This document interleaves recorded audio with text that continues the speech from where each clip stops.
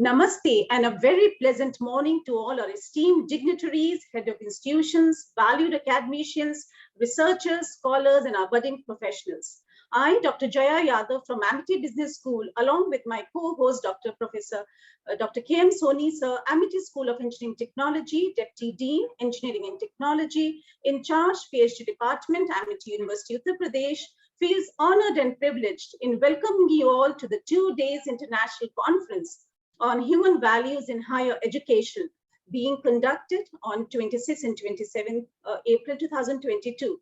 We commence the second day with the first session on theme, ensuring quality in research through ethical practices. Amity University is India's leading research and innovation-driven university and is part of the Amity Education Group, which has over 175,000 students studying across 1,000 acres of high-tech campuses. The group has 10 universities, 17 schools, and 12 global campuses. Over 1,000 patents having been filed by the faculty, scientists, and researchers of Amity. Faculty has more than 300 collaborative fund projects from the government, industry, and international agencies. Amity University is ranked among the top universities in India by QS and NIRF rankings. Under the dynamic leadership of our visionary founder, President Dr. Ashok K. Chauhan, Sir, our Honorable Chancellor, Dr. Atul Chauhan, Sir, our dynamic Vice Chancellor, Professor Dr. Balwinder Shukla, Ma'am, Amity University has continuously scaled unprecedented heights in India's education sector to the path of excellence and glory. Amity University has carved a niche for itself as a values-driven university, which focuses immensely on creating the right balance of nurturing traditional values with the modern ways.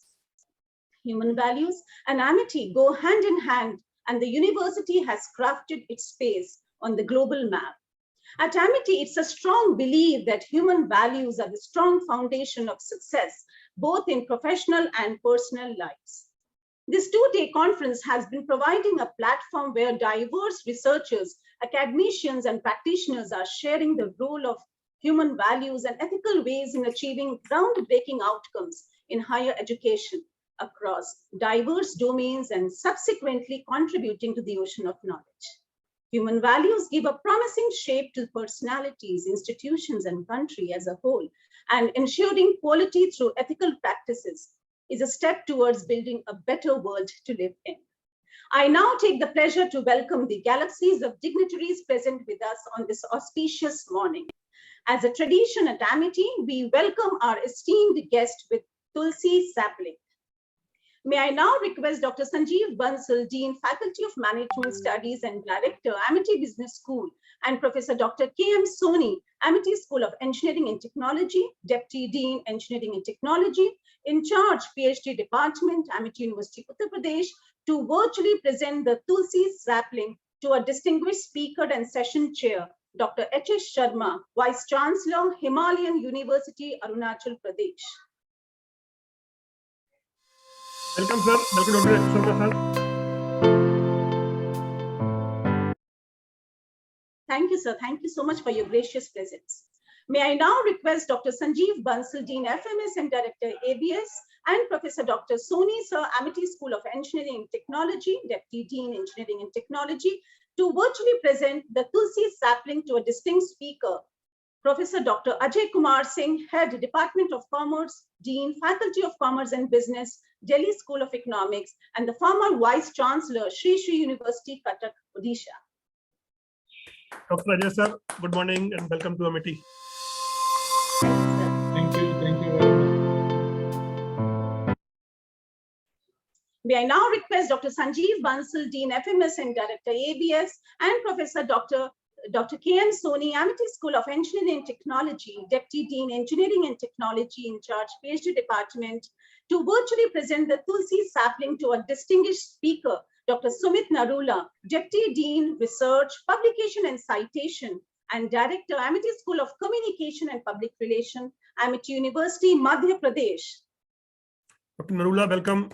You are our own Amityan. Thank you. Yes. Thank you so much for coming.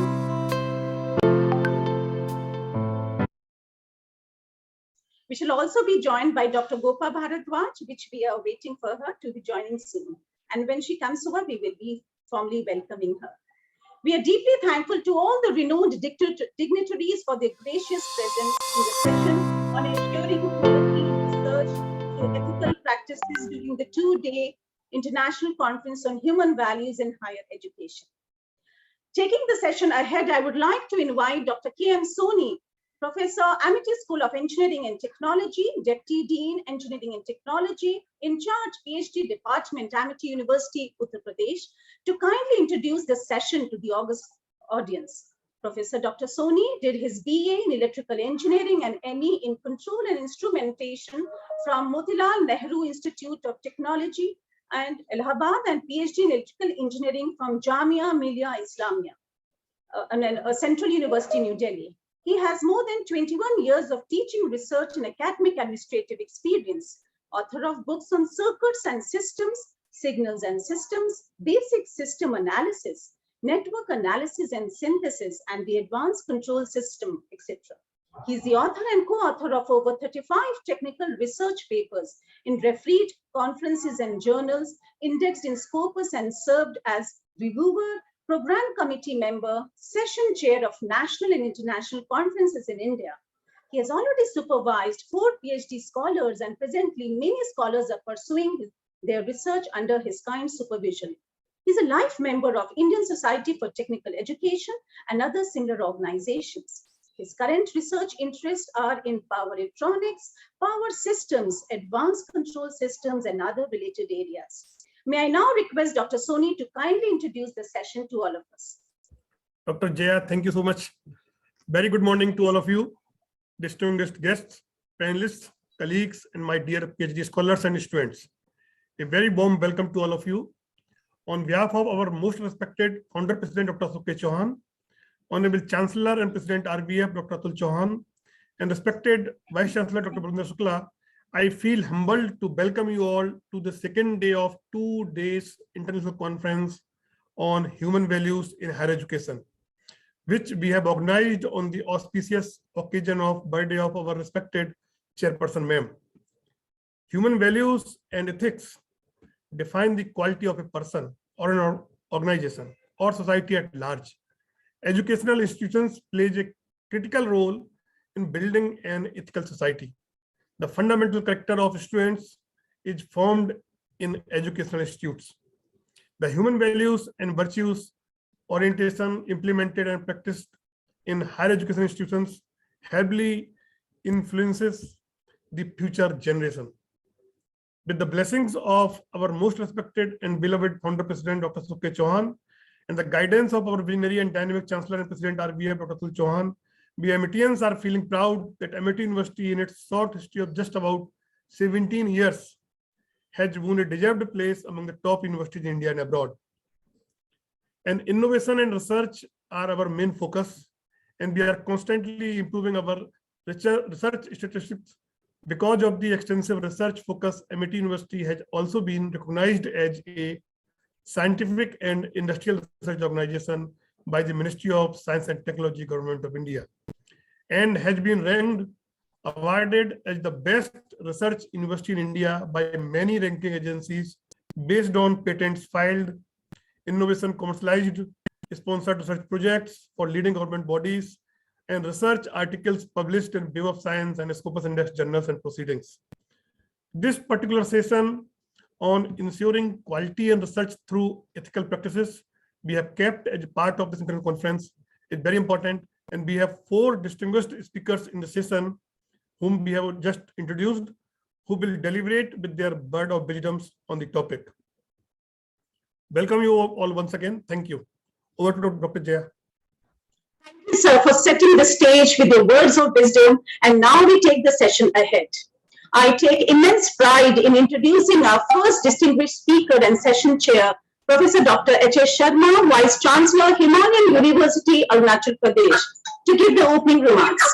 Dr. Sharma is also the President, Association for Unity of Minds, the Chairman, IEI Ghaziabad, Secretary, National Administration, Rashtriya Sainik Sanstha, past President, IETE, and the Chairman, JLRC, and he's a PhD from IIT Delhi.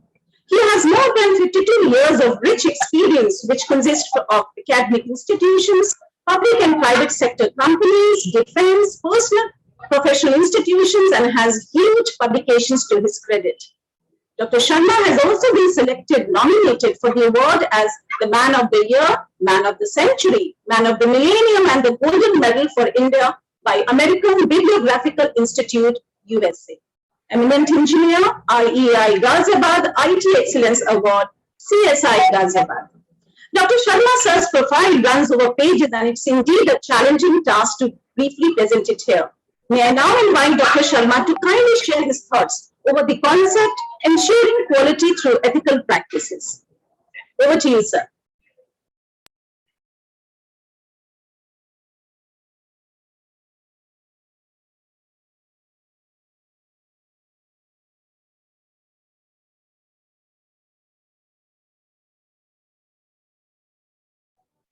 Sir, I think you're muted, so we can't hear you, sir.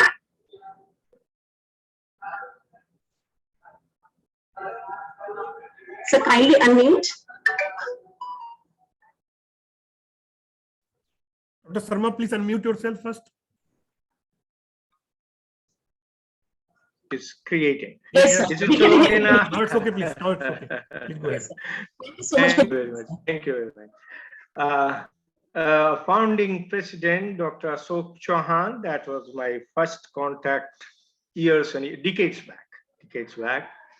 Dr. Atul Chauhan, the chancellor, Professor Shuklaji, vice chancellor, all the deans, all the directors, faculties, pro-chancellors, distinguished faculty, scholars, student invitees, ladies and gentlemen. I think the topic selected by Amity University has always been to the point. It has been always relevant to the time. Today, after the pandemic and with the war going on all around, which can become anything, everybody's gassed, I think discussion on values becomes very, very relevant. But the unfortunate part is values like common sense seem to be understood by everybody, but when put to practice, I think it is as difficult as the common sense is, because everybody's values are good to everyone, but ultimately whether they are good to the society, good to the humanity, good to the well-being of the world, existence, etc., that is something which only time can decide. I personally believe it's a very good topic, and I will be very happy to discuss forward, but I would first like to listen to our experts who are going to speak, and then when my turn comes, I'll put up my proposition on values. With this, I welcome the session, and I open the session to our kind speakers. Madam, please. Thank you so much, sir. Thank you so much. Sir. Yeah. Thank you, sir. So I now take the pleasure in taking the program ahead and introducing the second speaker, Professor Dr. Ajay Kumar Singh, Head Department of Commerce, Dean, Faculty of Commerce and Business School and Delhi School of Economics, University of Delhi. Sir has been the former Vice Chancellor, Sri Sri University, Cuttack, Odisha, and Dr. Singh is one of the finest intellect of the country who have contributed immensely to the knowledge today. Dr. Singh has done his education from Sri Ram College of Commerce, which includes measurement of human assets in organization in terms of their quantitative as well as qualitative contribution, including their material growth, and the subtle aspects of life and their consequences. Dr. Singh specializes in the area of HR, organization theory and behavior, management of transformation, and he has been awarded with many awards, some of them including Best Business Academic of the Year Award in 2011, Gold Medal awarded by the Indian Commerce Association at the 64th Annual All India Commerce Conference, the Golden Award and Professor Manubhai M. Shah Memorial Research Award in 2012, and the Golden Medal Award in 2014. May I now request Dr. Singh to present his words of wisdom on ensuring quality through ethical practices. Over to you, sir. Thank you very much, Dr. Jaya Yadavji. Namaste to all of you, Honorable Chairman, Dr. H.S. Sharma ji, Honorable Vice Chancellor, Himalayan University, Arunachal Pradesh, the Dean of the Faculty of Management Studies and Director, MIT Business School, MIT University, Uttar Pradesh, Professor Dr. Sanjeev Bansalji.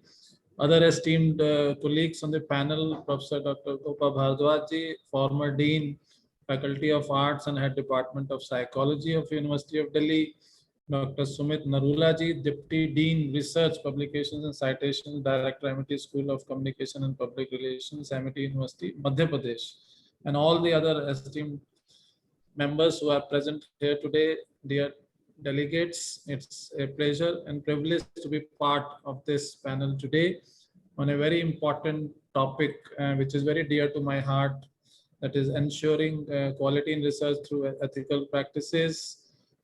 Ethics is something which is important not only in research, but everywhere for that matter. But we have University Grants Commission regulations also on academic integrity, which has come, which says that if the similarity index is less than 10%, then only it is okay. Otherwise, there are penalties which have been enforced on that.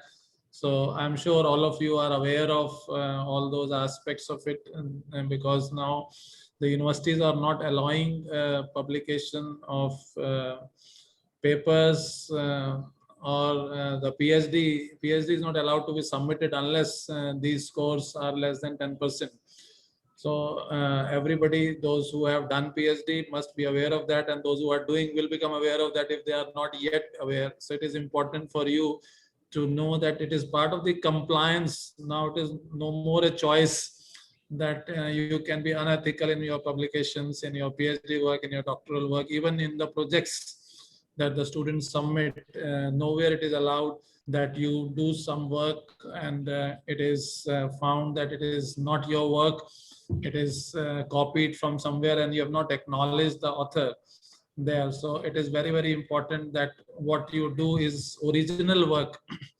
It is your own contribution to the body of knowledge, to the body of capital.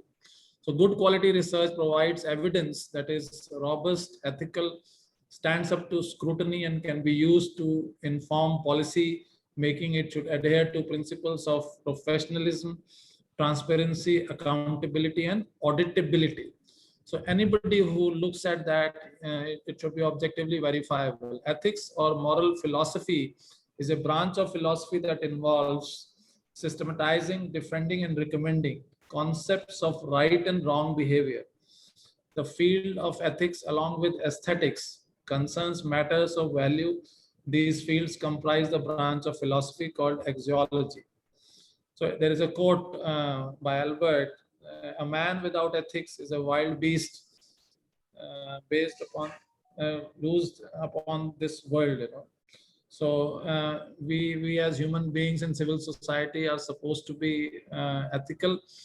And it's not only about meeting the compliances. We have seen in the past the companies who have been awarded Golden Peacock Award and all that, and they were found later on in the fraud. So we have cases like Satyam and others, which the world has seen, not only in India, but outside India also. So ethics is a study of what are good and bad ends to pursue in life, and what it is right and wrong to do in the conduct of life. So there is a concept of terminal values and instrumental values. So we need to see it from that perspective. It is therefore above all a practical discipline. It is to be practiced on a daily basis. Actually, its primary aim is to determine how one ought to live and what actions one ought to do in the conduct of one's life. So it's not only in research, it's also about in teaching, it's also about in innovation. Intellectual property rights have come up just because of these aspects only. And India has actually improved its rank to 46 in the Global Innovation Index. It was announced recently. And we are improving on those counts. And Karnataka has been found to be one of the highest scorer in this, in terms of states, and northeastern hill states. Even Himachal Pradesh is having a high score amongst those states, and UT's Delhi is amongst the highest. So Delhi has a score of 46.6, Karnataka has a score of 42.5, and Himachal Pradesh has a score of 25.06, which are highest in their own categories, although Maharashtra has 38.03. So research is on the one hand, innovation is on the other, patents, copyrights, trademarks, and all other aspects are there, which reflect the intellectual property rights of people. So there is again a fight on these aspects as well, that whether it should be available to all freely, or we should have intellectual property rights. So that is another dilemma or another debate which keeps on going. Even for the content also, we have these kind of debates, whether it should be freely available, like MOOCs of Swayam portal of Government of India is a platform which is freely available. Then there are paid platforms also. Since our time is less initially, I would just leave with this initial thoughts that ensuring quality in research is not a matter of choice anymore. India is one of the few countries which have very strong regulations in these aspects. Even for transparency, India is one of the few countries where you have right to information. People can ask you about things, about your conduct. So India is leading the world so far as regulations are concerned in this field. I mentioned to you about the academic integrity of the UGC. So these are no more the choices. We must learn how to use it and how to be fair to all concerned all the time, every moment, so that we can live our life happily and make others also happy in the world by our contributions in the field of research. Thank you very much. Thank you. These are the initial remarks. Thank you so much, sir.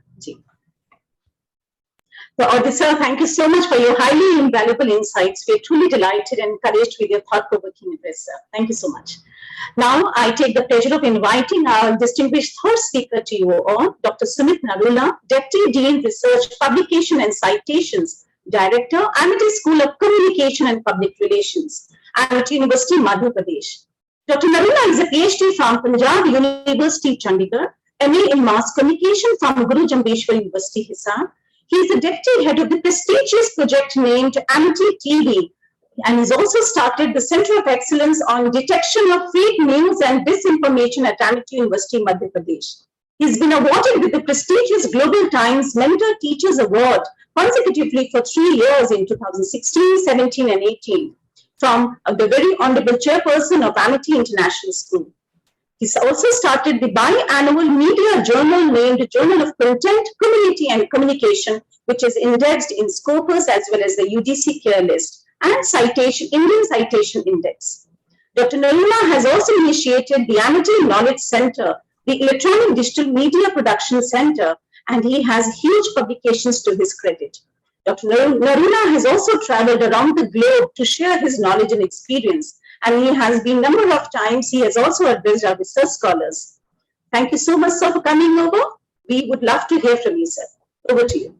Thank you, ma'am, for this introduction. Thank you, everybody, to the Honorable Founder President, sir, to Dr. Atul Chauhan, sir, and to Dr. Sanjeev Bansal, sir, to Jay Yadav, man, and Dr. H.S. Sharma, sir. It's a gallantry of speakers with the former Vice Chancellors and the working Vice Chancellor sitting with them and sharing the virtual dais is an honor for me.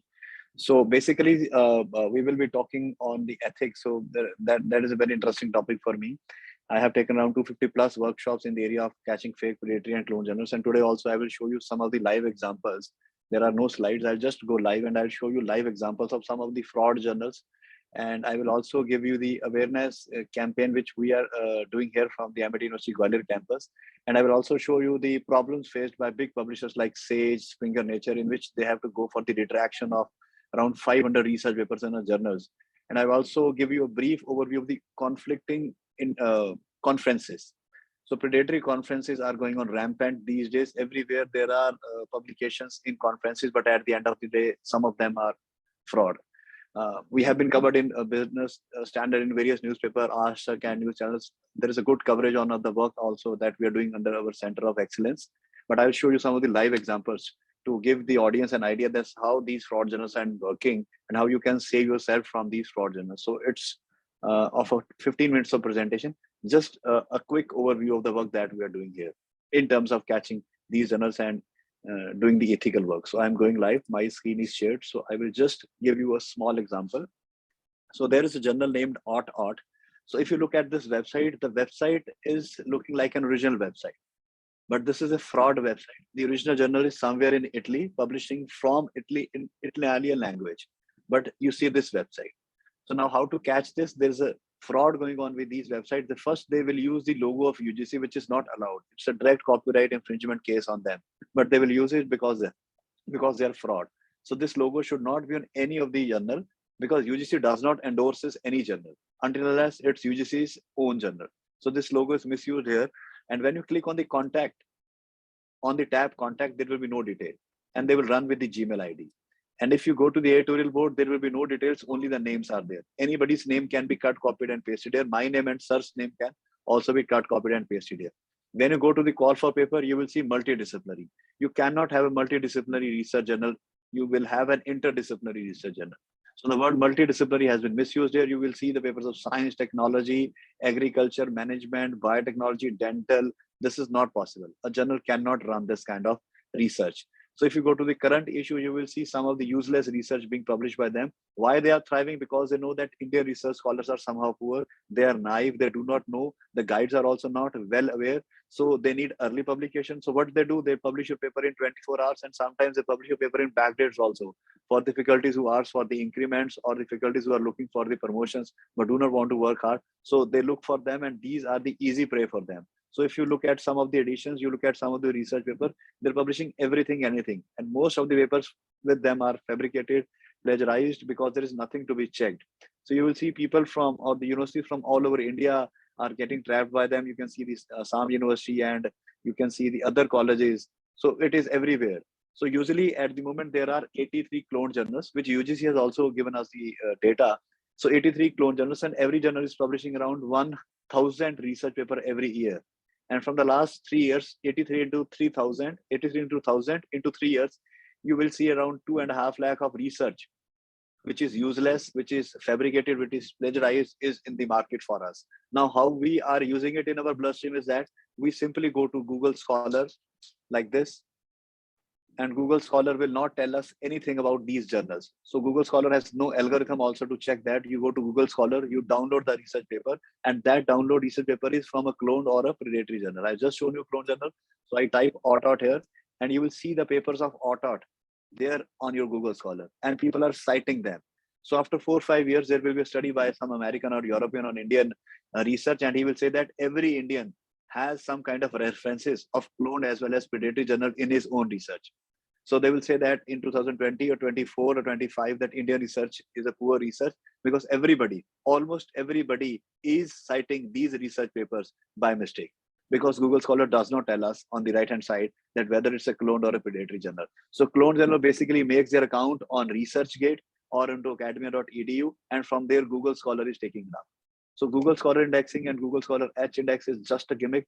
There is no science involved in it. They don't have any kind of algorithm to stop it. So we should be very, very careful about using Google Scholar blindly also. So now, where is the original journal? We will take the help of the Scopus. We have the Scopus. We have the Scopus, but I forgot that word. We have that Scopus subscription with us. And now I'll show you that where is that original journal, which name is OTOT, which was the clone journal. So it is very easy. You go to the Scopus databases. It is easy. You enter with your Gmail ID. The data is free for you to just check. You cannot download anything. You go to title here. You type the name OTOT, and it will be self-populated because it's a Scopus index journal. It is self-populated. Now let's see what comes out about the journal OTOT. You know the website. I'll just once again remind you about the website. This was the previous website, and this was the homepage, which is saying that it is the original journal. And why they are saying UGC Care Group 2? Because we are their target. Indian research scholars are their target. They want to target Indian research scholars only. They will write open access. They will write money also. They will say throughout the year also. They will say 12 issues and everything. Every wrong information they will give you.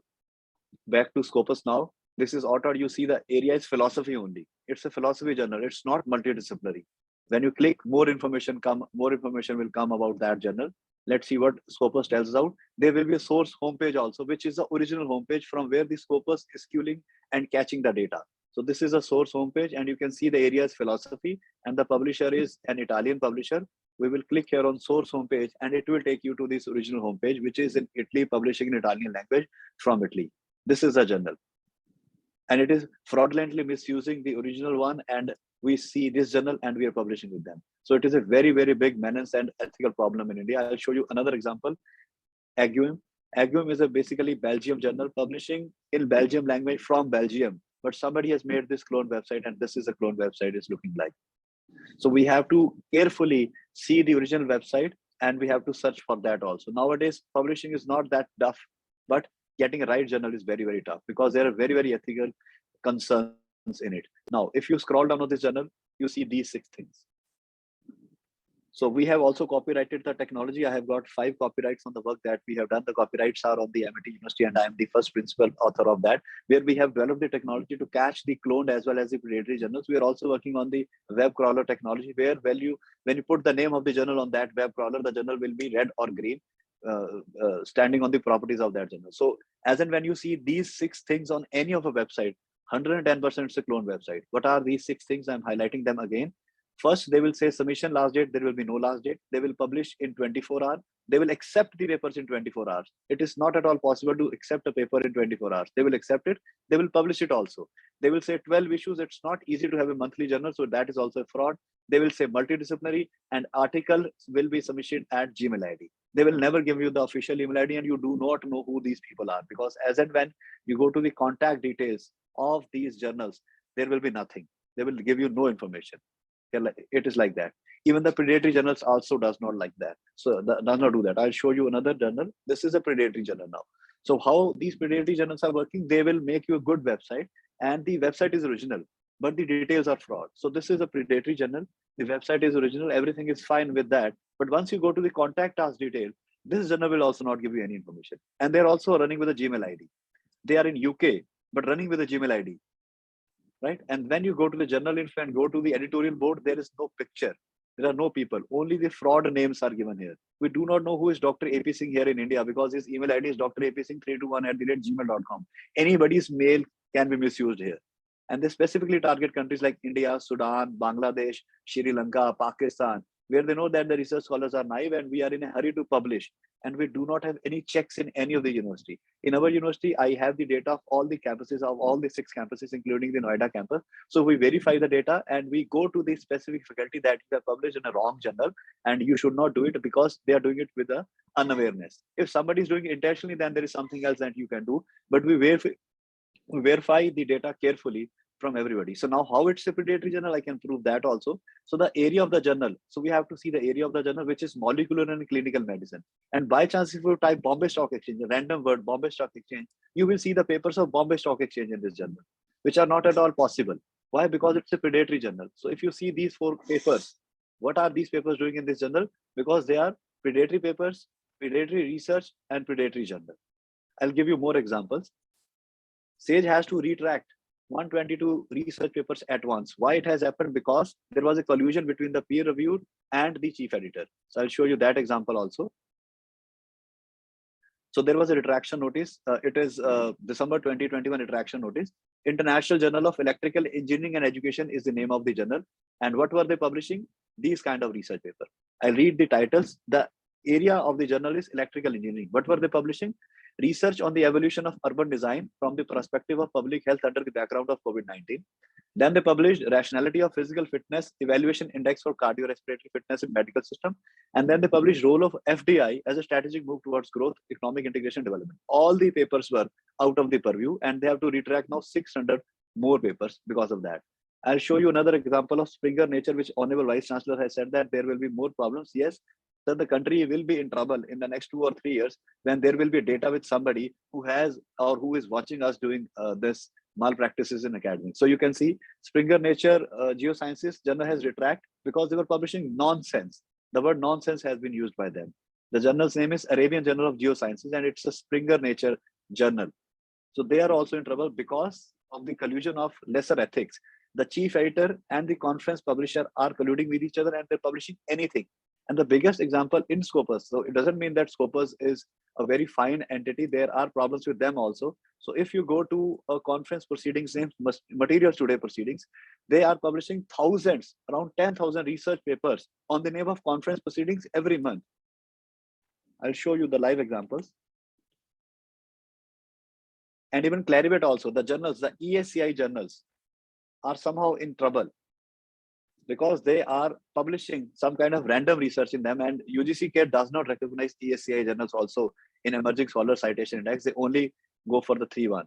the ASCI, SSCI, and SCIE. So just look at this materials today proceeding.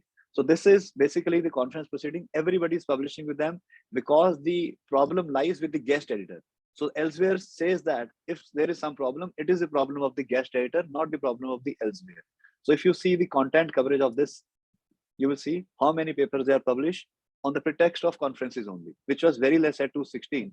But in 2022, up till now, up till April, they have published 1,300 and they will go beyond 10,000. So if you look at the quality, that's up to you, that how you go about it. But there are many problems in these papers which are of the conference proceedings. So basically the ethics come back again to us, as we sow, so shall we reap. So it would be very, very difficult for us to sustain and maintain ourselves if we kept on publishing with these kind of cloned as well as predatory journals. Over to you, ma'am. Thank you so much, sir, for always, your experiential and enriching deliberations. In fact, whenever you've been addressing us, it's always a new insights that we gain. And every time your session always tends to make us more alert. Thank you so much. Thank you, ma'am. Thank you. Now, taking this beautiful moment ahead, I take immense pride to introduce you all to our fourth speaker of the session, Dr. Gopa Bharadwaj, ex-Dean, Faculty of Arts and Head, Department of Psychology, University of Delhi. She has more than 50 years of rich academic experience and has completed her PhD in industrial psychology in 1973 from Banaras Hindu University. She has been awarded with the Banaras Hindu University Gold Medal for securing the first position in MA, UGC Research Scholarship, Commonwealth Scholarship, recognition plaque for significant contribution to human resource by NIPM, and she's also received a Lifetime Achievement Award from BHU Alumni Association in 2012. There are 40 PhD awardees under her kind supervision, 30 MPhil projects being awarded, and more than 250 MA projects being completed successfully. Dr. Bharadwaj is on the panel of consultants of many corporate organizations like DCM Benetton, Moody's, Central for Social Science Research on Leprosy, in WADA under the WHO, GAIL, Oman, DRDO, GLC Alstom, BEL, Canon, IOCL, and the list is endless. She has published more than 60 research papers and articles in national and international journals and has published 4 book chapters, adapted 1 book in social psychology. Dr. Bharadwaj enjoys a rich membership with the Indian Science Congress Association, Bangladesh Psychological Association, Indian Academy of Applied Psychology Association. May I now invite Dr. Bharadwaj to kindly give her rich thoughts on how to ensure quality through ethical practices. And I would really mention that right now, ma'am is in UK. It's been very early in the morning. However, as ma'am had promised, she is already there with us. So thankful to you, ma'am, for your kind presence. Over to you, ma'am, please. Dr. Gopa, ma'am, welcome to you. And we have welcomed you initially also with the sapling of Tulsi. And I think you were not there. So we are welcoming again, once again. Thank you so much for joining us. Thank you for this welcome. So much, ma'am. Good morning to you all. This is a very useful and up to the contemporary issues that are going in research. I'm not going to give you any slide or any data like that. I'm talking on these problems of students while they choose their research arena and how they do it and why there is so much of degradation in terms of research publication. When I open the journals and I am very pained to see that most of the research that are published are not even worth the paper on which they are written. So it's rather unfortunate, and I'm going to talk in some kind of theoretical as well as practical aspects on values in research. I'm not going into the issues that are facing this publication world, but as per my own experience in this area, plagiarism in research is a major problem. Now, why this whole thing has come up? Let me just acquaint you to some of the basic ideas that are around values. See, value is a construct. It's not a trait. And ethics is given by the society. Values we always take as universal. They are not. They are context dependent. And this has been very well proved by one of the great researchers from Canada, Hofstede, who is emphasizing and have been emphasizing on the fact that our culture is responsible for creating the values. And that is true to a great extent. Now, the whole problem is around how these issues are going on and on and on. I've been listening to and chairing also the sessions that are given by the students. And unfortunately, I don't find in 90% of those presentations their own contribution.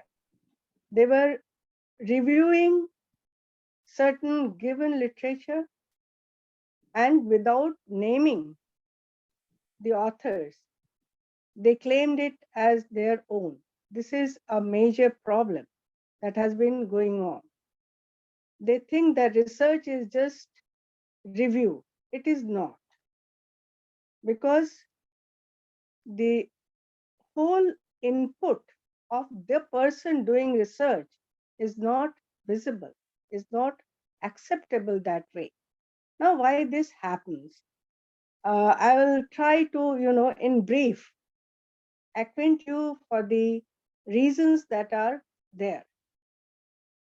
See, when we talk about values and ethics, as I told you that value is a construct and this goes on, getting implemented in our lives, in our work, in our entire spectrum of research, contains mostly what should be. The should is prominent rather than what is. And this is the basic problem, that the students these days, when they take up research, how do they do it? They go into the should factor. What should I do? That is a thing that we as teachers have a duty to tell them. It is not should. What they are. What is the basic perception about their situation? Let me go into a common life. How do the students choose their problems in research, areas of research? It is not that they go on in depth about what they are looking, especially in India. They are mostly affected by the fact that who is the supervisor in this case. The social pressure, that is, there's friends choosing a supervisor or choosing an area of research is predominant.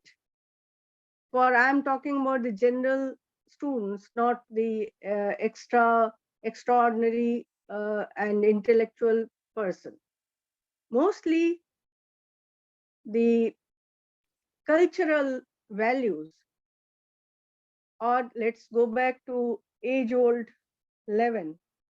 When Levin said that person is the product of the environment, and it is the value that emanates by this interaction makes the person. The research, as I find in through the publications that I see, are mostly emanating from the collective pressure. What is the most recent trend that is happening? They are not bothered about what kind of value addition the research will do to them, and also what is their own value towards the research process. Say, for example, choosing the supervisor. When there is, authority pressurizing that these students go to this supervisor, they don't have a choice. But in PhD, in our research, they have a choice. And that choice is not driven by values. That choice is driven by many other extraneous factors, like their own perception about the supervisor and the problem, their own experience of their own capacities, and also what others are doing. That is the cultural, social factor that is prominent in their own research. The responsibility is not of doing the research, but conducting some kind of review, getting data, and then putting it to the computer to analyze the data. They don't get close to their data.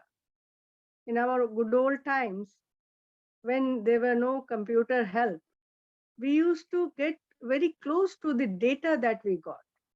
And we used to add value to that data by thinking, by learning what others are doing around these kinds of data.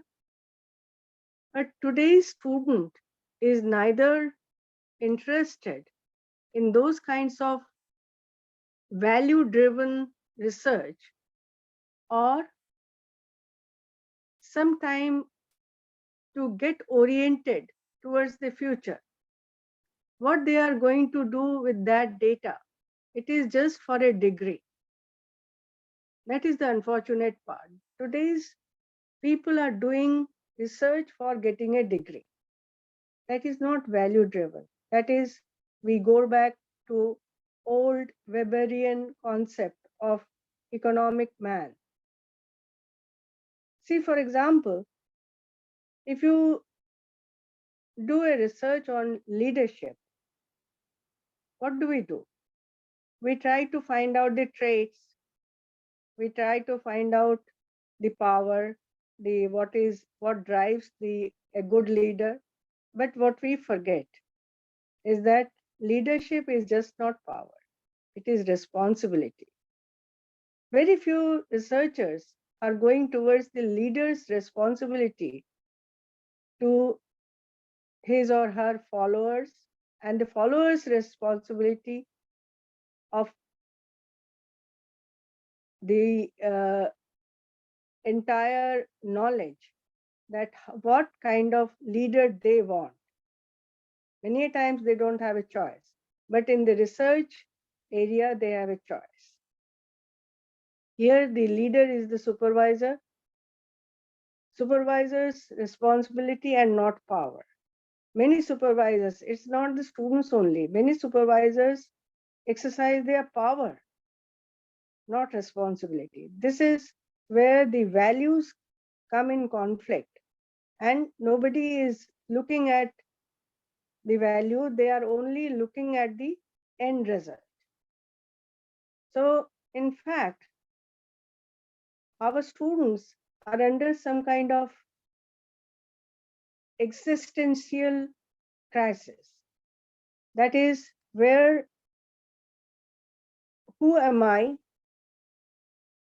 what am I going to do? What is my aim? All these questions should be value driven, but instead they are driven by the needs, the motivation. Motivation mainly of getting a job while getting a degree. All these things which may be very practical, but with that practical orientation, with that pragmatism, the value issues are neglected. So it is the duty of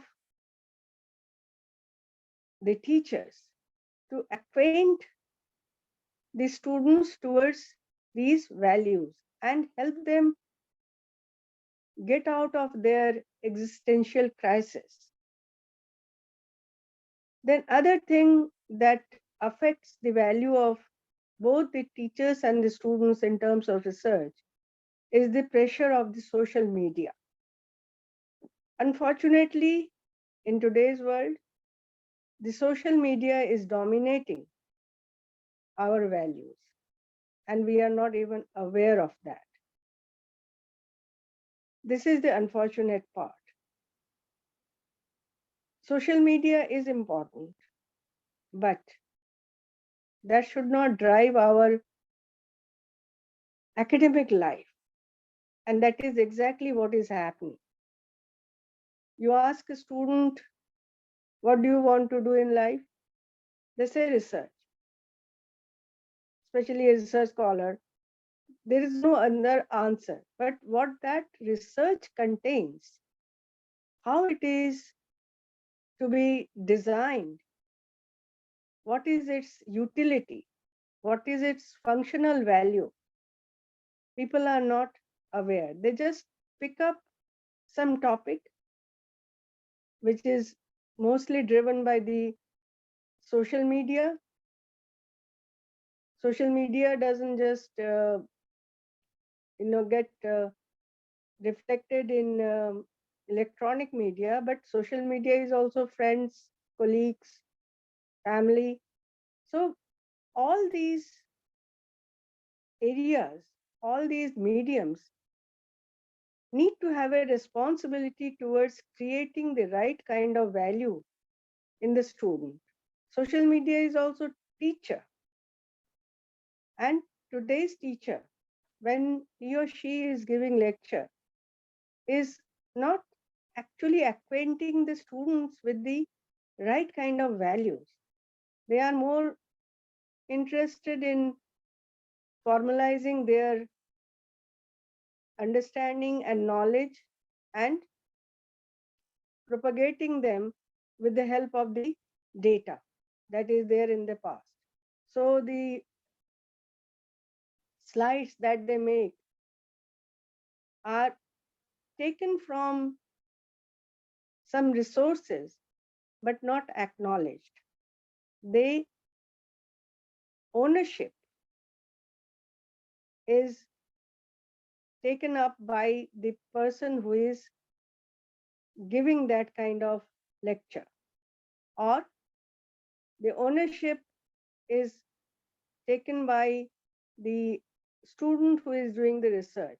This is where the whole issue of plagiarism is being, kind of made powerful day by day without realizing that they are not gaining anything through that plagiarism. They are just copy paste, and that's it.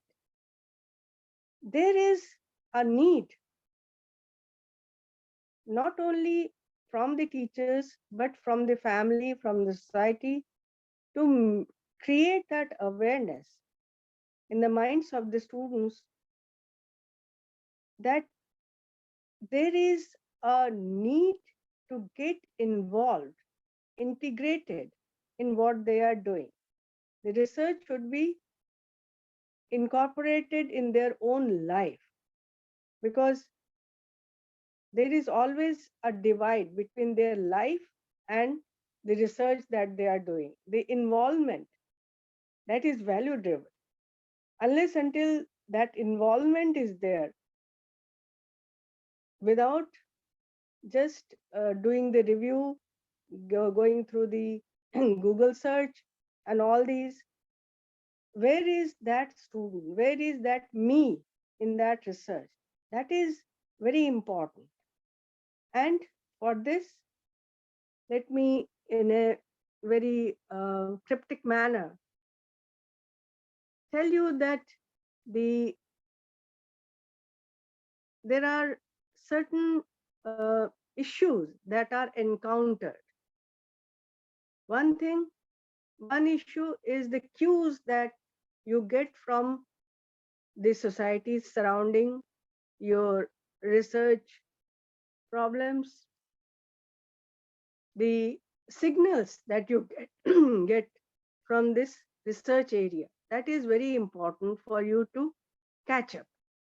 That what are the researchers, honest researchers, I mean, trying to signal, trying to give you some kind of cues about what is happening and what may happen. That cue has to be picked up. Here, the supervisor has a role to help the student, to guide the student in picking up those cues and progressing. Second thing is the specific qualities for the student as well as for the teacher.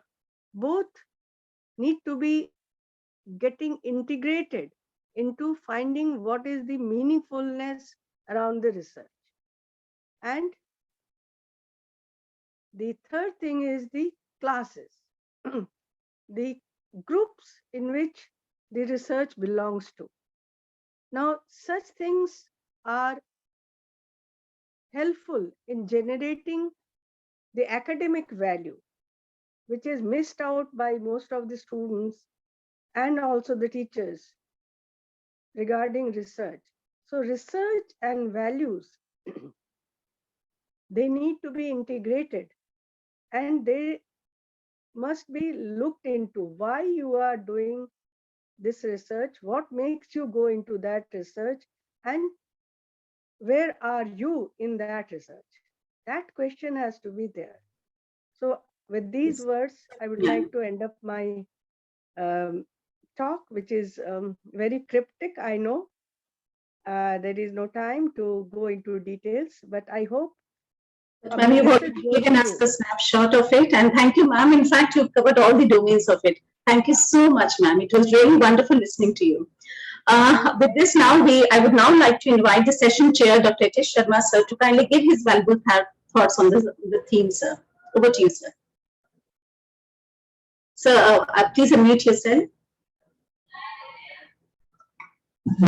Sir, kindly unmute yourself, sir. We can't hear you. I was muted by the chair behind somewhere, I didn't do it myself. Oh, Never mind, it's okay. How much time do I have? So we have to close the session at 11:15 because we would now be moving over for 10 the minutes? next session. Yes, sir, absolutely. Perfect. Absolutely. Why I'm asking, because earlier you told me 22 to 25 minutes. Yes, So I was absolutely, yes. little wondering where do you fit that time in this. Thank you very much. First, I would like to thank all the speakers. Frankly speaking, Dr. Bharadwaj probably doesn't remember me, but I remember her very well. When I used to go to IIT, she was one of the guides also in the humanities department with Professor Mathur. So I would like to pay her my personal regards and thanks. Oh, sir, the world is small. We're all connected together. But most important, I heard the three speakers, and I like to thank all three. Reason, what I was thinking, all three aspects of the values and problems in research have been tested by the three speakers. I would like to thank Dr. Soni because Dr. Ajay Kumar, because he brought out very well. Dr. Soni, of course, gave the AU view, but Dr. Ajay Kumar gave the view of what is expected out of an ideal research.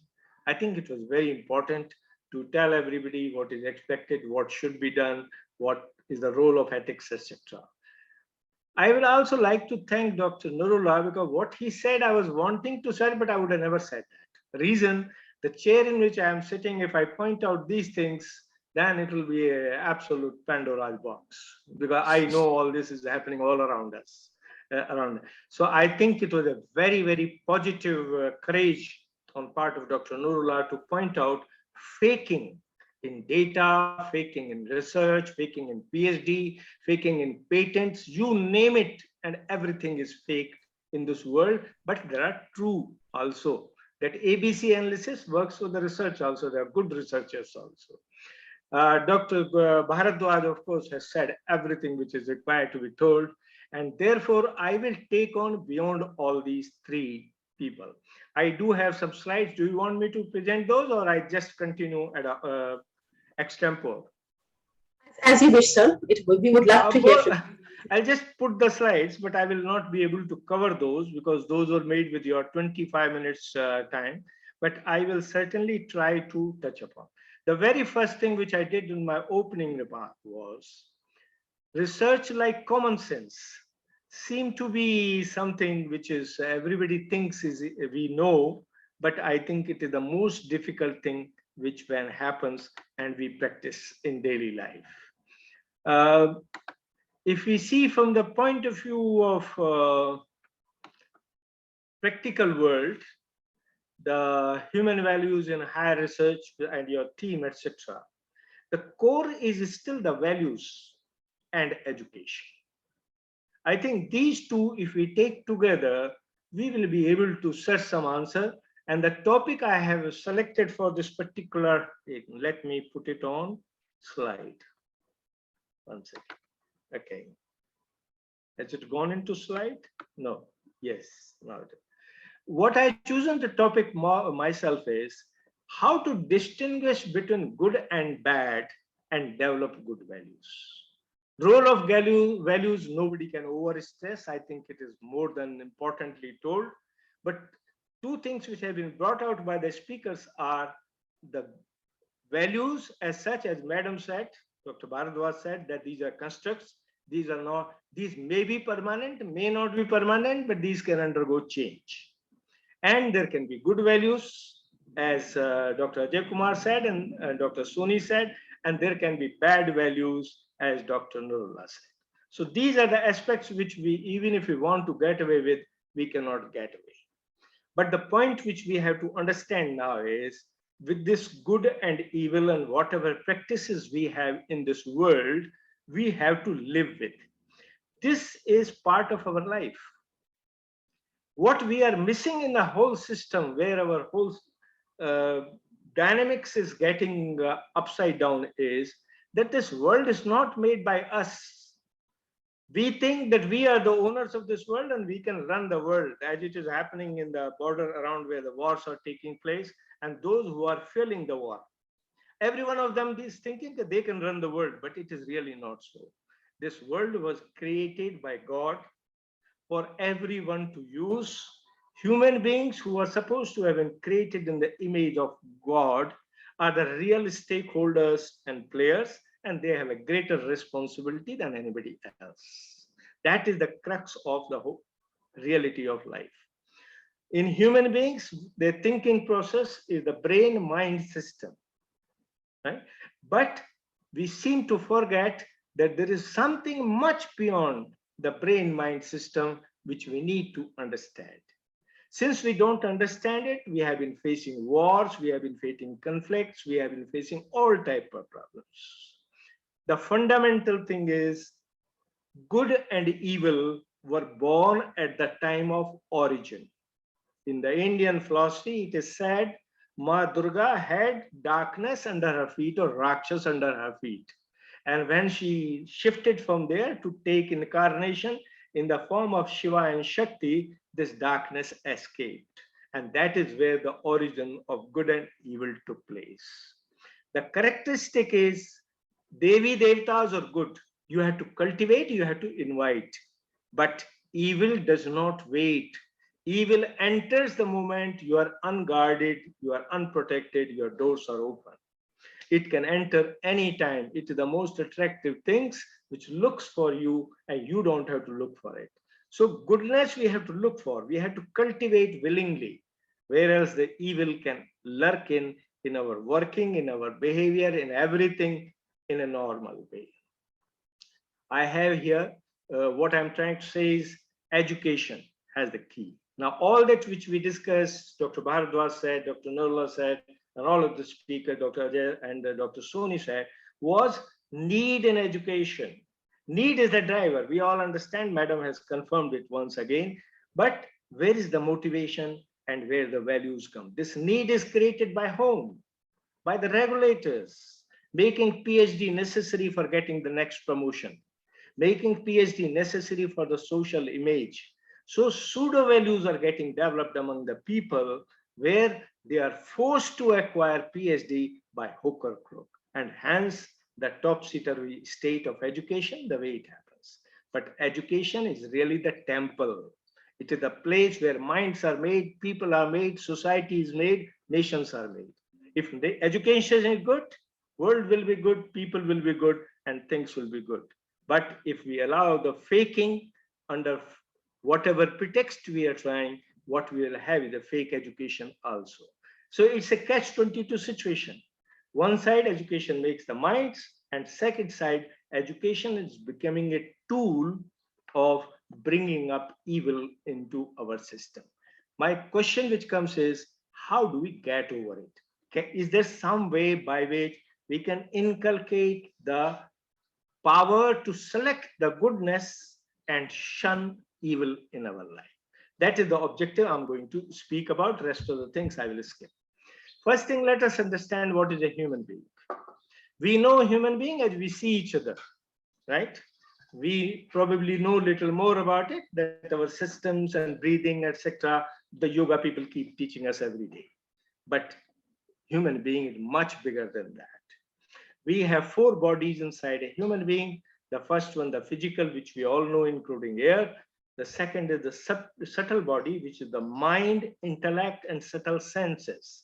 Our senses are organs are seen by everybody, but the programs behind these sensory organs are the ones which are very important. They are built, they are affected by values and everything else.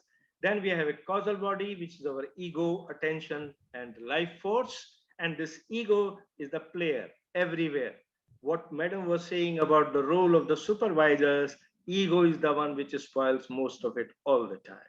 And then, of course, there is the last one, the supercausal body, where God himself sits as Sadashiva, Atma, and Prakriti. If we can understand Atma and Prakriti, we can develop a system within ourselves where good and evil will be sensed, like light can be sensed by the eyes or sound can be sensed by the ears, and you can save or protect from evil and follow the path of good. Let us see if we can achieve that situation or not. This is just a glimpse of what is happening. We all know about the human brain-mind system, but the point important is there are 4 modules of the mind: the perceptual system, the cognitive system, the memory system, and motor system.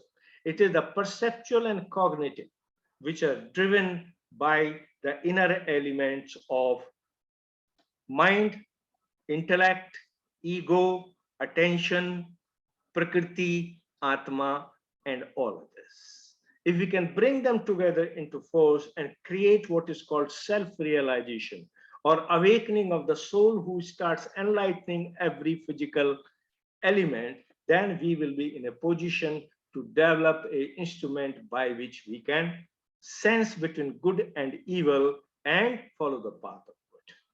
Before I go into that, I just want to hint a little bit on the values as such.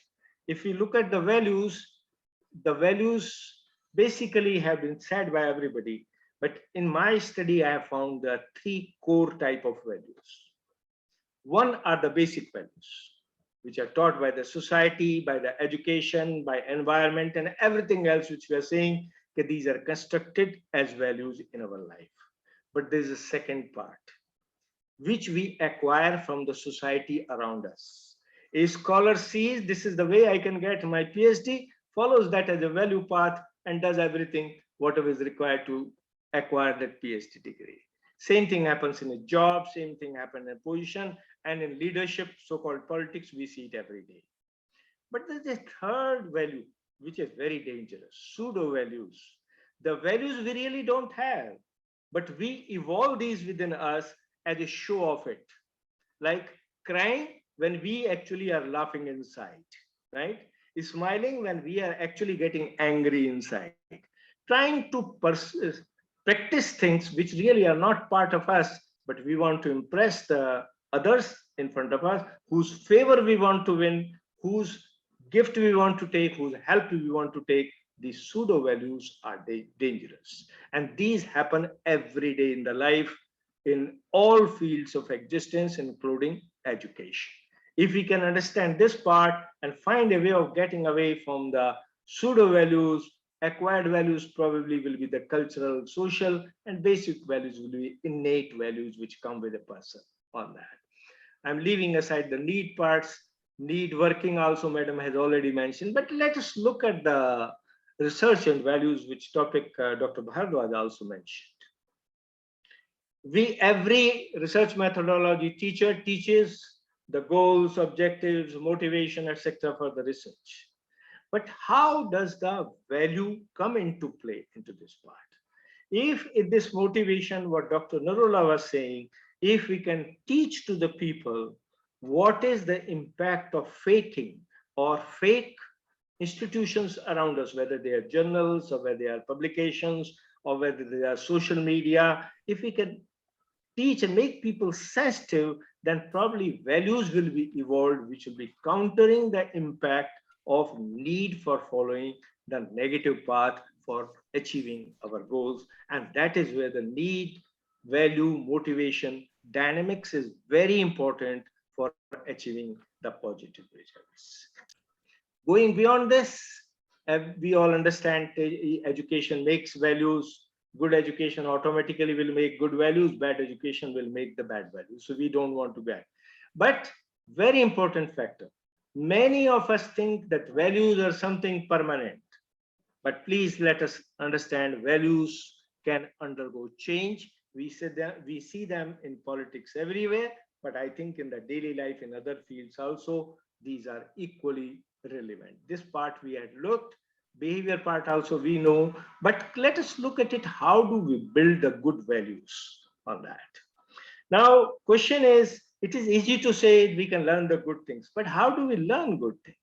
And what will make us distinguish between the good and evil?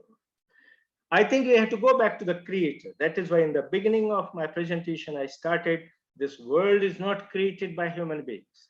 This world is created by the God with a purpose. And every one of us have a purpose, which Vedas try to say, know thyself.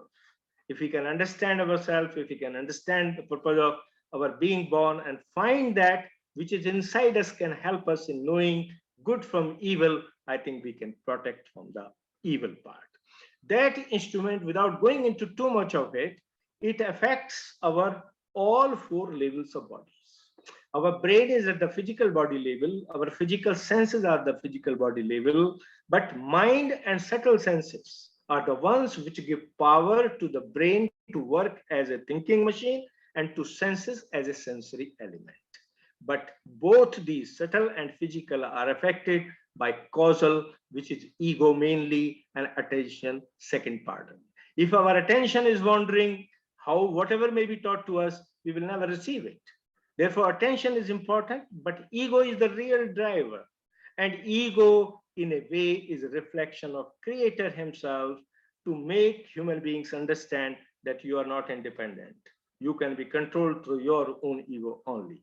Therefore, the only solution which lies is to go inside, awaken our soul, have its influence, because soul is, in the psychology, we talk of the self-preservation system, but there is one more system which generally is not talked or probably not yet understood, is known the auto-programming system.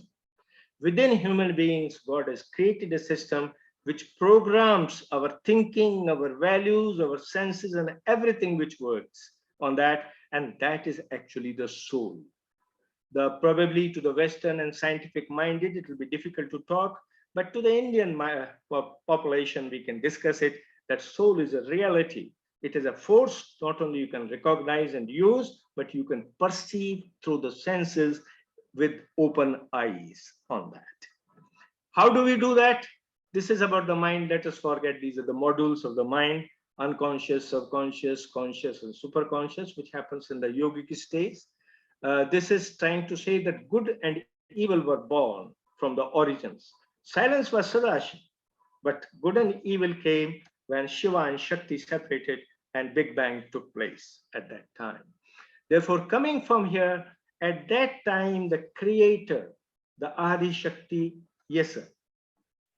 Dr. Soni, sir, you are Dr. Sharma, please, thank you so much. We want to hear you more, but due to time constraint, our next. I'm just going to conclude. Yeah, please. Just going to conclude. Please. 1 minute more. Yeah, please. All right. Okay. So at the time of creation itself, this instrument was created, as you can see in the diagram here, first in the Virata as an Adi instrument, and then in the human being as a reflection of it, and known as the autonomous nervous system to the scientists, and Kundalini instrument to the yogis on that. This instrument, if it can be awakened, if it can be brought into action, it will empower. It is present everywhere, on your legs, bodies, head, everywhere. If this can be activated, this will start radiating energy from your hands. When something evil comes, your hands will burn. And when something good comes, your hands will have a cool breeze. Only you have to activate by prayer, by meditation, by right practice, your soul, your Atma, and to come to a stage where you can become an enlightened human being or enlightened machine of cognition on that. Thank you very much. The rest of the things I'm not going into details. If we can teach people how to distinguish between good and evil, follow the path of goodness, I think the world will have throughout. Thank you all very much. Thank you so much. Thank you so much, sir. Soni, Dr. Jaya. Anything else? Thank you, sir. Thank you so much, sir. Dr. Jaya, please move ahead. Yes, sir. So do we have the time? I think we're running short of time for taking any questions. So I think, sir, we would move ahead. We move ahead. Yes, please go ahead for vote of thanks. We cannot take the questions due to time constraint. Absolutely. We'll take a And we can answer the questions later on. Yes, sir. Right. So all good things come to an end, and so has this session. But we shall certainly take away such beautiful memories and learnings of this captivating session. We're extremely thankful to our visionary founder, President, Dr. Ashok K. Chauhan, sir, our Honorable Chancellor, Dr. Atul Chauhan, sir, our dynamic Vice Chancellor, Professor Dr. Balvinda Shukla, ma'am, Amity University, in giving us this dynamic platform to discuss this very vital and critical issue and learnings. We're extremely thankful to all our esteemed, distinguished speakers for taking out time from their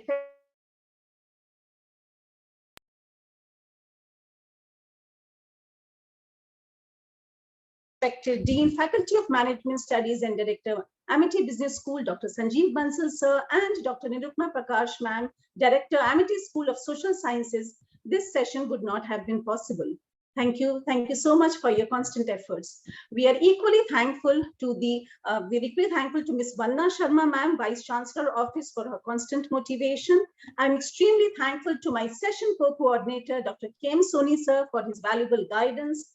And my heartiest thanks goes to my faculty team member, Dr. Pooja Sareen, and our ABS students team, who have been there constantly working tirelessly for the success of the session. We are heartful thankful to the IT team for their continuous support and support that they have been providing us throughout the session.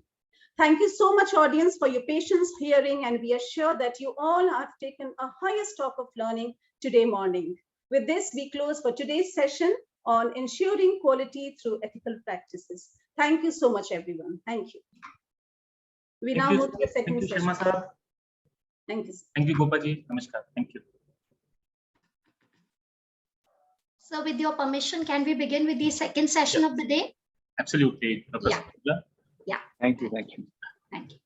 First of all, Jeet ji, Parmar ji, Amit ji, Vikas ji, Thank you so very much for being there. So with the permission of all, we can start with the session, sir. Yes, sir. Thank you, sir. Yeah. Happiness is not a 5 minutes. matter. Yeah. We can just start with, we can just compensate these 5 minutes which we have delayed the first session. Sure, sir. Sure, sir. Happiness is not a matter of intensity, but of balance and order and rhythm and harmony. Beautiful words by Thomas Martin. Namaste and a very warm and a pleasant morning to our esteemed dignitaries, distinguished speakers, worthy corporate leaders, academicians, researchers, and our budding professionals. I, Dr. Pooja Sareen from Amity Business School, along with session co-coordinator, Dr. Anil Sehrawat, Deputy Director, Amity Institute of Corporate Communication, feel extremely honored and privileged in welcoming all to the conference on human values. The session theme is aptly conceived as importance of harmony, happiness for professional and personal growth.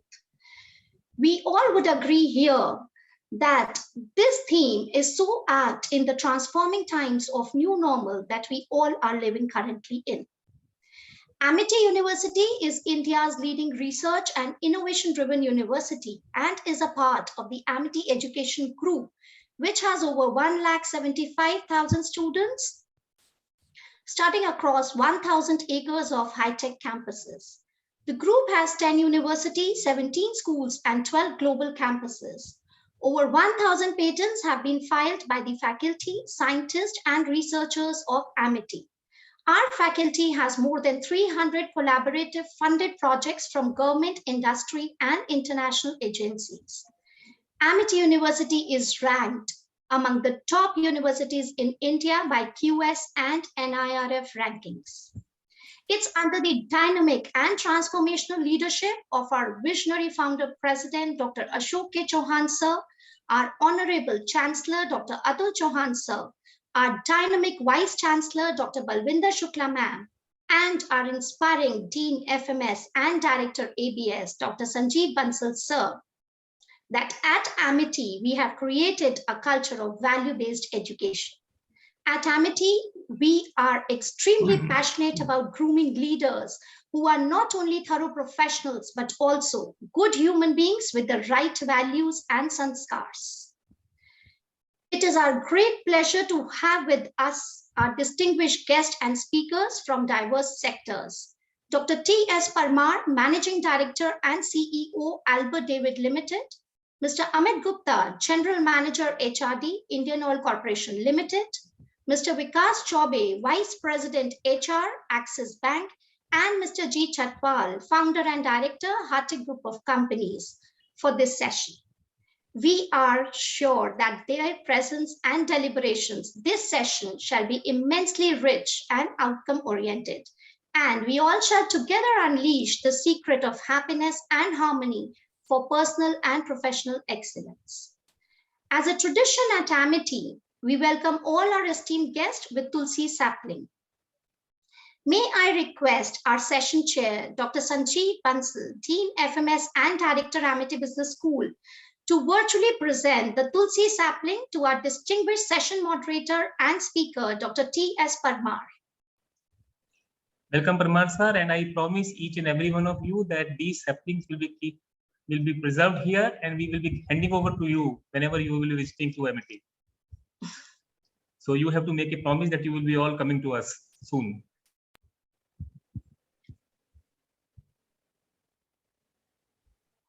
May I now request Dr. Sanjeev Bansal.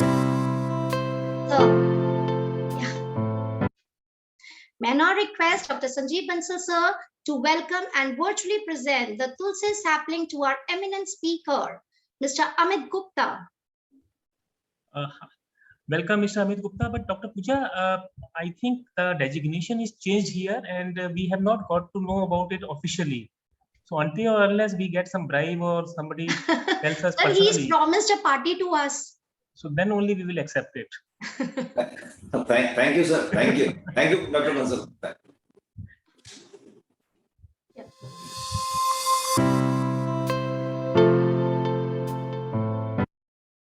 Welcome, Mr. Gupta. May I now request Dr. Sanjeev Bansal sir to welcome and virtually present the Tulsi sapling to our eminent speaker, Mr. Vikas Chaubey. Vikas ji, thank you so very much. Welcome.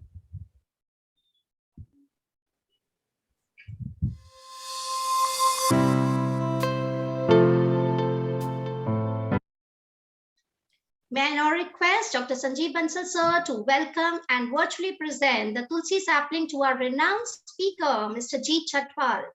Thank you so very much, Jeet ji. As always, so grateful. Thank you very much. It's a pleasure to be here. Looking forward to exciting session. Thank you. Thank you, sir. We are deeply thankful to all the prominent and illustrious speakers for their gracious presence in this session. We strongly believe that the session ahead will be highly engaging and captivating for all of us. Leadership is simply the ability of an individual to coalesce the efforts of other individuals to achieve common goals. It boils down to looking after your own people and ensuring that from top to bottom, everyone feels a part of the team. And our Dean FMS and Director Amity Business School, Dr. Sanjeev Bansal, is exactly of the same disposition.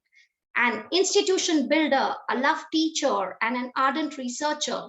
And under his leadership, ABS has scaled heights and has been ranked in the top 10 business schools of India in 7 successive years. In an acclaimed career span of about 33 years in teaching, research, and consultancy, he has been invited to be a part of several prestigious academic and professional bodies, and in his advisory capacity has steered them to success.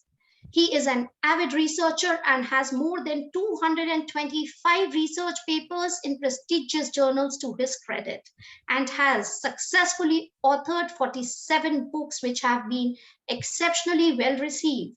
He has successfully guided. I think we can. We are running late, so these 2 minutes we can cut short here. Thank you so very much. And just let me tell you, all these people who are here, all these prominent, illustrious, big people who are here, and they are actually big in other sense also. First thing is common with all of them. They are all my soul travelers. They are all the people with whom I feel happiness. Whenever I speak to anybody, any of these people, whenever I text any of these, whenever I chat with any of these, I feel happiness. And this was the reason. They are definitely big people. They are known people. They have proven themselves in their respective fields. But above all, the best part about these people is they are the best humans whom I know. And this is the reason why the first thought when came to my mind about the speakers, I requested all of these. And I am very grateful that they have graciously accepted this. So thank you so very much, all of you. As I always say, soul travelers, you are all. And I really feel very happy whenever you are all with me. Happiness is a very hyped word. Happiness is at times very not so rightly defined. Some people think that happiness is obtained when you get a lot of money, a lot of fame, wealth, and whatnot. But I personally feel happiness is something which is unexplainable. Today I was going through the newspaper, some people having a party in the pub. Some moments of fun, and immediately after, just because of few hundred rupees, one person lost a life. So happiness may not be only fun. Happiness is beyond that. And I see one of my favorite movies, Pursuit of Happiness, and I saw the last expressions in the last scene with Will Smith. I really feel that that is something which is called happiness. At times, happiness can be felt when you see something through the eyes of others, when you feel you have actually done something which has made somebody's life good. And when you read this in somebody's eyes, it makes you happy. Sometimes happiness can be because of very small reasons, like my wife gave me some pieces of bread to give it to some animal. And today morning when I gave it to a cow who was just standing on the, on the roadside, and when she just came to me running and I gave her the bread pieces, believe you me, if somebody has captured the photograph of mine, I was in the, at that moment of happiness, as I have done something very big. So happiness is purely undefined. But happiness is a feeling to be defined. And I feel happiness cannot be by taking. Happiness can only be achieved by giving something, by sharing something. And if this sharing, this giving to somebody can make some difference in somebody's life, I think happiness is unexplainable. Today, we have invited all these people. One more definition of all these esteemed panelists today is, which is being given to me by my friend Mr. Vikas Chobe only, that they are all seekers.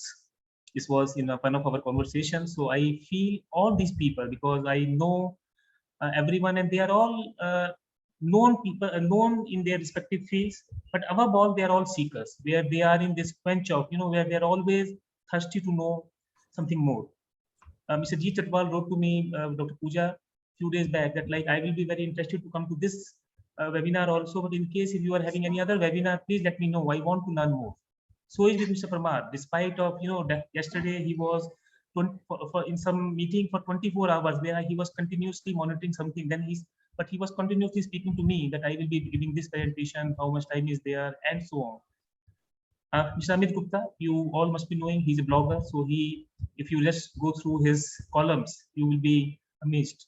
Mr. Vikas Chobe is a man of few words. He doesn't say much, but the one message he will share with you, that will show you in one message only, he will give you the entire perspective of an organization. So this is all, very good about all these people. So on behalf of my younger brother, Dr. Anil Sehrawat, who is coordinating for this webinar, he is head of our English department and very big administrator, good administrator, with my co-colleagues, my Dr. J.I. Yadav and Dr. Pooja Sareen. I welcome all of you. I will not be taking much of the time. I will be requesting one of my soul travelers, Dr. Parmar, to now take it over further. And my request to all of you is, some of you have basically written to me, what should we be speaking? So my request is only speak from the heart. So because just whatever comes to your mind, Amit, please speak that. I think that is what everyone wants to know about. Because when we speak about harmony and happiness, I think nothing can be a better topic than these two things, whether it's professional or personal. If there is any difference in these two terms, this is also debatable whether professional and personal are two different things, or they are intermerged or interrelated. But that's what we can all discuss about. So I will not be taking much of the time. I request everyone for a very interesting session with these stalwarts. Over to you, Dr. Parmar. So I'm handing it over to you. Dr. Pooja, I hope I am not, I haven't. And I just wanted to introduce Dr. Parmar first with your permission. Sure. Yeah. Thank you, sir, for such heart-touching and far-sighted thoughts. We are privileged to have with us Dr. T.S. Parmar. Currently, he's the Managing Director and CEO at Albert David Limited. He has over 33 years of rich experience in the India pharma and healthcare industry with leading MNCs and Indian pharma companies. Dr. Parmar has a wide exposure across the width of functional roles, including marketing, sales, strategy, mergers and acquisitions, and general management. He is also the visiting faculty, member board of studies, member board of governors, as well as key panel member in leading management institutes across India. He has been a regular keynote speaker and a panel member in leading conferences in India and abroad. His interests include high altitude trekking, social counseling, and music and dance, to name a few. May I now request Dr. T.S. Parmar, the session moderator and distinguished speaker, for his valuable insights. Thank you so much, Dr. Bansal, for your very kind words, and Dr. Pooja for that very generous introduction. Very good morning, friends.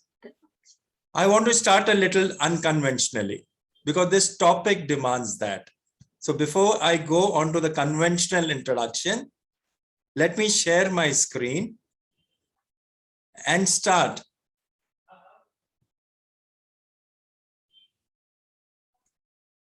With a request to all of you.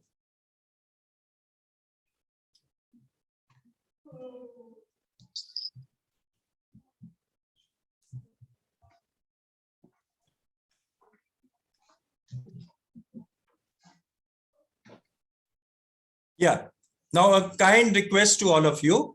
Could you kindly shut your eyes, think deep, and do some deep meditation and breathing exercise with me. Let me play this music for you, if it plays.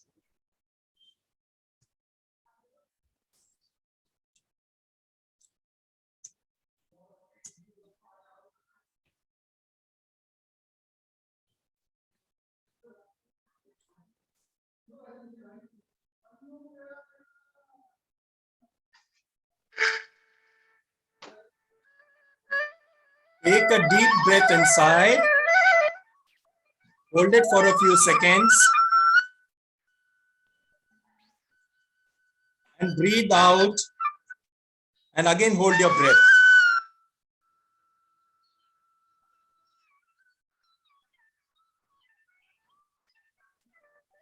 With your eyes shut, let's repeat it one more time.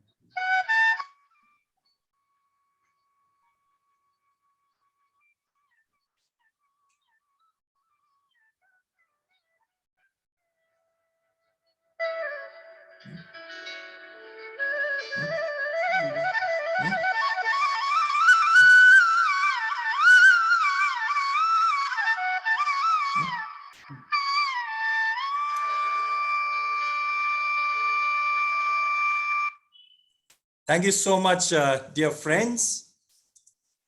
With this, I would like to place my thanks to Dr. Sanjeev Bansal for giving me this opportunity for a topic which is so very dear to all our hearts. And especially like Dr. Bansal said, to some of us who are connected both by karma and spirituality. No wonder that we are coming together here. Respected senior directors from Amity, all the senior professors from Amity University, my dear panelists, absolutely distinguished speakers, and dear delegates. The importance of harmony and happiness in life has been understated and undervalued. And we have taken life itself for granted until the recent unfortunate episode of COVID over the last 2 years, which has actually appreciated amongst us the priority of health, happiness, and harmony. Old is gold is an adage that we have been hearing about. But what I want to bring to the forefront is another adage, which is health is wealth. And good health can be achieved only through harmony and happiness. And this is very important for the overall well-being of humanity. So dear friends, with this introduction, I'd like to go ahead with a very quick presentation, because presentation is not so important as the feelings from the heart, as Dr. Bansal just told us. And let me come to breath and pranayam. And I would like to thank you for your cooperation in the small exercise that we did. Breath, dear friends, is the elixir of life. And it helps us as an individual to think coolly, think deeply, think peacefully, and think very differently. We also have another traditional strength in India, which is meditation. So we are talking about pranayam, we talk about meditation, we also talk about yoga, and these are contributions from India to the world. And these are the benefits which are listed out for meditation. All of us know about it. I'm not going into yoga, but what we definitely know that life is not a homogeneous system. There are clusters of homogeneity interlinked to a very heterogeneous world.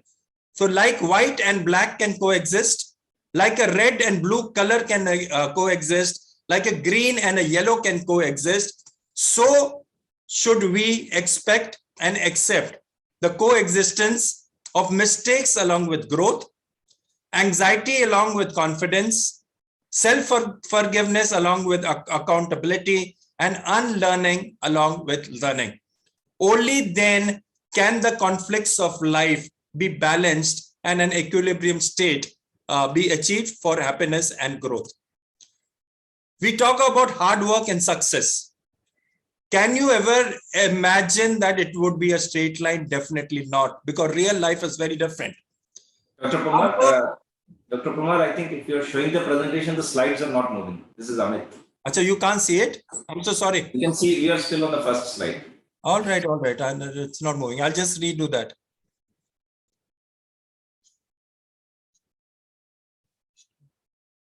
I'm stopping the share and resharing it. Yes.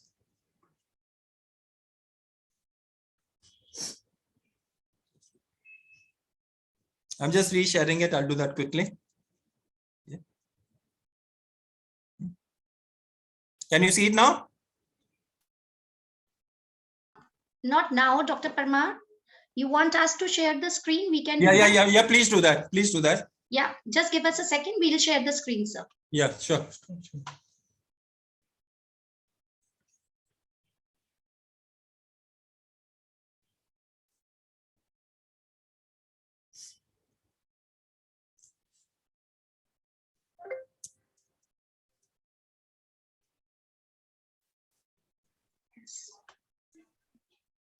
It is shared, Dr. Parmar. You can continue, please. Okay, on which screen are we? Okay. So the first slide, Sharanya, can we please move on to the second slide? Can you go to hard work and success? Okay. Yeah, this one. Yeah. So like I was saying, a hard work to success is not a straight line. The reality of life is that you have problems, you have obstacles, you have challenges. There will be failure, another challenge, another problem. And eventually, if you persevere with a positive mind, you will get success. Next, please. Next slide, please.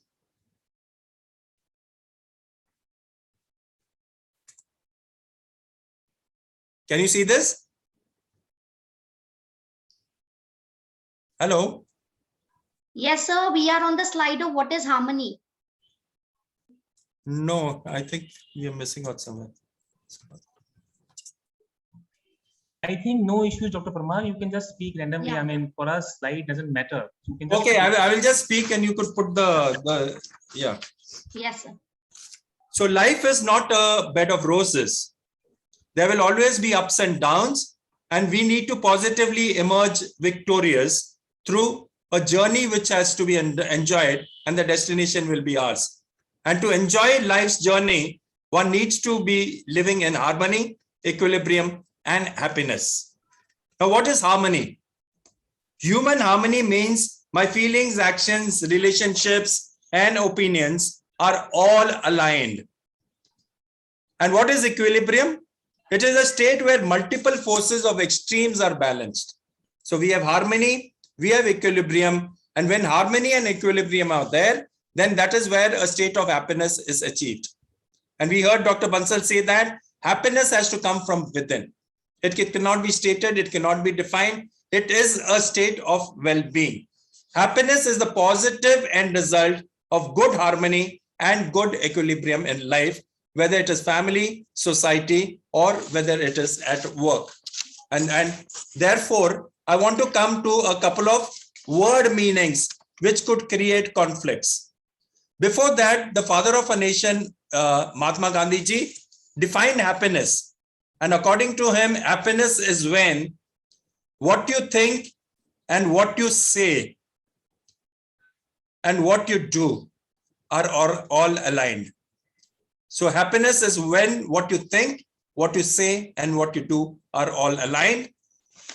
Now, there are some conflicts in life which need to be balanced, and these are realities of life. And let's define what is need and want.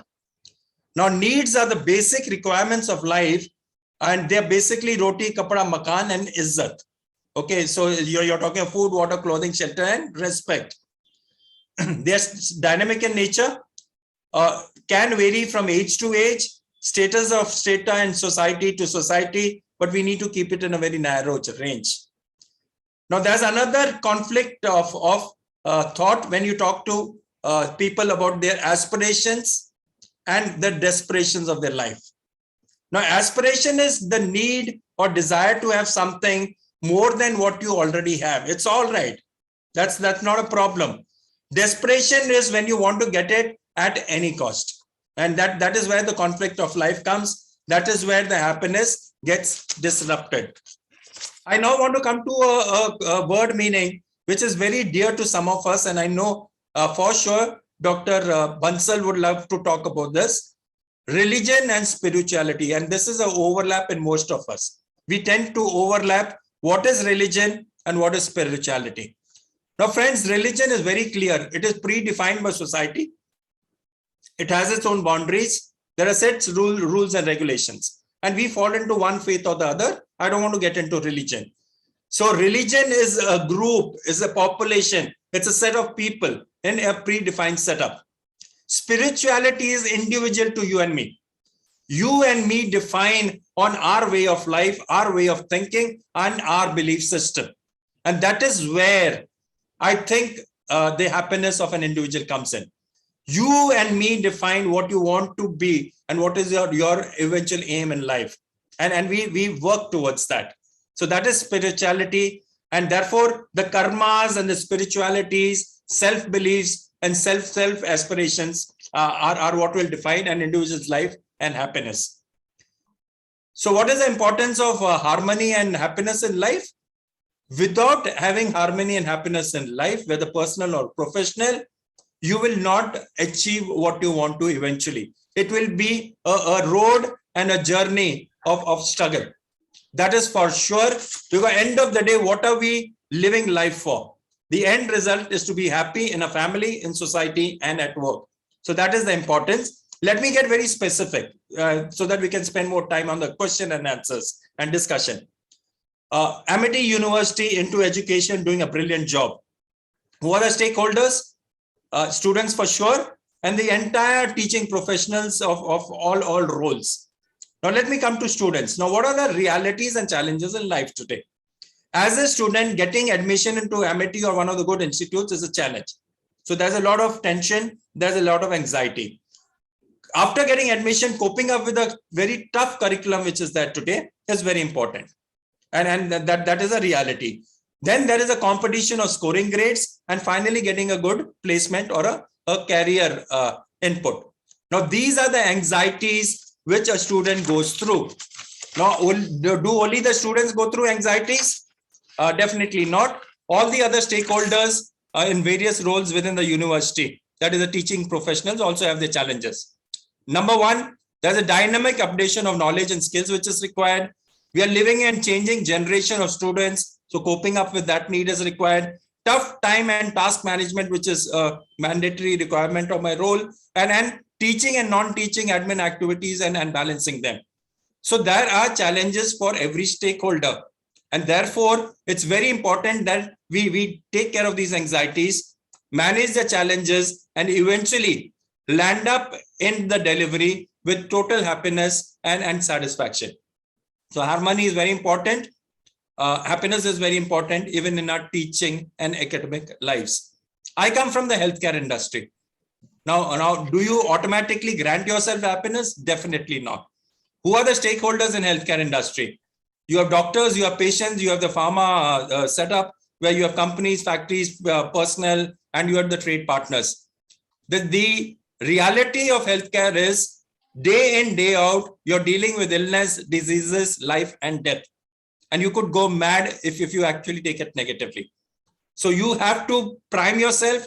You have to positively induce the positivity within yourself, so that as an essential service provider, and we saw that in COVID times, you don't get depressed and you land up positive when you go home to your family, happy and smiling, so that becomes contagious. So all stakeholders, whether we are into academics, whether we are into the industry, whether we are into teaching, and as students, we have to be very, very careful. Now, coming to the next point, which I want to highlight, there are different states of balance in life. And it's for us to decide whether we want to face the realities of the ups and downs in life positively, or actually crib and become more depressed. If there is cacophony in my life, there will be disharmony, agony, pain, and inefficiency. But if I manage happiness and harmony through symphony in life, there will be happiness, satisfaction, and efficiency. And therefore, each one of us must drive ourselves so that we get symphony and positivity in our life. And how do I generate positivity in our life? We have just seen pranayama, meditation, yoga, develop a hobby. If you don't already have a hobby, spend close quality time with family and friends. Look after your good health and exercise. a very important point which I'm very fond of, keep the child in yourself alive. Thodi bahut masti jaruri hai in life. Do it within your friends, do it within a close setting, fine. But the child in you should be alive even when you're 100 years of age. Humility, social service, giving back to society is a wonderful way of balancing life. And the me time and the my time is very important. Other than when you brush your teeth or when you do a little bit of makeup in front of the mirror, how much time do we actually look at ourselves in the mirror, smile, and actually feel proud about ourselves? And that is very, very important for ourselves. And therefore, as a medico, as a person from the pharma industry, let me now get technical and tell you, there are chemicals and hormones which are known as the feel good and happiness hormones. And these can be managed. And these can be managed with these positive thoughts. And if I can have that screen, because it's a little technical screen, you have dopamines, oxytocin, endorphin, and serotonins. Yeah, could we go ahead, please? Yeah, this one. Now, dopamine is known as the reward chemical. You can see the details. I won't go into it. Oxytocin is the love hormone. Endorphins are the painkiller hormones. And you have the serotonin, which are the mood stabilizers. You can actually, I don't want to use manipulate, but you can actually manage these chemicals and hormones in your body so that you can generate a lot of positivity. So to the next slide, please. Friends, अपनी life अपने हाथ में ले लो और अपनी life खुल के जियो, because we have to live that whatever years are destined for us. We have to live our life full of good health, happiness, and passion, and we need to start it immediately right now. Let me finish with another very small exercise. We all have our mobiles in front of us. Can we put it on a selfie mode, please? Look into the mobile, smile, and say and feel very proud of ourselves, and commit to happiness and harmony in a personal, professional, and social lives starting now. Thank you so much for your kind and patient listening. Thank you. Thank you, Dr. Very nicely Parmar. said, Dr. Parmar.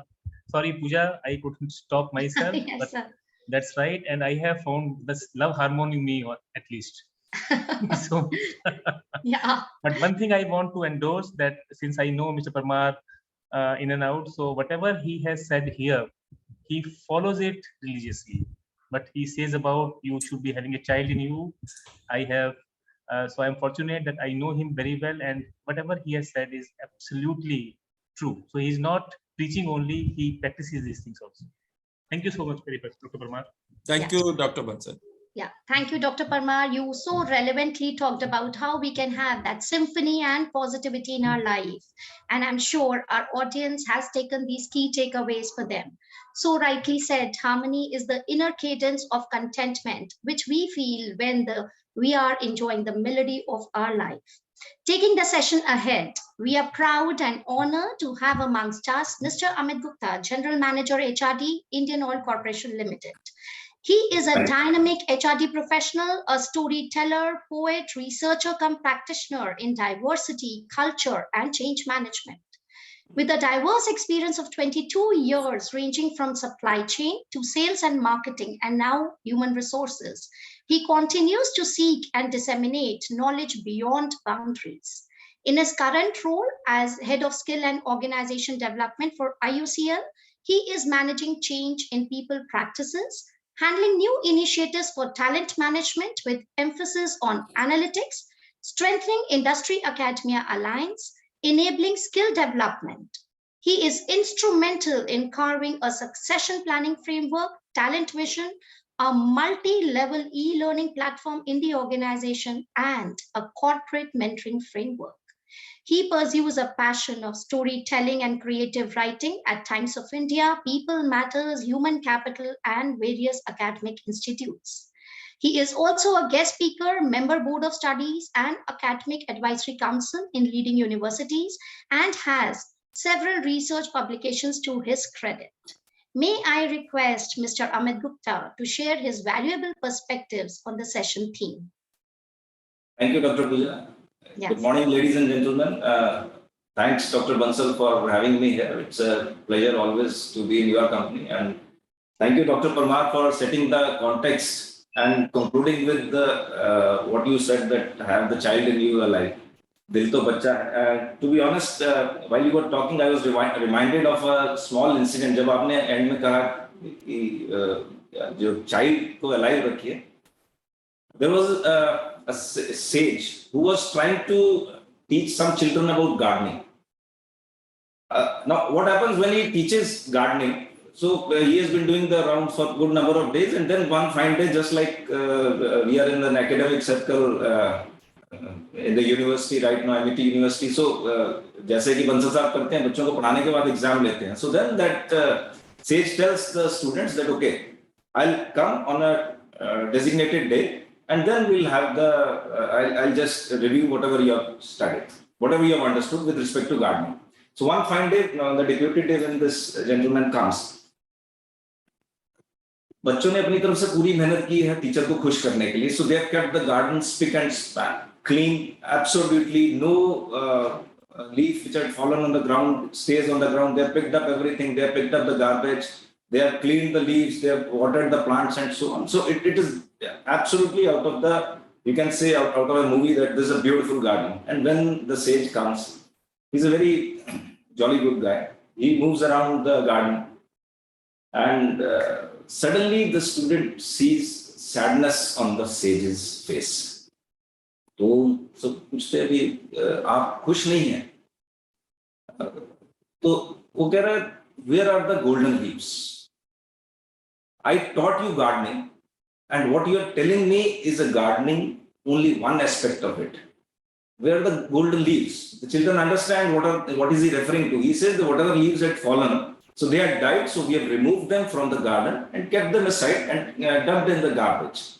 So that is where the master makes a stroke and says that the beauty of life is with everything and never in isolation. That is precisely the point. He says that if you have to search for something, you have to search in the real world, and don't stay in an ideal world that the garden will be like this. The garden will never be like this in reality. That is the message he gave to them. Until the time you have the golden leaves, you will not hear the music of your hustling and bustling. You will not hear the fluttering around that. You will not hear the cool breezes that will flow in the garden. So that precisely is the message. And thanks, Dr. Parmar, for setting the context which triggered this story.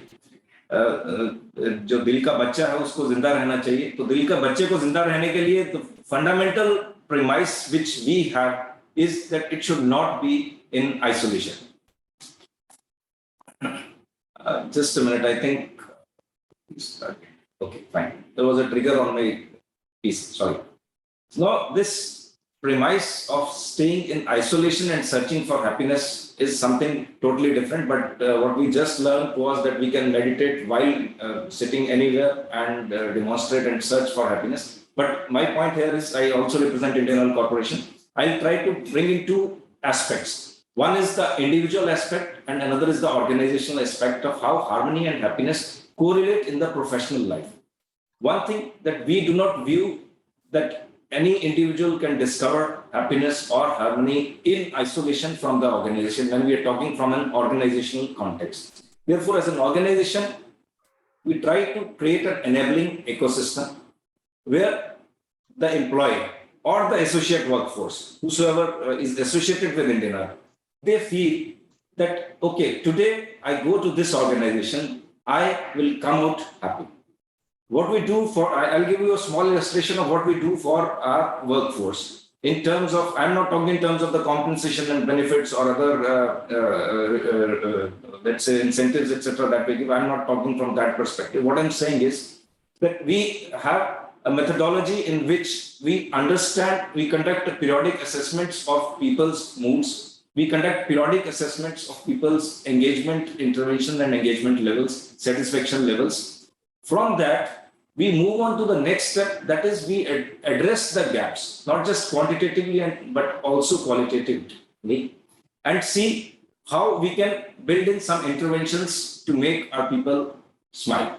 And once we do that, we track again, has there any progress? Has there been any change? So that is the scientific methodology we adopt in terms of ascertaining and enabling happiness. Now, this is the organizational perspective. When we come to the individual perspective, So the organizational perspective comes more from the culture and the customization of various policies. For instance, there was one feedback that we got that when our young ladies travel with their infants, they found a lot of difficulty because if they are traveling for business purpose, there were a lot of reluctance. So when we discovered this through multiple dialogues with the people, we realized that where do they leave the infant?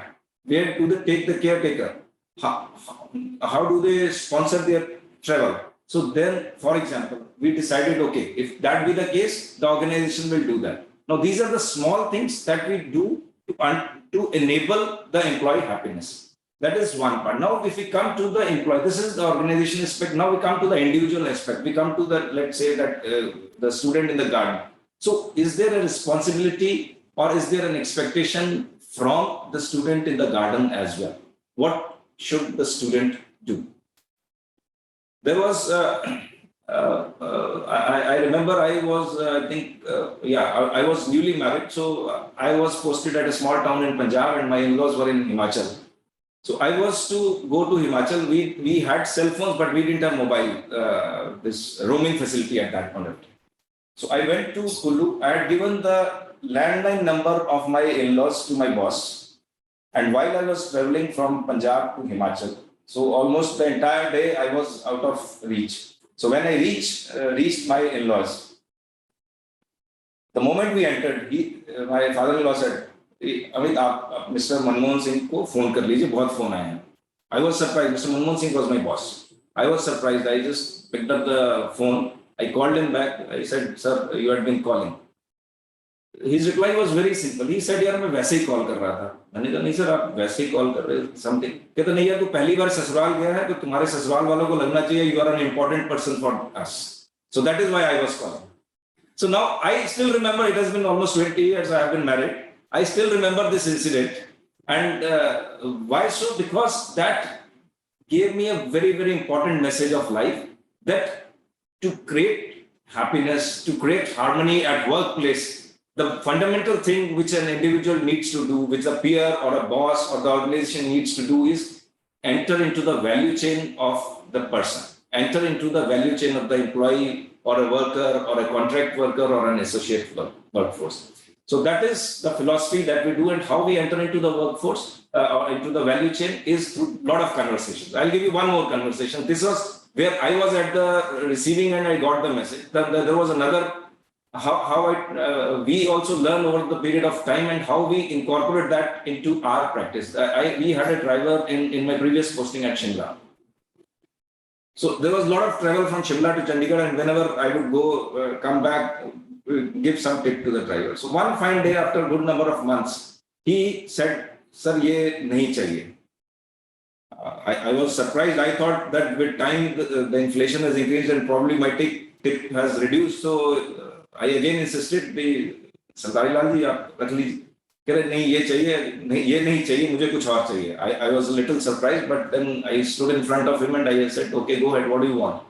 He said, "मुझे आपका time चाहिए." Again, a little surprised. I said, "Time चाहिए." Then he said, "I have a daughter who is into class 10th to 11th. She has moved. She doesn't know what to do. I need your time to guide her, counsel her, and put her into the right track." I literally had tears in my eyes, but I made a promise to that gentleman that yes, henceforth I will never give you a tip, but yes, I will promise you my time. Today that it has been almost 8 years. Today that girl is a chartered accountant. The girl is not very much in touch, but yes, the father is still in touch with me. So that is, now if we have incidents like a gentleman calling me at my in-laws place just to make me feel important, or we have this driver feeling happy with the contribution of somebody from the organization, such happiness will stay forever. Such things will create harmony amongst their thought process and what they are doing at work. So when they come to work, they will be probably one of the most engaged employees in the organization. And today, when we are talking of creating happiness and harmony in professional and personal life, we cannot segregate. Bansal Sahab said in the beginning, it is a debatable issue, but yes, we cannot segregate the professional and personal life. All of these go together. And as an organization, as well as an individual who whosoever is associated with another individual, happiness comes with every conversation that we have. That's all I wanted to share with you. And of course, we are open to questions after the end of the session. Yes, sir. Thank you, Dr. Pooja. Thank you. Thank you, Mr. Gupta, for immensely valuable thoughts. And you are a fantastic storyteller, sir. We all just listened to the stories. You so well narrated your thoughts through the stories and real life incidents, that the beauty of life is in our joy as well as in the daily chaos and circle of life. Importance of personal touch and harmony is actually immense in our lives. The session is actually becoming so rich with the vibrant thought sharing of our speakers so far. We now feel immense pleasure to have with us Mr. Vikas Chaubey. He's a vibrant and dynamic HR practitioner with Axis Bank. He's the Vice President, Axis Bank, and has more than 2 decades of varied experience in business partnering, strategic HR, and talent acquisition. In his current role, he is responsible for the North region as a regional HR head. He works as a strategic HR partner, driving change, cost, and productivity in his region. He is responsible for various employee initiatives and interventions for making Axis Bank a future-ready organization. He has successfully worked in the areas of talent management, organization development, L&D, and employee engagement. He has held various senior positions in organizations like PVR Limited, Tata Docomo, Oman Consultants, to name a few. May I request Mr. Vikas Chaubey for sharing his thoughts with the august audience. Thank you, Dr. Pooja, Dr. Bansal, and other panelists, other senior functionaries, delegates, students, teacher, professor, sabko namaskar. As Dr. Bansal said that, I speak very few words and I'll take less time, and that's true. I will be try and taking only few minutes from the given slot. See, when this topic came to my notice that we have to talk to various people from a different background, academician, student, practitioner, and also other people who are from a different world altogether. For everybody, the happiness and harmony has a very, very different perspective. And for some people, the understanding is harmony is something which is absence of no dissonance, or absence of non-harmonic situation. What I believe is not the situation. So my perspective is harmony is always about creating the collaboration among the departments. So let me get into directly a departmental or a professional setup. If you look at any organization, people come from a different background. People come from a different education background. People come from different religion, culture, and everybody is disliking about things. They have a preference that I am the best, I am the good, I am the better, and so on and so forth. And always there's a resonance about it, and people have a feeling that I am somebody who's best. That's where organization will always have challenge. How do we create harmony in the system? How do we get everybody aligned to one purpose? The way Dr. Parmar talked about that, an organization, you have to create something called harmony. That's where organization gives a vision and mission to the system. Look, this is my vision. Every department has to contribute to that vision or that mission, so that the harmony and the energy can get channelized and work to one goal, one business, one ask, and that creates the harmony in the system. That's the first example I am taking. Second example here in the college premise or a university premise, if you see the ranking system. So every student who comes to campus, he or she has a feeling that I am more knowledgeable than other, or I have something more to share and things like that. That's where conceptually the grading system or linking system is there. That's where the pegging order happens, and the student will get their own ranking, and then harmonious situation is there in the class. Despite people are coming from a different background, different education level, at different intellectual level. But since they are in class, this becomes very one class, and the culture of that section or the class become one culture. What I'm trying to highlight by giving these two examples is that in a professional growth or a personal growth, the harmony is very important. But same time, I also said that harmony is not about absence of dissonance or absence of not having any different thing.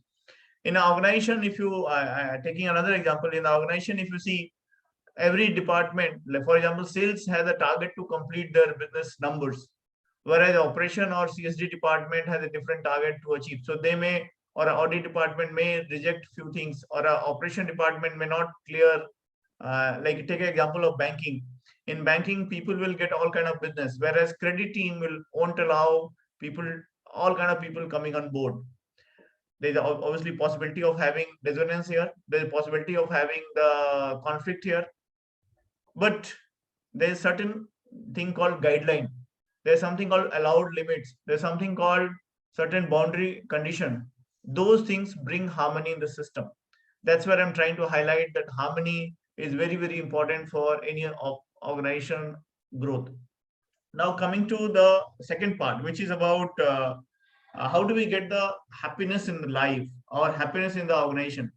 Happiness in life will come by understanding that you have to accept things as it is.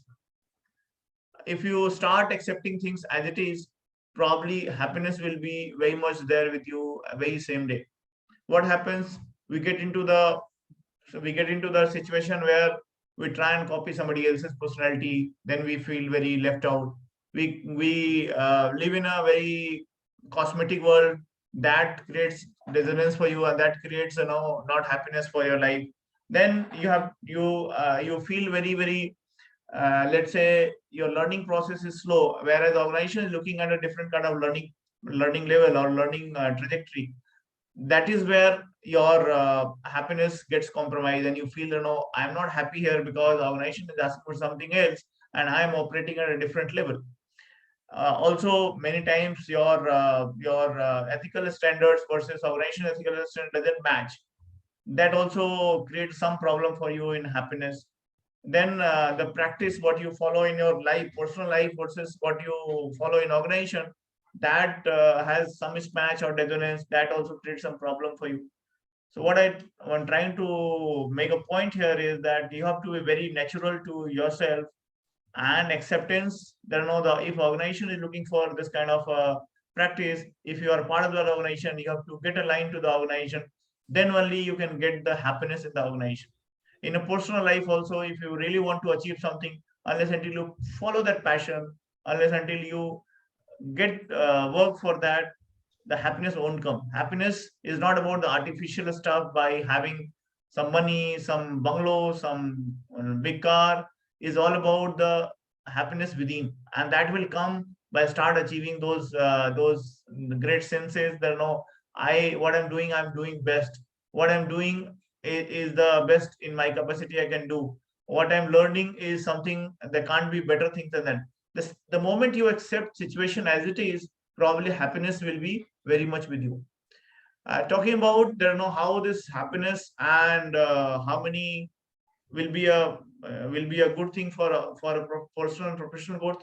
As I said about organization create all kind of harmonious situation by creating various guidelines, various policies, various KRAs, so that people can be aligned to those KRA system, so that harmony is seen in the organization. Look at the system of bell curve.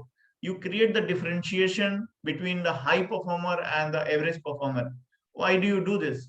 Just to create the harmony, so that people should not claim that I am better than this person or I should get more increment than that person. The guideline create the harmonious work environment that nobody can tomorrow claim that I should get more increment than this person because I am better than. The better has to convert in the dashboard. Better has to convert in the scorecard, and that's where this harmony works. So now for some people who are having this question in mind, that how do I get harmony in my organization? Despite all this, how do I do this? You have to understand that there has to be some working guideline that will take care of everybody's interest, that should take care of organizational interest, and that's how you can create the harmony in the system. Yes. Happiness, which is more to do with the individual, there probably you have to understand. I remember one poem long back is about God give me serenity to accept the accept the differences. Give me courage to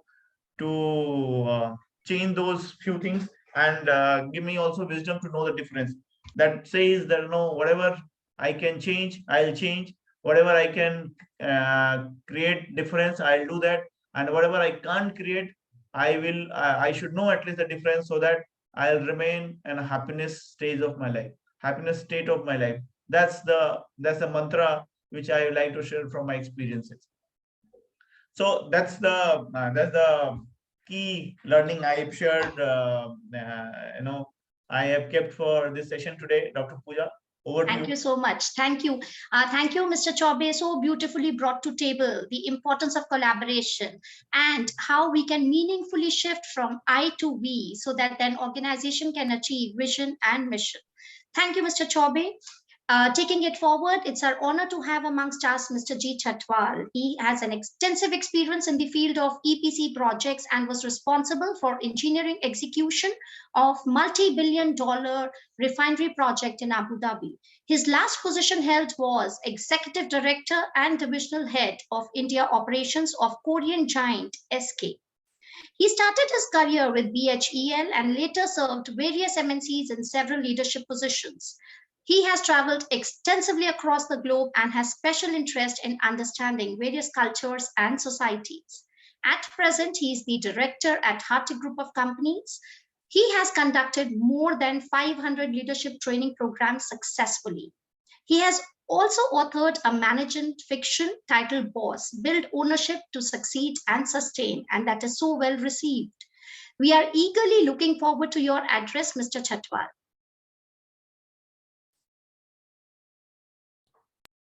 Thank you very much, Pooja, and thank you everybody. And everybody includes everybody, so I will not be naming few individuals.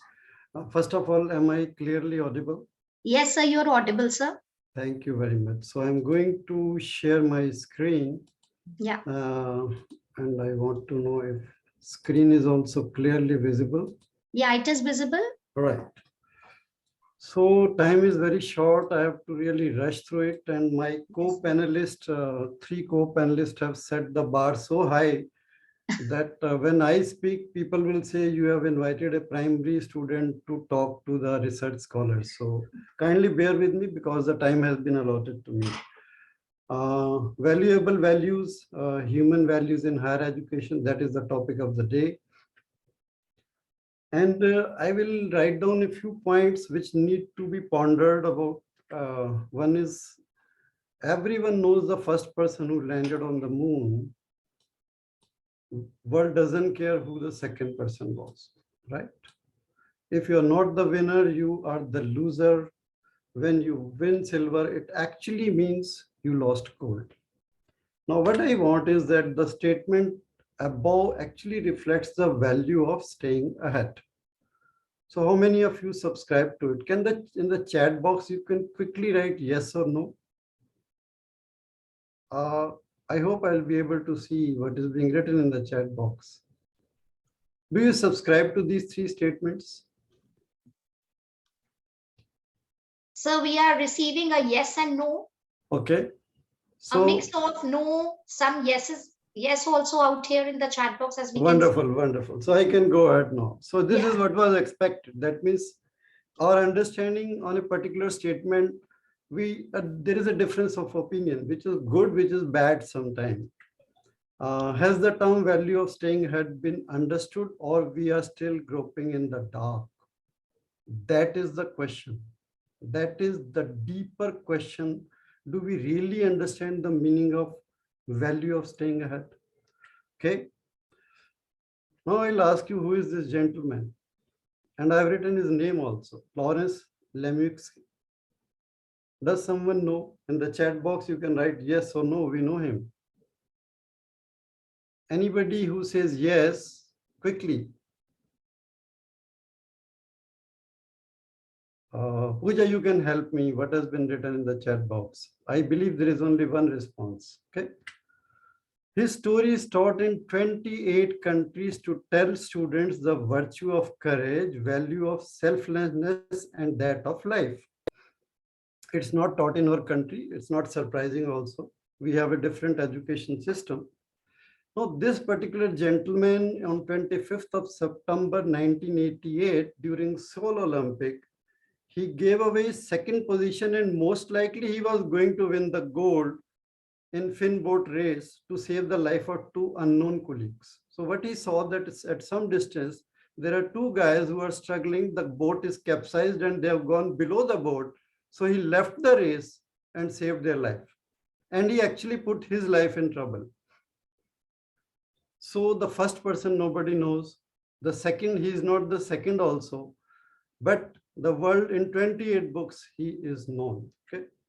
So staying ahead with demonstrated value is far more important than staying ahead in any other competition. That is the message you get. So I'm talking to students mostly. So this is the message I want to give. Now, there is some confusion. In fact, we had been talking a lot about values, but we did not talk much about virtues. And probably we need to understand there is a distinction between the two terms. And unless we have digested these two terms, somewhere we will not be able to achieve what we wish to achieve as values also. So values are basically principles or standards of behavior, one's judgment of what is important in life. I will not expand. Examples are safety, unity, respect, humility, gratitude, and so on. Then what are virtues? And virtues are qualities considered morally good or desired in a person, and examples are initiative, determination, knowledge, discipline, communication, health. Now these somebody may say these are values also. Yeah, I do not disagree, but they start as a virtue and they can be raised to the level of value, and big effort is required to acquire virtues. I think the difference is that values reflect on principles, whereas virtues reflect on qualities, and that is the reason a lot of good effort is required to acquire virtues, which then become the basis for values. And values cannot be practiced unless virtues are there. Students, I'm repeating it, the values cannot be practiced unless you hold certain virtues or qualities in life. So this is the basis for even practicing values. I'll come to the real life examples. Okay, as I said, virtues can be raised to the level of values. That's true. Now I'll ask a question, and again, probably panelists only can respond. Trust is a value or a virtue? So please respond. In your opinion, write value or virtue, whatever you wish to write.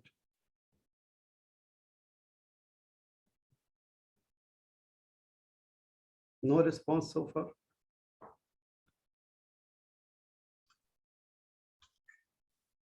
Okay. So it is virtues is the response that we're receiving. Virtues. Actually, this question should raise another question. Value. It should be value, yes. Okay. Yes, value again, Ms. Archana Dhaya, Dr. Rama Rani. No names, please. No names. No okay, names. sir. Right. Okay. Well, I'll move forward. Yes. I trust people. It's a value for me. I have imbibed it. But people trust me. It has been a virtue for me because I have put effort to reach the stage. Same word, trust, the direction has changed. I trust people as a matter of habit. That's fine. It's a value for me. I trust people. I don't mistrust people, at least for the first time. But people trust me is not a value. It has been a virtue for me because I worked for 30 years to acquire this trust.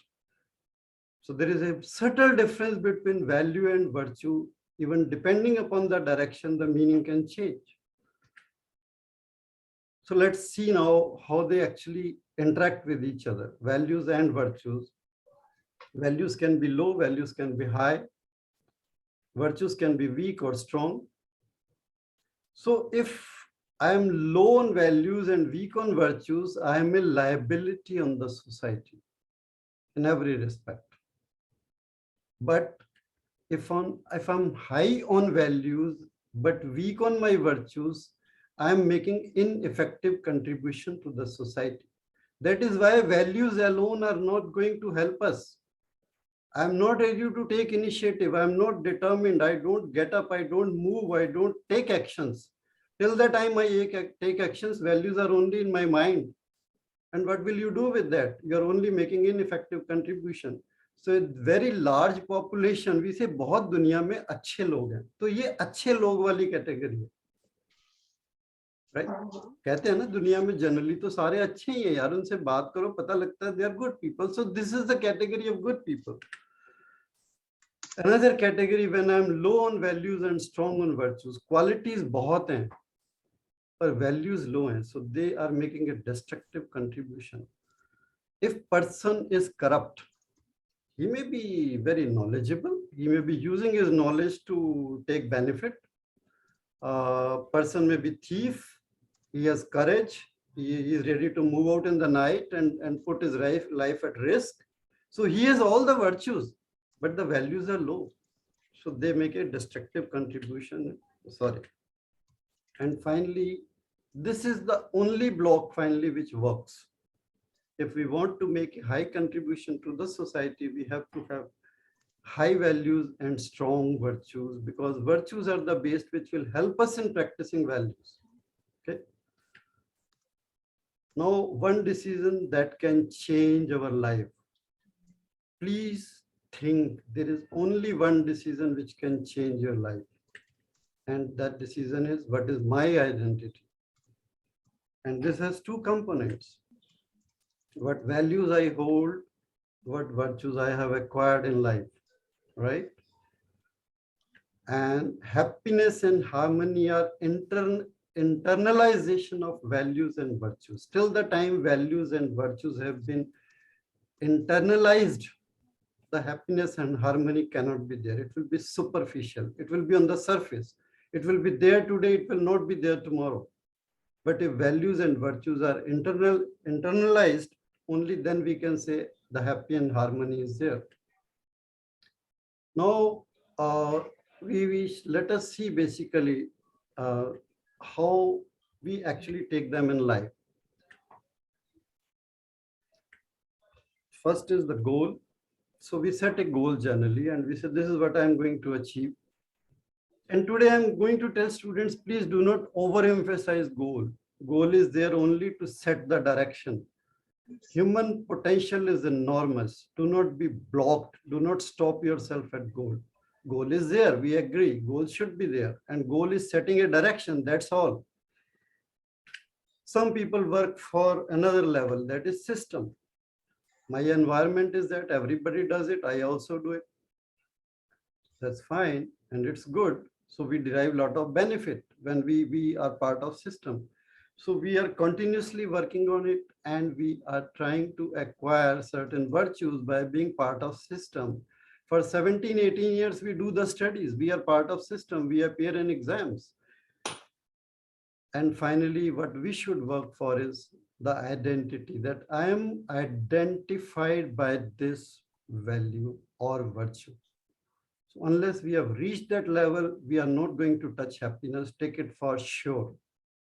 It will be there. It will be there for a limited period. It will disappear as soon as the conditions change. But if it stays as your identity, you are happy forever. Because this is a belief and self-image. And this is what really causes happiness and harmony within you. Okay. Now let us take examples. Example one is acquiring knowledge. Okay. My goal is studying to clear exams. This is at goal level, not bad. People do studies. But if that is the only goal, that is the only aim, then I'm stuck at level 1, part of system. A systematic approach to acquire knowledge. And as I said, some students study only before exams. So that is the aim. His goal is very clear. I want to clear exam. But some students study throughout the year. So this system, when they're part of system, so this is a habit. They're regularly doing studies and they're deriving a lot of benefit out of it. But at level 3, identity, prepared to explore every bit of the subject, cannot jump if I have a hurdle. I will be stuck. I will find out solution. I will go deep and deep and deep, and I will not be satisfied till I have the answer, because my aim is not to pass the exam. My aim is not to basically bypass as and when convenient. I really want to thoroughly grasp the subject. So your identity then becomes your subject. Okay. Take another example. If I'm imbibing truth has a value, such to bolna hai. So whenever I open my lips, the truth comes out. Fine. So how at 3 different levels it works? When it's a goal, I'm speaking truth to create right kind of impression. That's all. I'm in a situation, I'm speaking truth and people appreciate it. As a system, speak truth to avoid falling into a trap and evade embarrassment. It is good to speak truth. So I'm part of system. People say, I get so many WhatsApp messages every day, speak truth. So I speak truth. Fine. But the identity level is when people can bet on my statement. So this is what I wish to achieve. So your identity or my identity is basically the highest level when values and virtues have been understood, acquired, absorbed, and this brings us happiness and harmony. Okay. Now, why do some people give up? I think I'll take another 2 minutes or so. People give up. We start. I mean, time and result, right? We are spending time and there is a result. And this is what we expect. That as I am spending more time, there should be better result. हम gym जा रहे हैं, gym जाते हैं, पहले 3 दिन तो positive result तो क्या आना है, all muscle start taking. Okay, there is pain everywhere, रात को सो नहीं पा रहे हैं, तीसरा दिन है जिम का, रिजल्ट तो सारे नेगेटिव ही आ रहे हैं. Okay, so what is this is what is expected. अभी 6 पैक्स तो बहुत दूर की बात है. So what happens, this is what actually happens. So our results are not exactly in line with the time spent initially. So something is happening which is not visible, and one day it crosses this line of expectation and then it exponentially goes up. But we don't have the patience to reach this point where it is interacting with the green line. So what we do, this is the blue portion is called value of disappointment. So because there is disappointment, people start doing this work. 10 दिन किया, 11वें दिन छोड़ दिया. So they are not realizing that it might take few years before it is seen and observed by me and by others. And others may not observe it. At least the individual himself is able to see it. So valley of disappointment has to be crossed if we want to acquire values and virtues. And initiative and perseverance are the key virtues to acquire worthwhile virtues in life. So the first 2 virtues you need to have in life is the initiative and perseverance. If these are not there, rest of the virtues will never be achieved. So take that as a thumb rule. It may take years and years to build up a few virtues and values. Happiness and harmony can only be achieved when we have a self-image of values and virtues based identity, and identity is usually uncompromising. थोड़ी देर के लिए selfish हो जाओ. We talk of selflessness, that's a separate subject. But अभी शुरू में थोड़ा selfish हो जाओ कि मेरी identity इस value, इस virtue के साथ है तो है. It is uncompromising. And people will say, day 1 से selflessness होनी चाहिए, वो कभी भी नहीं होगी. It will never happen in your life, I can tell you. Till the time you have reached a level where you can make a positive contribution to the world, only then the question of selflessness arises. मेरे पास कोई देने के लिए है ही नहीं है, तो वैसे ही selfless हो गया ना मैं तो. So पहले देने के लिए बन जाओ, कोई बात नहीं, थोड़ा selfish, थोड़ा time selfish रहेंगे, उसके बाद selflessness की बात करेंगे. And I talk about these 5 words of Guru Nanak, where he says, Mithat Nivi Nanka Gun Changyaiya Tat. Gun means qualities, Changyaiya means virtues and values. Sweetness and humility are the essence of virtues and values, O Nanak. That how do I judge that I have the values and virtues? Because my language and my behavior will show sweetness and humility, and it will not show before election when I go to ask for votes. It will show throughout my life, in every situation, talking to anybody, in any such tricky situation also where it's difficult to hold your anger or something, but sweetness and humility will be part of me. Then I can say, yes, some values and virtues have been acquired. With this, I say thank you very much. It was very, very basic. I told you, a primary student talking to the scholars, so please excuse me. Not at all, sir. So, in fact, Pooja, if you praise it, it's already written in front of you. वो आपका goal है. नहीं sir. वो Sir, not आपका at goal all. है, इसलिए वो system भी हो सकता है, but वो Not at all, identity sir. है कि नहीं, I am not sure. Unless it becomes identity that you say, Jeet, this is where you were wrong, I will be more happy. Anyway, thank you very You have much. taken this to actually delete level, not primary. Yes, sir. Very nicely explained. Sir, actually very, very mesmerizing thoughts, I would say, sir, on values and virtues. Thank you so much. The distinguished speakers have shared insightful perspectives and audience is actually enthralled, so engrossed and with valuable takeaways. We want these discussions actually to go on and on, but due to paucity of time, we shall have to conclude the session here. May I now request Dr. Anil Sehrawat, Deputy Director, Amity Institute of Corporate Communication, and the session co-coordinator, a versatile academician and a researcher, to kindly propose the vote of thanks.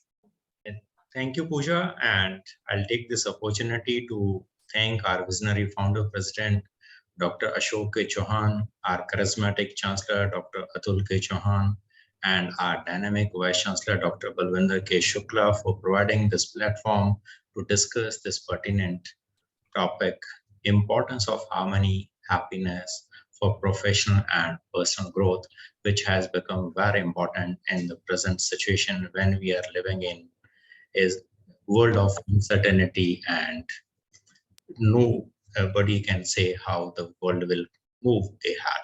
So in such a situation, it is very important to have a kind of enlightenment, a guiding light, which can help us to sail through this difficult time. And our worthy speakers have done it in a really wonderful manner.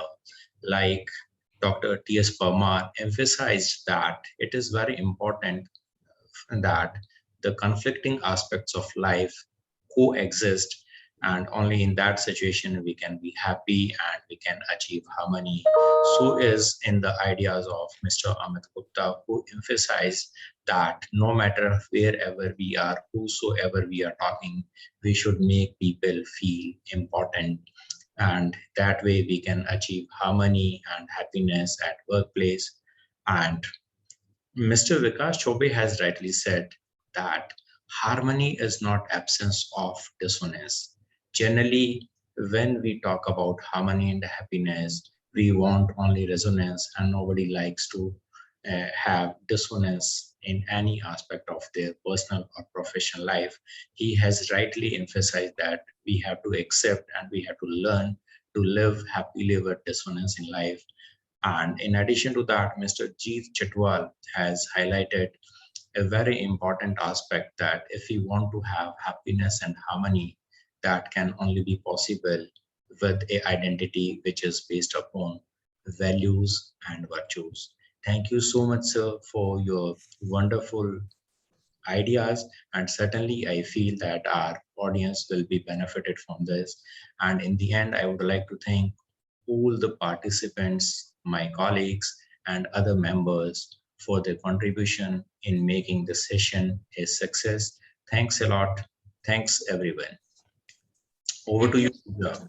Thank you so much, sir. And thanks once again to all the esteemed dignitaries for sparing their valuable time and for their gracious presence, and above all, such insightful discussions and deliberations.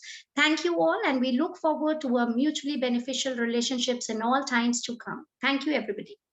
Thanks. Thanks, everyone. Thank you. Thank you so much. Thank you.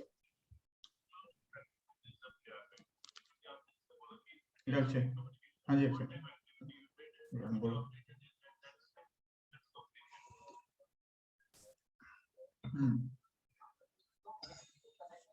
तो okay ले लो आकाश से okay ले लो ठीक है नहीं एक बार ना उनसे इंटरव्यू होने के बाद वो भी कर लेना एक बार mail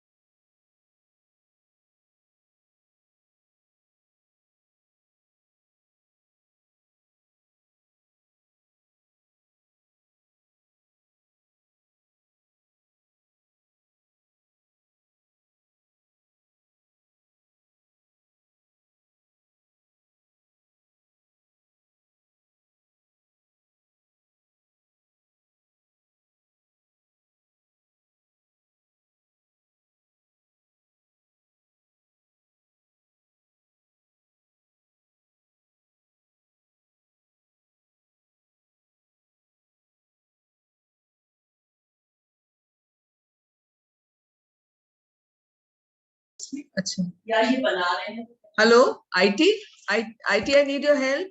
Yes, ma'am. Dr. Rita Kumar has to be made the panelist and even Mr. Dr. Manoj from ESCO. Rita Kumar. Yes, Dr. Rita Kumar of IIPS. Please make her the panelist. And another is Manoj. Yes, Manoj is from ESCO. Manoj Raghuvanshi. Yes.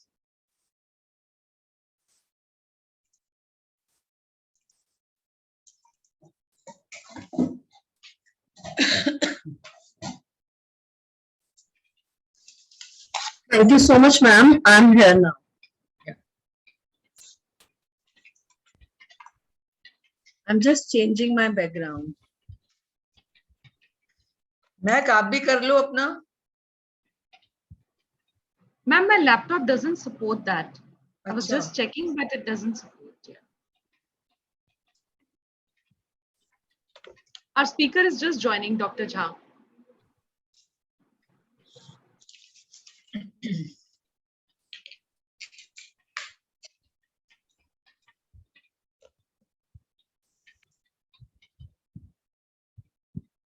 Ma'am Manoj sir accept नहीं कर रहे request उनसे बोल दीजिए accept कर ले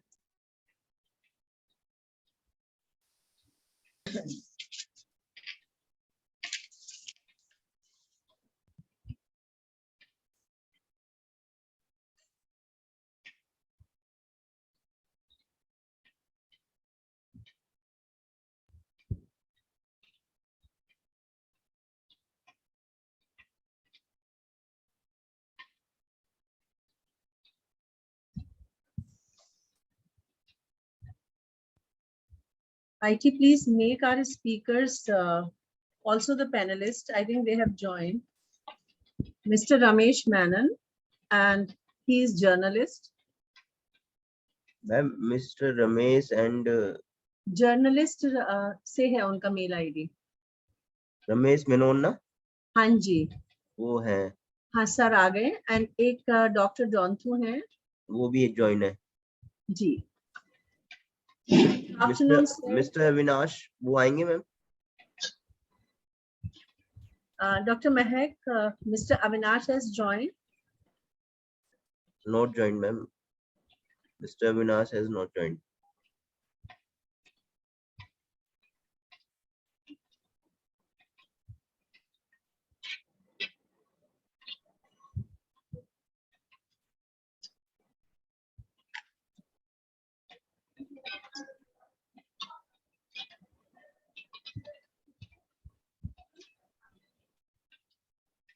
In the meantime, may I introduce our speaker to our HOI, ma'am? जी मैंने join तो कर लिया वीडियो नहीं आ रहा उसमें ज्वाइन तो मैंने कर लिया है वीडियो स्टार्ट माय वीडियो हाँ स्टार्ट माय वीडियो हाँ हाँ, आ गया। We can see Dr. Manoj Raj to you.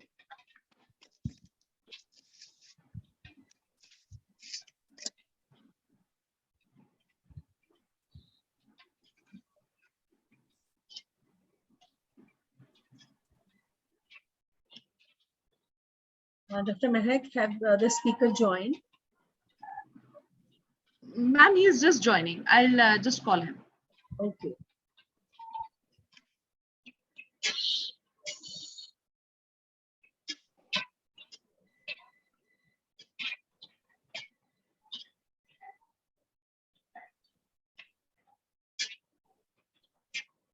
If there is any issue, then can we start and he can join in the meantime? Yes, yes, ma'am. He's just clicking on the join button. He's joining. Yeah, we can start. Okay. Ma'am, can we start now?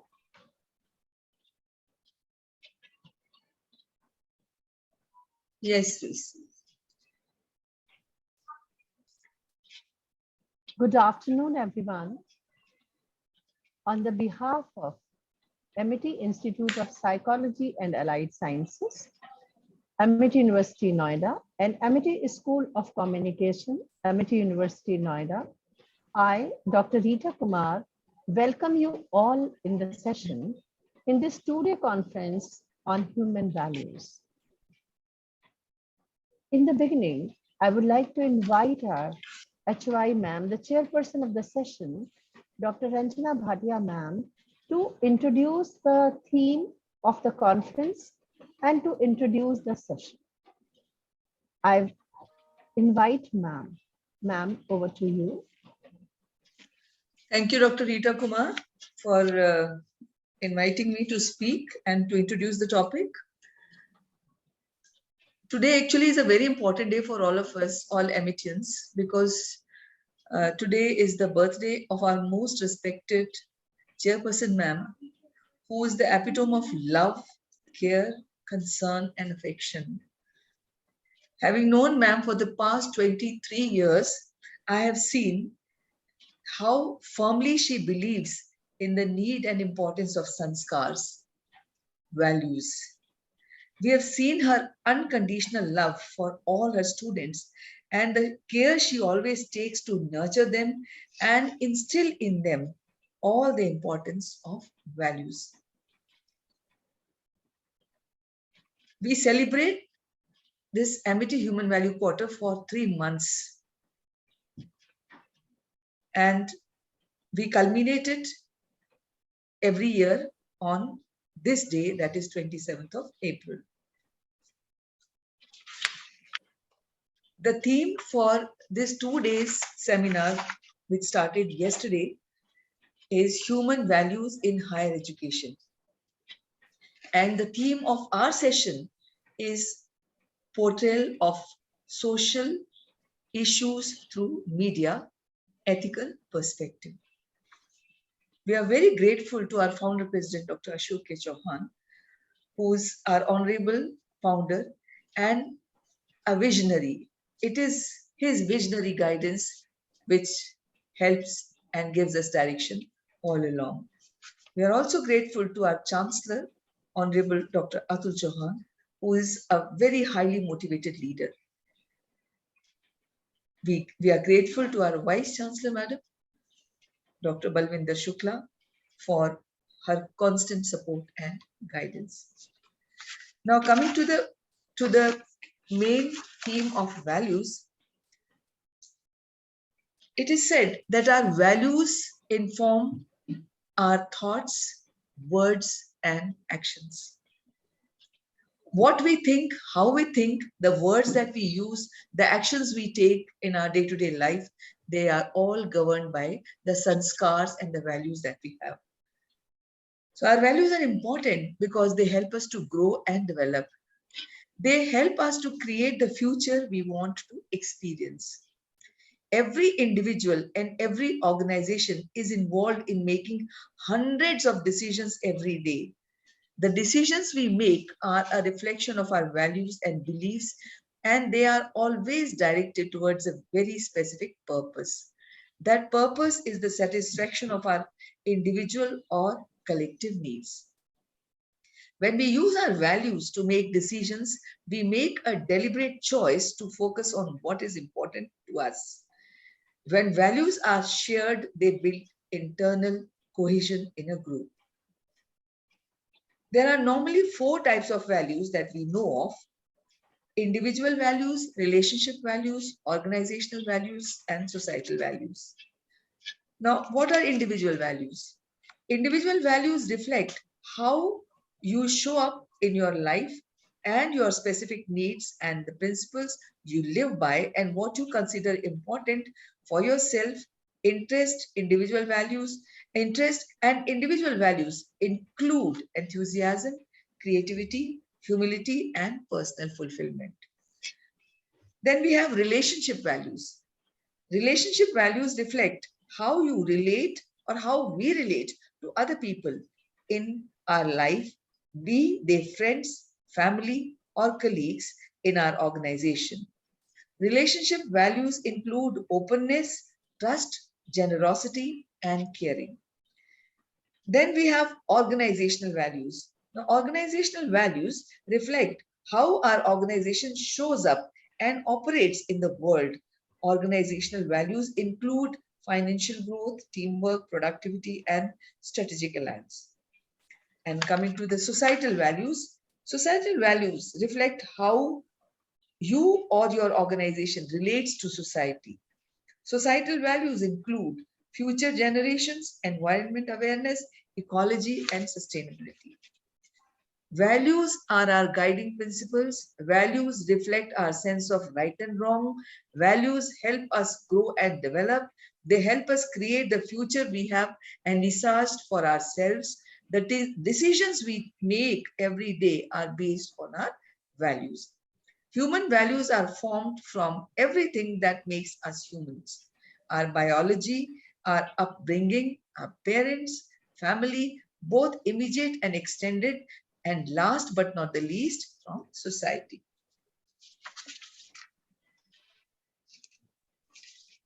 We are very honored and grateful that today, for this session, which is a part of the main theme on human values in higher education, portrayal of social issues through media's ethical perspective, we have 3 very eminent and important speakers. We have Dr. Avinash Jha. He's a very renowned person, multimedia editor of ANI. We have Mr. Ramesh Menon. He's a journalist and professor of SINC Pune. And we also have Dr. Raj Kiran Dhontu. He's a psychiatrist, Medical College of Amlapuram, East Godavari district. I'm sure that the deliberations on the theme as well as on the sub-theme for this session, which is going to last about an hour and a half, are going to be very, very useful. And we have a number of students and faculty members also in this session, and they are going to gain immensely from whatever we are going to listen from our eminent speakers. So thank you all for accepting our invitation. I extend a very warm welcome to all of you on behalf of Amity Institute of Psychology and Allied Sciences, Amity University, and all of us at Amity. Thank you very much.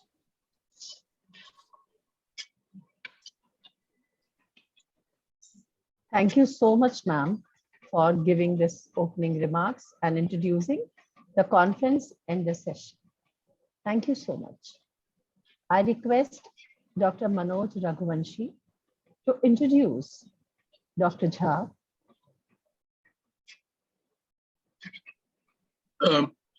We are extremely delighted to have Dr. Avinash Kumar Jha, who is the multimedia editor of ANI, the famous agency. He has spent more than 25 years in journalism. He is bilingual, so he's worked in both English and in the media houses. In various capacities, he's worked as the founding editor of English news websites in Dainik Jagran, Noida. He started UNI TV channel way back in 2009.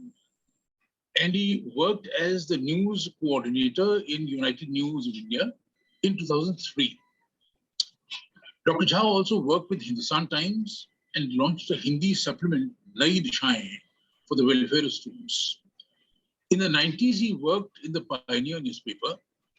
Besides, he also served as a professor and dean in the mass communication department at Galgotia's University, Greater Noida. Based on his experience and expertise in media and academics, he has been honored with the Achievers Award, Prakriti Award, Star News Award, and citation from KK Birla Foundation. He has written books and articles in Scopus journals. Welcome, Dr. Jha. I request Dr. Jha to please begin with his discourse. I think Dr. Jha is not able to join yet. Yeah, hello. Yes. Dr. Abhinash has joined, ma'am. Yeah, Okay. sorry, ma'am, absolutely. I just got a little late, but I thank a very senior person, Raghuvanshi ji, for giving me this kind of opportunity, and Dr. Mahak. Though we have a very hectic schedule, like in agency, we particularly the visuals, every minute and every second we are into the news room, and it becomes a little difficult. But of course, I worked as a professor and dean in Galgotia. So as an academician also, I appreciate the kind of efforts that all of you put in for shaping up the personality and career of the students. What is more important, apart from definitely you have a particular specific topic, but in span of 26 years of my career, I have observed few things which I think most of the students who come for a job, for a practical work, they find some difficulties. And I would like to give the tips and some suggestions for that, which will have more value and of course, a proper shape to their career. What is more important, how to take the angle of a story if you're going to write. What is your writing skill? How do you start any intro of a story? And what should be the headline? Now in this digital age, when myself and Raghuvanshi said, when he was doing the journalism, that was a hardcore journalism, and that's what we are discussing yesterday. Things were not so easy. We did not have much facilities, but still we could, like on typewriter, and then in that creed room, we used to stand, and then, those papers will come and we will make changes in the story, and then we will give it to our shift in charge, whether he will proceed with or he will spike it. So the lot of, I think, manual work was too much. Now in this digital age, when we have all the facilities, we are sitting in a particular place, not even discussing with anyone, rather the Google Baba gives you all the informations. Of course, many times it is not adequate, may not be sufficient, but still we bank on Google. What exactly the newcomers or the new entrants face the difficulties? They don't have, I will not say all, but most of them find difficulties in writing a good story, because they do not have the practice of writing at least 500 to 600 words. They do not get into this habit, so they hardly have any kind of grip over or control over the grammar. आप कोई भी भाषा कर लो, आप हिंदी कर लें, whether you have studied journalism in English or Urdu, any language, but you need to have the basic foundation of grammar. One, that is lacking. Second, you need to read the basic steps of stories. How do we write the intro? What should be the length of the intro? What should be the main body? Whether there is a coherence between the main text and the headline. Nowadays, we have rather made it very compulsory for all the journalists that they should be knowing technical know-how. Based on the SEO promotion, you have to write the stories. That is another thing that has been added. Now there, every journalist has to know what should be the keyword, how that has to be incorporated in a story. In what all stages it has to be incorporated. Headline may be dena, main body may be dena, summary may be dena. A reason why I am listing out these suggestions and pointers. Most of the young chaps, they come, they join, and after a month or so, they start feeling the pressure of work. They say, my God, this is too much. I have to be a journalist. I have to be a technical person. I have to have the knowledge of political and current affairs. And besides that, I think more important is how you behave in newsroom. Nowadays, you have to stick on to your position, to your seat, 8 hours. Out of 8 hours, not less than 7 hours. So you have to keep so many things aside, like your personal likings, your personal engagements, everything has to be put it aside. That discipline has to be there, that you have to spend time, you have to have a proper understanding of the language and then what is going on. You should be abreast with all the latest informations. You cannot deny, you cannot say that if you have been asked to write and give a little summary on particular issue, definitely you get the feed, definitely you get some kind of information. So you do assemble from other sources, Google and other sources. But there also you have to apply your mind. What exactly is required? Even when I was in university, I would say that definitely, I mean, MIT is doing very well. Some of the students who have been recruited here from MIT, they are also doing quite well. But I think at large, we need to give them this kind of training. Writing skill has to be really improved. What is the requirement? The stereotype curriculum or the syllabi is not going to fetch much. And I think if you can have more practicals, if you can have more like how the Times of India has written, how the Times of India has, or NDTV or ANI has taken this story, what was the length and how it has been started, whether this is the angle that they have given is the final one, or even you can think of something more than that, or you can take out at least 2-3 angles. मुझे याद है जहां तक कि Raghuvanshi sir कहेंगे, पुराने जमाने में हम लोगों के समय में तो एडिटर के पास जाना तो बहुत बड़ी बात है. उससे पहले जो हमारे डिप्टी और न्यूज एडिटर होते थे, वो option, he used to throw options. Just tell me that what should be the headline for this story. And like, we are really struggling giving 2-3 headlines.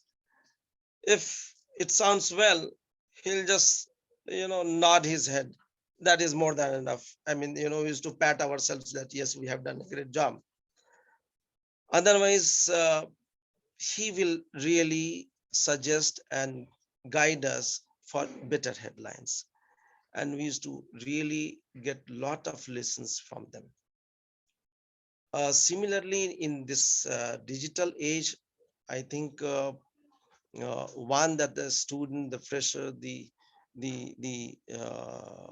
students who are aspiring to become a journalist, they have to really give proper time in reading. They have to develop a reading habit. Read the news, the quality news, understand that how they have started with, whether it's a 500 or 300 or many times even in ANI, we write 200 words story and it clicks because we give the gist. Like in multimedia, we give the videos and the bullet points, what is the gist and the main theme of the story. And there we have to be little technical also, like, how the byte should go, whether the byte should be of 1 minute or 2 minutes, where from which angle the story has been started. And then based on that, what all bullet points will be there, where to put, if somebody is saying something, the byte in that byte, if that person is speaking in Hindi, can we give at least 4 or 5 bullet points in English to make it understand to all the viewers. So the kind of practice that we have in most of the colleges and universities are, of course, in consonance with the requirement, but little upgrade ourselves, and I think we try to give them, impart them better quality and training to the students, so that they should not face difficulties in getting jobs, or if they have got the job, they will have already the kind of background of training, and they will, I think, advance better.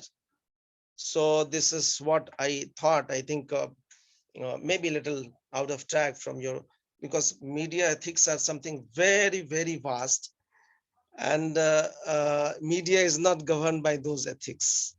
If I am not, I think it's not hyperbolic to say, but really, reason that nowadays there is a fight and battle for TRP. There is a fight for views and page views. There is a fight for getting the ads. There is a fight for how to get yourself listed in the first 1 or 2 pages of Google. So that ranking matters. For getting that ranking, many times I will not say that we violate the norms, but definitely we dilute the norms. So something that can be done, it's not that out of box, but it's something that a new box that we create for ourselves, for the betterment and welfare of the organization. Maybe in terms of, it may be of monetary gain, it may be of business development, but overall, what exactly I have perceived that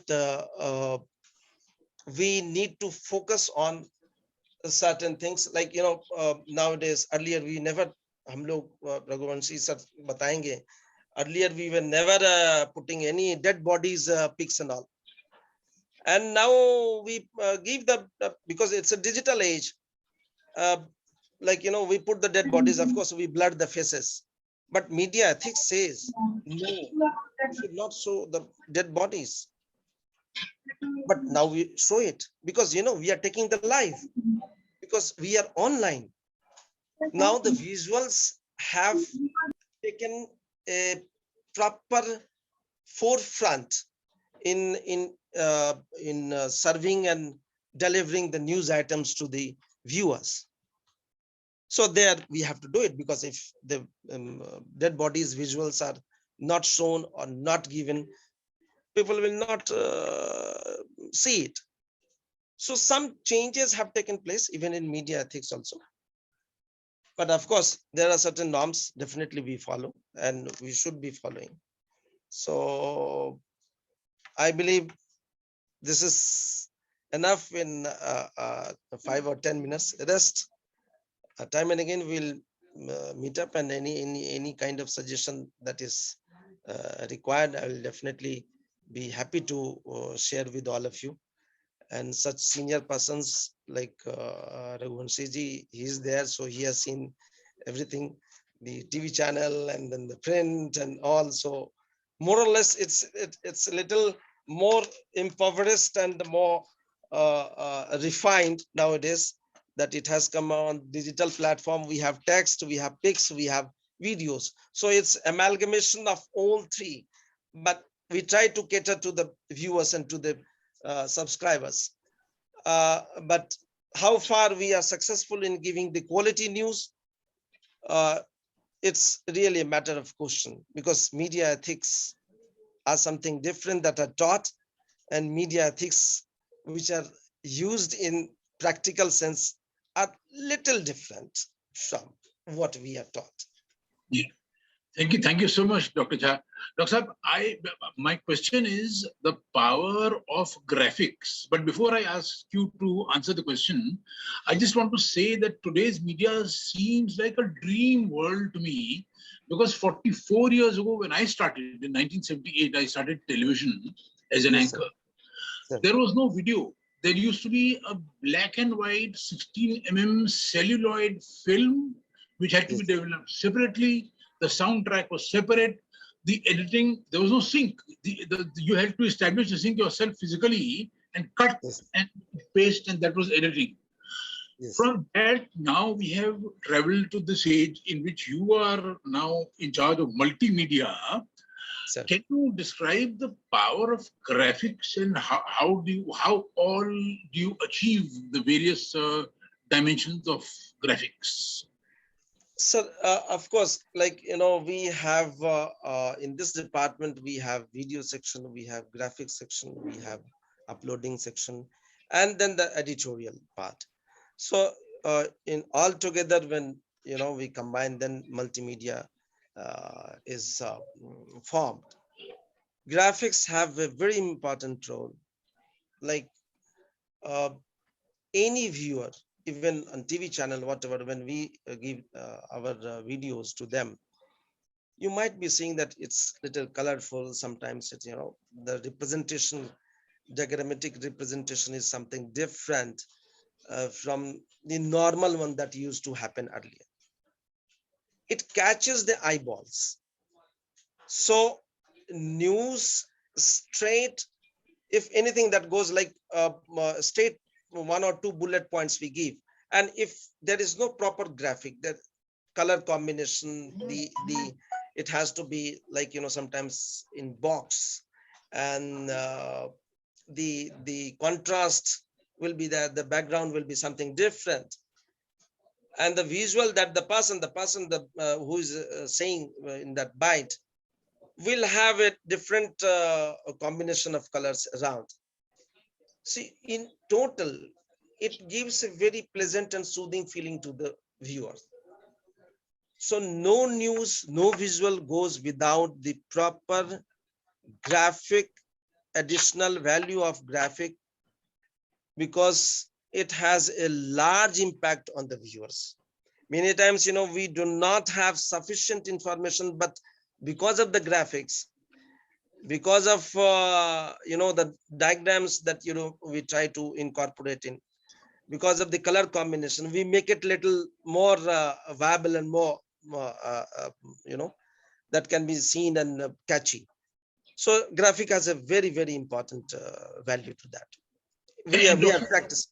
Yes. And also, what is the role of editorial board? I mean, how do you proceed editorially in organizing the team and then going ahead with the editorial thrust?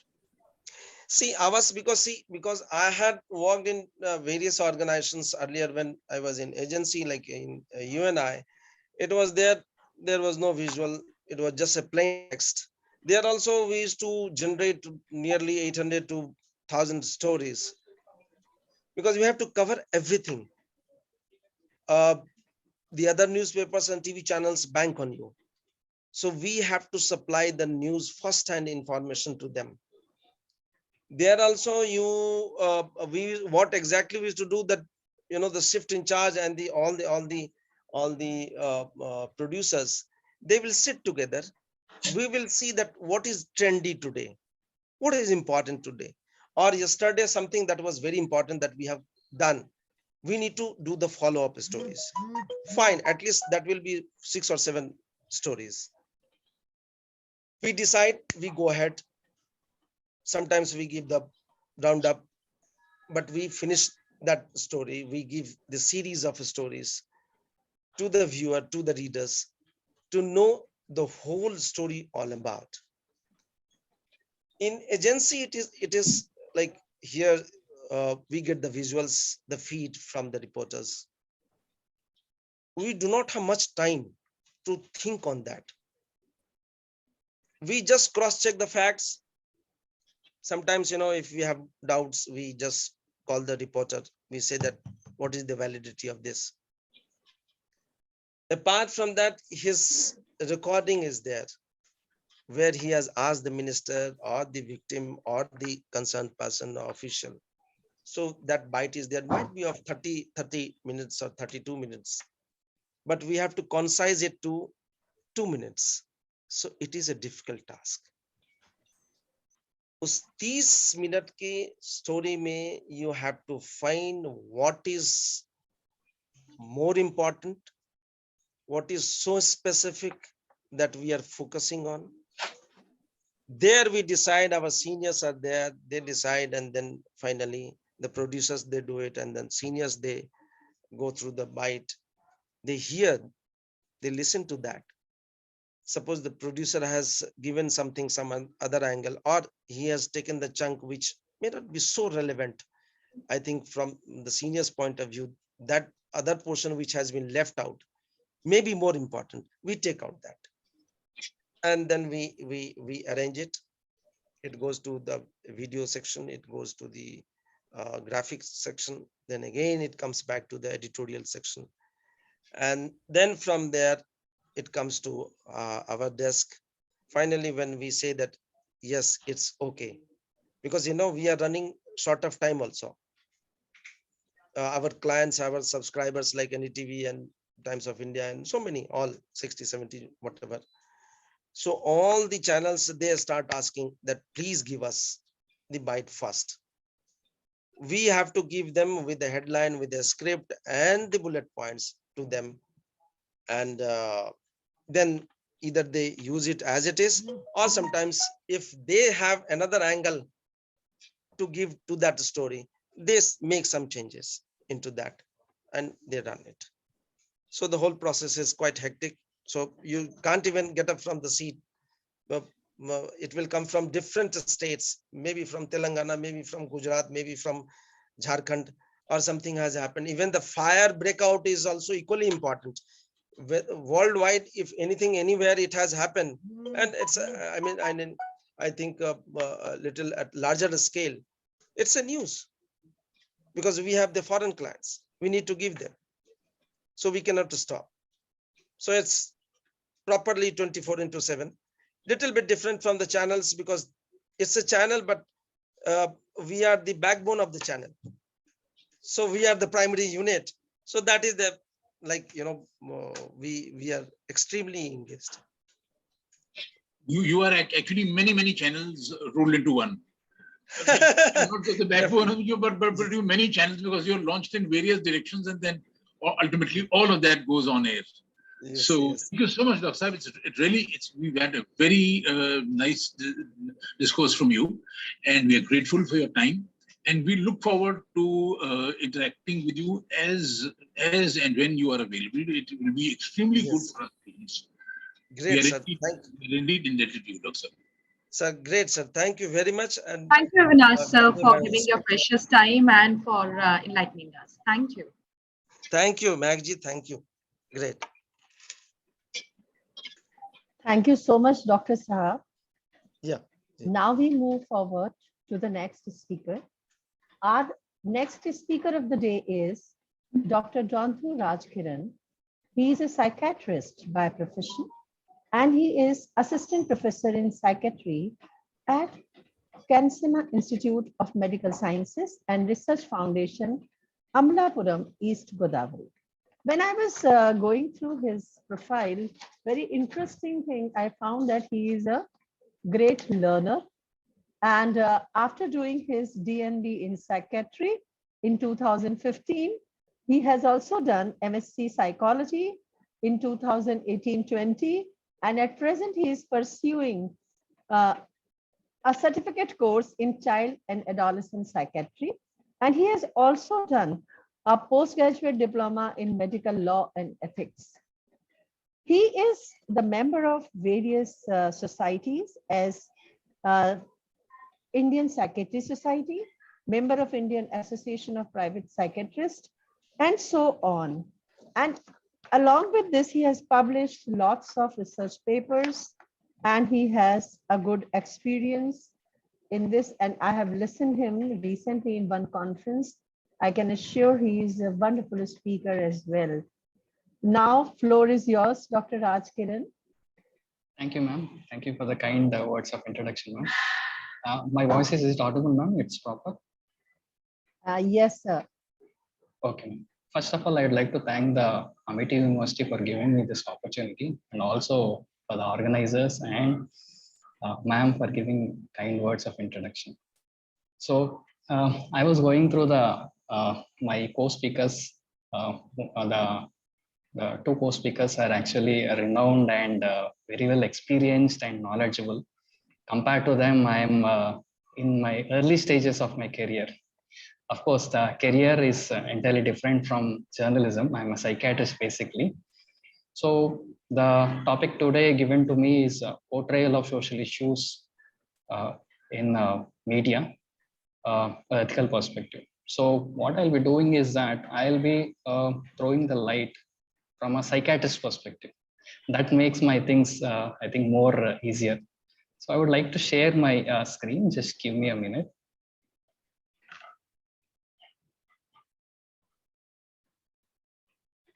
So is my screen visible? Yes, sir. Okay. Yes. Yeah. So when I went through the topic, I thought I'll divide the topic, I'll break the topic, and then finally towards end of the few slides, I'll knit together all, and then whole thing should make a sense. So what I'll be covering is ethical principles in specific to healthcare. And then media, of course, I'll not be covering much because a lot have been covered by Dr. Avinash Jha sir, and also will be covered by Ramesh sir. So I'll be covering a little bit on that, and then related social issues. Now I mentioned related social issues because social issues is a huge topic. Now, from my perspective, I have taken only few social issues. Finally, I'll end with my concluding remarks. So ethics, of course, everybody is aware of these definitions. Just a textbook definition, a set of moral principles, a theory or system of moral values. Now, these serve to guide one's action in moral decision-making situations by identifying important and relevant points to be considered. Of course, when I heard Dr. Jha's presentation, so sir was mentioning about the different varied angles of ethics. Of course, that is not there in the textbook. In relation to healthcare, I feel these are some of the important ethics which we are actually taught to us from the time we enter into our medical background. So autonomy, beneficence, non-maleficence, and justice. Autonomy is a moral right of the patient to take decisions. So here, like we mention to patients rather than client. So when a patient comes to us for some kind of a treatment or whatever the problem he has, so autonomy is where we give the patient all the rights. So we tell them that these are the different modalities of treatment, or these are the various aspects in which whatever the problem is going through can get a benefit. When we give all these things to the patient has to take a decision based on his understanding or based on his background and all those things, and then take a call what to go about, whether he wants to take medication or whether he doesn't want to take medication, those things. In the past, or I would say that probably a decade ago, it was more of a paternalistic model. That is where the doctor acts like a kind of a fatherly figure and says that this is what should be done, this is what he should do, this is how we should go about. Of course, the things are changing, but the paternalistic model is something I would say antithesis to autonomy. So the patient doesn't has any right there. So based on the Western thing, and also recently, I think everybody is well aware that Medical Council of India has been renamed or removed, and then we have NMC. So NMC says specifically that you need to follow what is good for the patient or what the patient wants. So Western versus our approach, and slowly we are drifting towards a Western approach. Of course, in future we will know, but yeah, in rural background and all those things, I come from a rural background, the place I'm practicing. So here, still we, the patient themselves want a paternalistic approach rather than the autonomy. So whenever I give them all the available things, they would say they are completely lost. They don't know what to do. Then comes beneficence. So here, the patients, whatever the good should be placed above whatever the doctor feels. So the interests of the patients are Dr. well Raj, above. sorry to interrupt, your PPT is not moving for us. I think everybody agrees with me. Is it moving now, ma'am? No, sir. Dr. Manoj, is it moving for you? No, it's static. Yes, sir. So can you share it again, because it's Yes, not ma'am. Yes, moving. ma'am. I'll stop sharing and then start sharing again. Yes.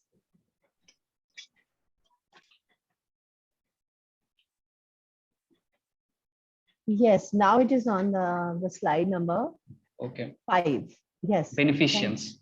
Yes. Okay. I think there is some issues with the internet, I believe. So here, whatever is good for the patient should be placed above whatever the doctor feels like. And then autonomy and beneficence actually in the medical care or in healthcare, they go in line with each other. So the best example is when we have a patient. When patient comes to us with some or the other problem, then we give them all the available things of the way of treatment and how it should be done. So here, the patient is able to take a decision, and then we place the importance of the patient well above our needs. So at the same time, there are some times where autonomy and beneficence do not go in line with each other. So I would like to quote some 2 examples. The best is, I think, in the psychiatric practice. So when a patient comes with some major psychiatric illness, usually their capacity to take decision is hampered. So in those cases, if we give the autonomy to the patient will not be able to take a decision. So he'll go against what is good for the patient, for himself. So in those cases, of course, the autonomy is hampered. So there is a collusion.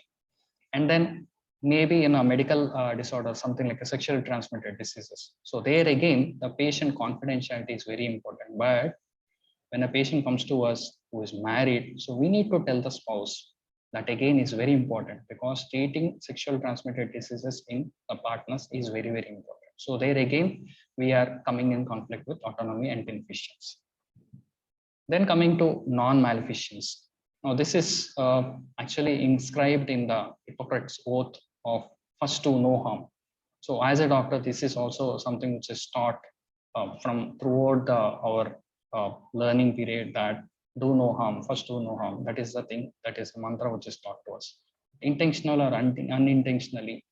And some professionals, what they do is that they place their own needs above the needs of the patient. That is when these things get affected. Again, beneficence and non-maleficence go hand in hand. The last one is justice. So when I say justice as a healthcare professional, I should be treating every other patient equally. Now that is what is our normal goal, and that is what is there behind our mind when we are treating any other patient. But sometimes it happens so that like two patients comes to us with a fever, but for both the diagnosis is the same. But for one, we need to give oral medication. For the other, we need to give some parenteral or injectable medication. Now, where is the injustice? So there is an injustice occurring there. But here, based on the background, we have to take decisions. So again, ethics here is a little difficult to say. Now, you might be wondering, why am I telling all these healthcare ethical issues here? Now, this is where this part I will interlace with the next few slides so that it makes a whole issue. Then coming to media, I think I'm not a good person to speak more about media. Already Dr. Jha has spoken, and also Ramesh sir will be speaking more on that, but just only 2 slides. So communication channels through which news, music, movies, education, promotional messages, and other data are disseminated. 2 types, broadcast and print media. And the one thing which is becoming more and more versatile, and also it is becoming a more social issue, is the social media itself. So it's a collection of online communication channels where communities share content and collaborate. Now with the, of course, with the advancement in the technologies, there is a huge leaps and bounds which are occurring in the media. It has occurred to such an extent that, of course, the legislation is unable to keep in pace with it. Of course, most of you will agree to that. So as a result of these things, so there is a violation of ethical issues which are occurring.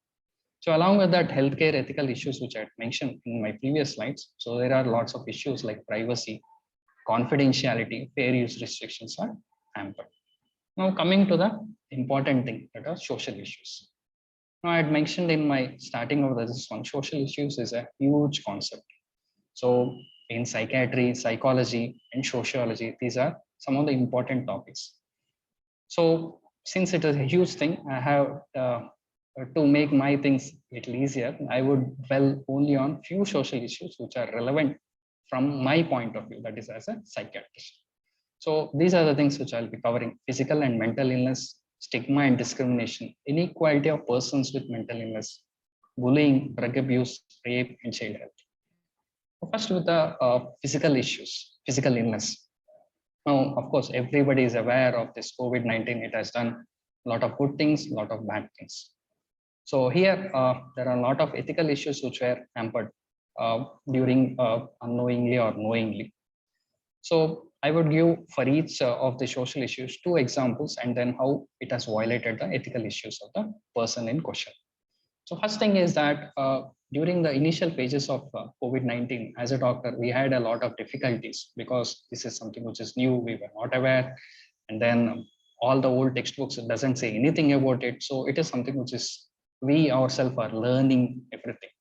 So during that time, they had used some of the already in place techniques. So in that one is contact tracing. So in contact tracing, what we do is that a patient who comes as a positive, that is COVID-19 positive, for example. So we try to trace the patient details, for example, from where, if he has come from abroad, so what flight he has taken, where he has got down, from there where he has went, all the places he has visited, all the people who had visited, and then till the time where he was got into hospital or caught by the medical people. Now this is something called contact tracing. So during this time, the whole period, who are the people who have come in contact, they will be contacted again. They will be found out if there are any symptoms. If there are symptoms, they will be put in quarantine. So this is for the safety of the society as a large.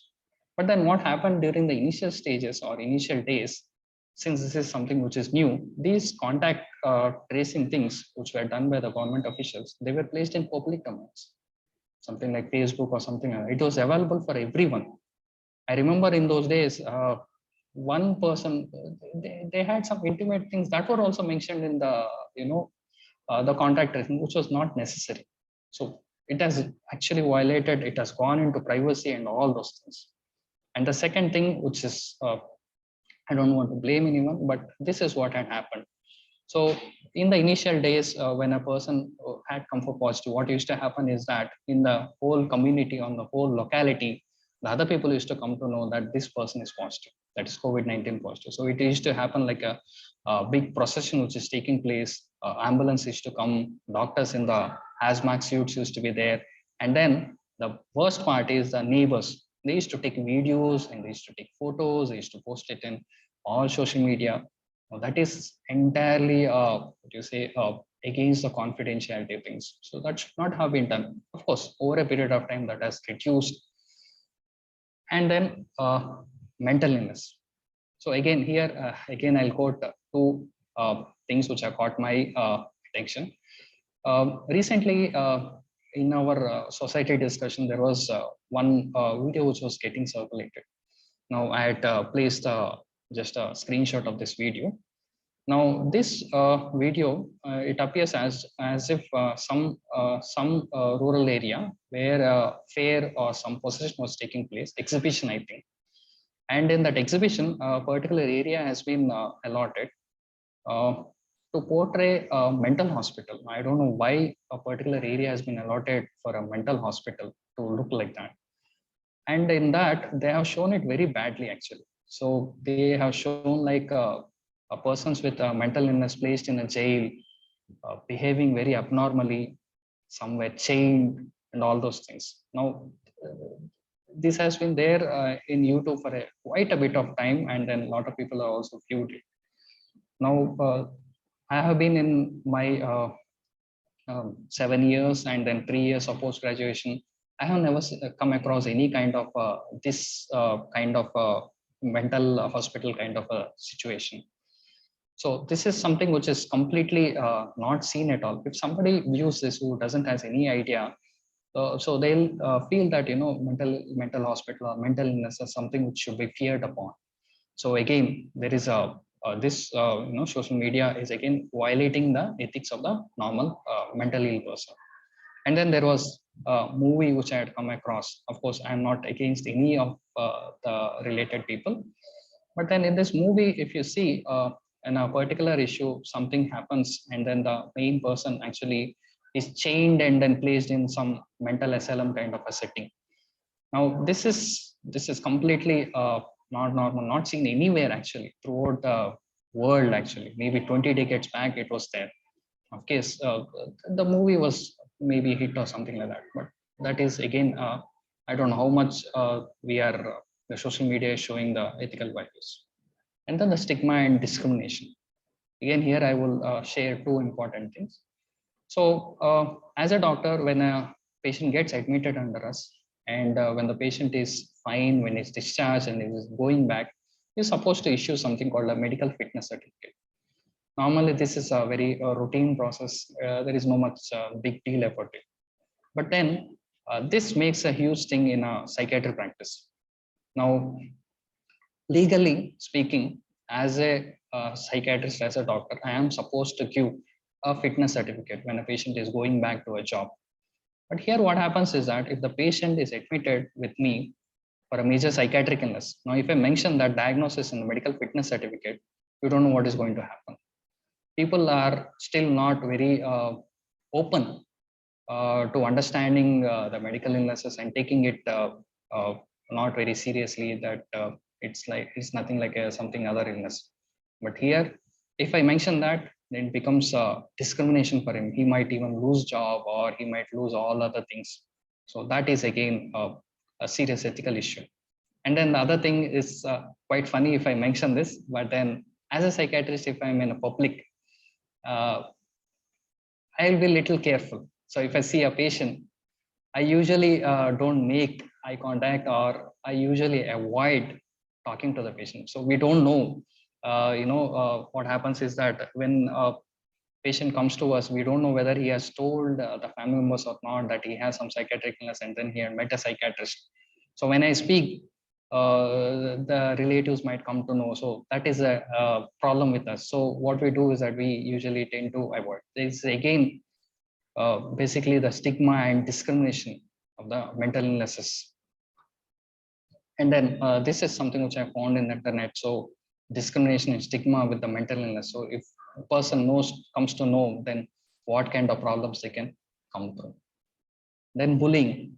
Now, we are all very well aware of different OTT platforms, and I think everybody has their own view of these OTT platforms. I agree to that. Even I do watch some of this OTT web series and all those things. But then in some of this series, actually, bullying is something which is shown very drastically. They show it, and then they say that after a few years or something like that, the person in question becomes a sociopath or psychopath and all those things. Now, when they show it, why don't they show anything how to reduce that? So it's something like, question left open. So you don't want to answer it, but then in order to, I don't know, in order to increase their subscribers and all those things, they make it in a very drastic and a dramatic way. Now, when in our clinical practice, if bullying comes, it's something very, it's a very huge thing. It's a very disheartening for us, even in the children.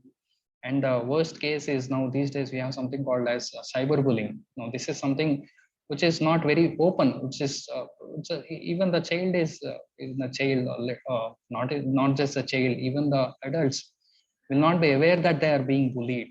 So that is a kind of thing. And of course, the psychological impact which will have on the future is of course a very different things. Then coming to drug abuse, and of course, I think everybody is aware that recently there was a heated discussion which was going on in the social media regarding promotion of this particular item. Now, of course, one person had felt very bad and then they apologized for all those things. But then the government is taking such good initiatives in order to reduce the drug abuse. So like, for example, in the cigarette packets, at least 65% of the one side should be pictographic representation of what harm it causes. But then again, the opposite side, there are people who are saying they are promoting it. And then we have this even alcohol. So they in the media, they are not supposed to give any kind of advertisements, but they mask the thing and then they show the advertisement in a different aspect. But the person who is viewing, they know what actually they're advertising. So it's completely unethical how they are doing it. Of course, since it is not illegal, so they are going ahead with that, I believe. And then rape, it's a very sensitive issue. Of course, Dr. Jha has mentioned the things associated with that. But then as a psychiatrist, a person who has a victim of rape, they should be given complete confidentiality, complete privacy and all those things. I don't want to, this is what, and then child health. Of course, these days we are getting a lot of cases after this COVID pandemic where the social media has become so common. So I will just tell a few points about a case which I had seen recently. Now, this child is around 10 years old. Previously used to go to school, everything was fine. After the onset of COVID, he was given a mobile phone actually. And then he, during this time also, the internet facility was also given to him to attend online classes, I believe. During that time, he somehow got he got hooked onto this using PUBG game. And then he has gone to such an extent that throughout the day he would spend somewhere around 5 to 6 hours. And then to an extent that the whole 2 GB of memory of the data for that day is over. And it has gone to such an extent that he actually in the real life started jumping from one house to another house. It was a slum area, luckily. So the houses were not very more than the ground floor. So he used to jump from one floor to another floor in a belief that what is going on in the PUBG is something like a real thing. So that was the thing actually that made the parents to bring to us. And also in this PUBG and all those related games, it's a arcade game. So when they shoot, the blood color and all those things come. So they get sensitized and then they feel that that is a norm. So that is what the child was telling. He doesn't have that, that normal thing, which is that fear when they see the blood. That is actually slowly going on down. So that is one thing. And another thing is that giving a phone to children to keep so that the child remains quiet when the parents are doing some kind of a work. Probably this is a very normal thing which we see.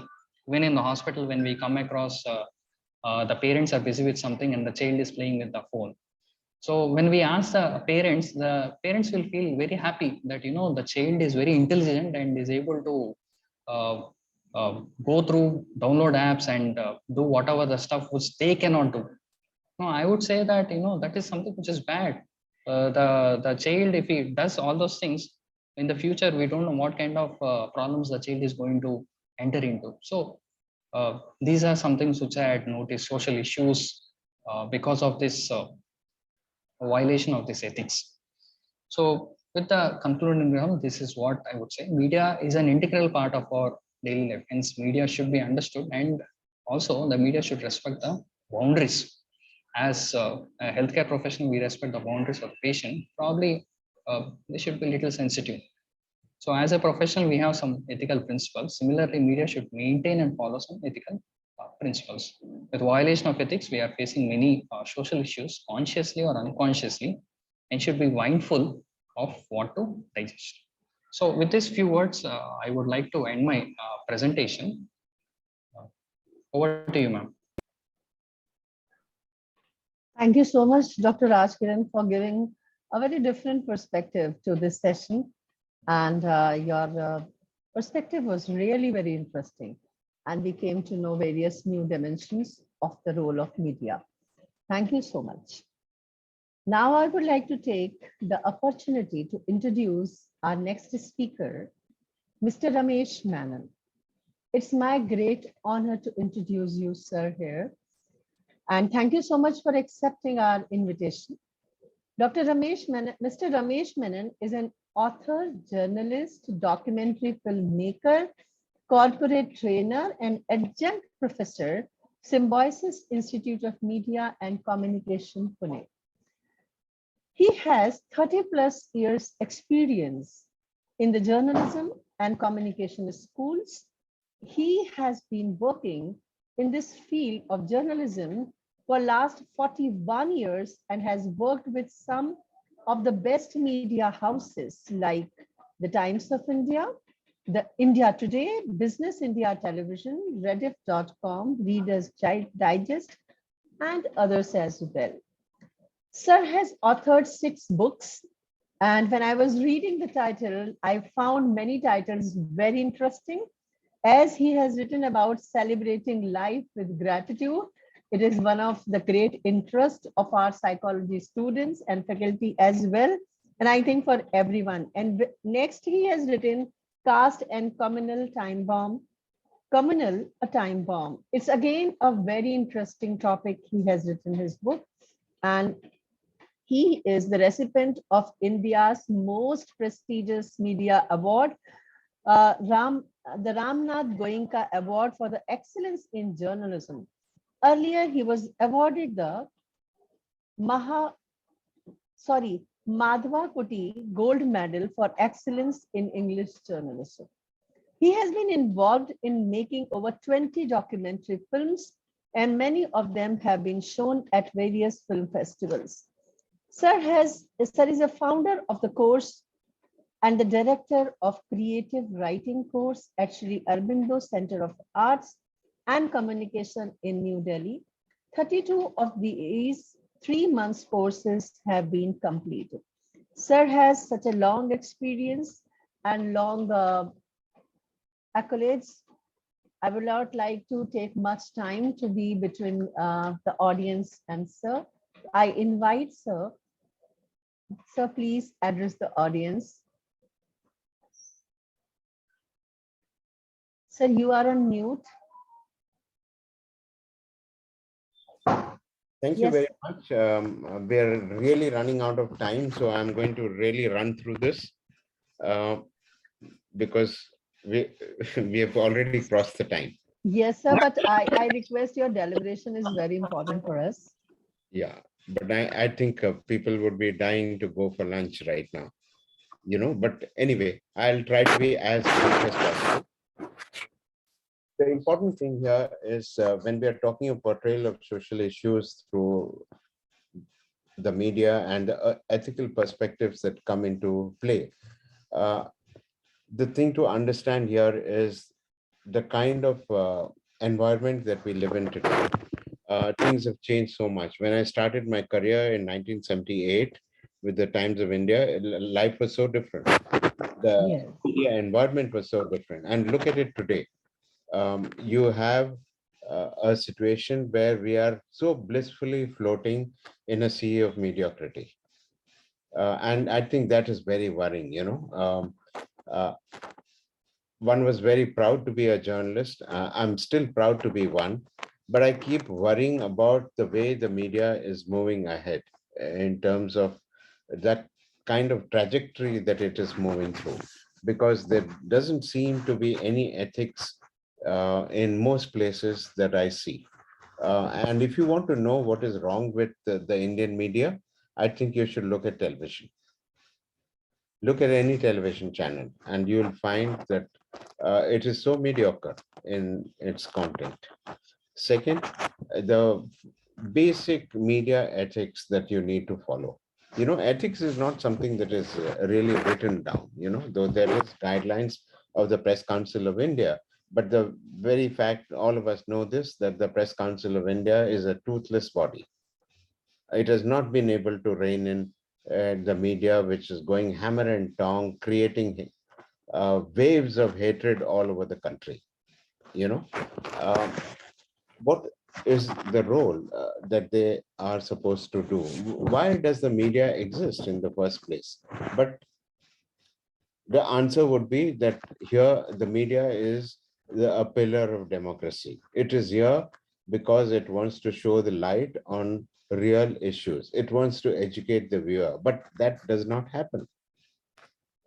Instead, it is fanning hatred all over the country. It is fanning a lot of fear. It is fanning a lot of negativity. And media ethics, unfortunately, has gone out of the window. Now, there are unsaid laws, but ethics come from your conscience. Unless we have a personal quality of conscience, unless we have that moral principle, each one needs to have that, and if we don't have that, there is no use in having guidelines. That is why I say each one of us must have a personal philosophy of life. And when that is lacking, you'll find that people are running all over the place because they do not have that kind of guideline in their head, in their DNA, to follow the right principles to ensure that they do their job. Why have they become journalists in the first place? Is it to create that kind of tension in society? Is it to push fake news? This is a very, very big issue today, that fake news is all over the place. Look at our social media. At times you don't even want to look at Twitter. At times you don't want to look at other platforms of the social media because it is furthering one lie after the other. Every journalist must have a sense of personal ethics and a kind of a moral compass which guides him or her. The media landscape today is changing very, very dramatically. We don't even know what the future is going to be like. I can't tell you what the next 2 years are going to be like, but that is the point, that the landscape is changing so fast. The challenges are very huge. Every channel is trying to chase the TRP, and the ones who get right onto the top, they are catering to the lowest denominator of public taste. And this is the tragedy, that the others are also forced to follow that. But why can't media organizations tell themselves that they're not going to be in this race? They are here for a certain job. They are here to guide their viewers into getting the right perspective. News as it is and not colored. But that is not happening at all. Everyone is copying the lowest denominator of public taste because they want to be number one. One of our speakers already spoke about this. Today we have trolling, we have anonymous attacks, we have curbs on free speech by vested parties, we have stereotyping, we have unhealthy comparisons, we have fake news, we have defamation, we have false charges, we have prejudices, we have biases, and we have finally the twisting of the truth. That is why media persons need to constantly watch and look into the mirror on what they are doing and checking their facts so that they don't violate the basic ethics of telling the truth. The media is supposed to get its viewers and readers into the critical thinking mode. But that is not happening as half-truths are being orchestrated by the media. It also helps the media to not look beyond the obvious, to give you the stereotype news and not look at the larger picture. It aids them in looking at different layers of the story and provides perspectives to the readers and viewers who are hungry to get them. Again, very little of this is happening. Having said that, let's look at how the media covers social issues. Representation of Dalits, representation of backward castes, representation of minorities has in the Indian media has always been skewed. Look at hordes of social issues that concern them, like equality, justice, level playing fields, migration, basic rights, literacy, access to health services, and other programs, and you will soon get the picture. In a society that is largely dominated by the upper caste, this is bound to happen. In a society where patriarchal attitudes continue to flourish, what can we expect in terms of gender justice or even empathy for causes in that arena? You would see that issues of gender, which is very, very crucial in a developing society, is not really being addressed the way it should be. It is cosmetic and is superficial. As the media largely painted the farmers' agitation with a negative brush and ignored the real issues concerned with agriculture that is burning into the lives of farmers in India today. The farmers from Punjab and Haryana who are more wealthy and who are more organized, they started their own newspaper called Crawley Times because the media was not showing us the real picture. Now, everyone can't do that. Marginalized sections of society are not so well organized to start their own media organizations. At another level, a farmers' protest in Maharashtra where they trudged 200 kilometers from Nasik to Mumbai was celebrated by the media. But another protest by Dalits at Bhima Koregaon was demonized and attacked. The media did not stand with numerous activists like Sudha Bharadwaj and poet Varavara Rao, who are still in jail.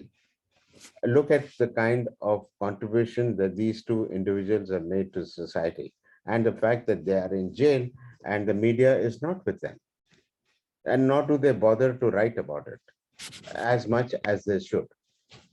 Because the media needs to hold a candle to society, a mirror to society to tell them what is happening. If there is any social issue that is going to affect each one of us in the future, it is the damage to the environment today. How is that being portrayed by the media? More often than not, the media is batting for the industry that is doing very little to repair the damage that they inflicted while developing their business and while they are laughing all the way to the bank. Most media organizations do not even have a designated environment reporter, but they'll definitely have a business bureau, a huge business bureau, because that is where the money is. Our ethics should tell us not all the time to chase money, but also to focus on areas to build perspective among our readers and viewers and act as pressure groups to force policymakers and politicians to tread on the right path towards sustainable development. No one is against development, but it has to be done with minimum damage and must be sustainable in the future. A lot of stuff that is being peddled by the media today is cleverly packaged fake news or propaganda, and little care is taken to fact check it. With information available on different platforms today, fact checking has become an important component that cannot be ignored. wrong facts can have serious consequences, as we have seen in the recent past, and it can lead to irreparable damage. The collateral damage in this can be permanent in nature, and society will pay a very, very heavy price for it in the years to come. Even information that comes from primary or secondary sources need to be fact-checked. If you have to figure out what is wrong with the media today, I told you earlier, you just have to look at Indian television to look at the level of debates that we have every day at prime time. Look at the kind of guests that they get on the shows and the content that is spewed out by the guests. There is no credibility, there is no accountability, and there is absolutely no sense of ethics which is followed. And they keep fanning anger and hatred to whip up trouble where there is none. Rumors become news as fake news becomes the order of the day, with news stories being manipulated to push a certain agenda and play to the gallery. There is a serious crisis in the kind of content we are peddling in the name of news and analysis. It is getting more and more mediocre by the day. Just having good production and technical qualities is not enough. The technical qualities today are superb, but look at the kind of content. The content has to have some depth and perspective and not just have shouting abusive heads on television. The tragedy is that these mediocre programs that fan anger and hatred are attracting eyeballs. And as the TRP of these channels rise, other sane channels also mimic it and slip into a mediocre, senseless race to become number one. In the process, the basic ethic of being objective in journalism has been thrown out of the window. So has accuracy and deep prejudice. There is a clear-cut bias that is visible now in both print, television, and the online media. The ethical parameter is to present news as it is and not color it and package it or force a point of view on the reader. Every story has a narrative, and every story has two narratives, and it is our business to show those two narratives. That is why verification of news is necessary. That is why research is also necessary, which is hardly ever done. Then there is representation that is missing. Representation of different classes of marginalized people, of different castes, of different cultures, of the physically challenged and the underprivileged. After 7 decades of independence, can we see any diversity in the Indian media which can be labeled as truly inclusive? Interestingly, a recent study by Oxfam and News Laundry exposed the fact that the upper caste dominated in leadership positions in the media. Take a guess at what the percentage is of the upper caste leaders in the media. I'm not even waiting for an answer. It was 100% in Hindi television. It was 89.3 in English television news, 91.7 in English newspapers, 87.5 in Hindi newspapers, and 84.2 in digital media, and 72.7 in news magazines. My question is, why are the Dalits missing? Even anchors, panelists, and writers are predominantly from the upper caste. To conclude, some of the recent events like Bhima Koregaon violence and the suicide of Dalit scholar Rohit Vemula should worry us as the mainstream media that shamelessly trivialized Vemula's suicide by questioning his identity as a Dalit. Again, it is mainstream media that propagates attitudes like caste, saying that it does not matter anymore, when it does matter in every corner of India. Caste politics, they say, does not work anymore, but we all know that it is caste politics which dominates India.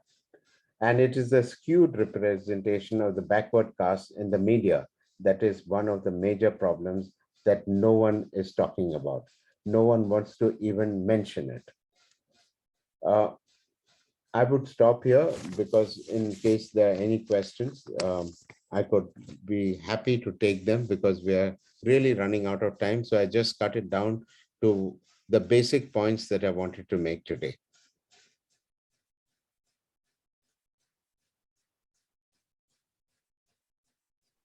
Thank you so much, sir, for really an eye-opening session for many of us, because the facts you have shared are really very important for all the people to know. And these are really data and facts which you have shared. May I ask the question? So I have a few questions for you, sir. Yeah. So, sir, I wanted to know, as you have made so many documentary films, so what were the ethical challenges you have dealt with during this experience? The ethical challenges was not to succumb to pressure. One of the films is called The Slow Poisoning of India. And this talks about how pesticide has got into our breakfast, lunch, and dinner. And how the soil in the most flourishing parts of India, like Punjab, has got completely destroyed by an overuse of pesticides. Now, there was so much of pressure by the pesticide industry not to do it, not to make the film. But ultimately, the film was made. And now the pesticide industry has also ensured that the film has got buried. These are the real life challenges that you have. But the fact of the matter is the film is available. In spite of the fact that it has been buried by the producer and the organization which funded it. It has been brought back to life by YouTube. Someone has put it on YouTube. So, you know, what I'd like to tell students today is there is going to be censorship, but everything cannot be censored. The social media is there for you. The internet is there for you. So there are a lot of new ways that you can explore to fight to tell the truth. Thank you so much, sir, for a very wonderful answer. The next question for you is, sir, in your journey as a journalist with many organizations, what are the role of this human value you have found to be successful in the career, in the profession as a journalist?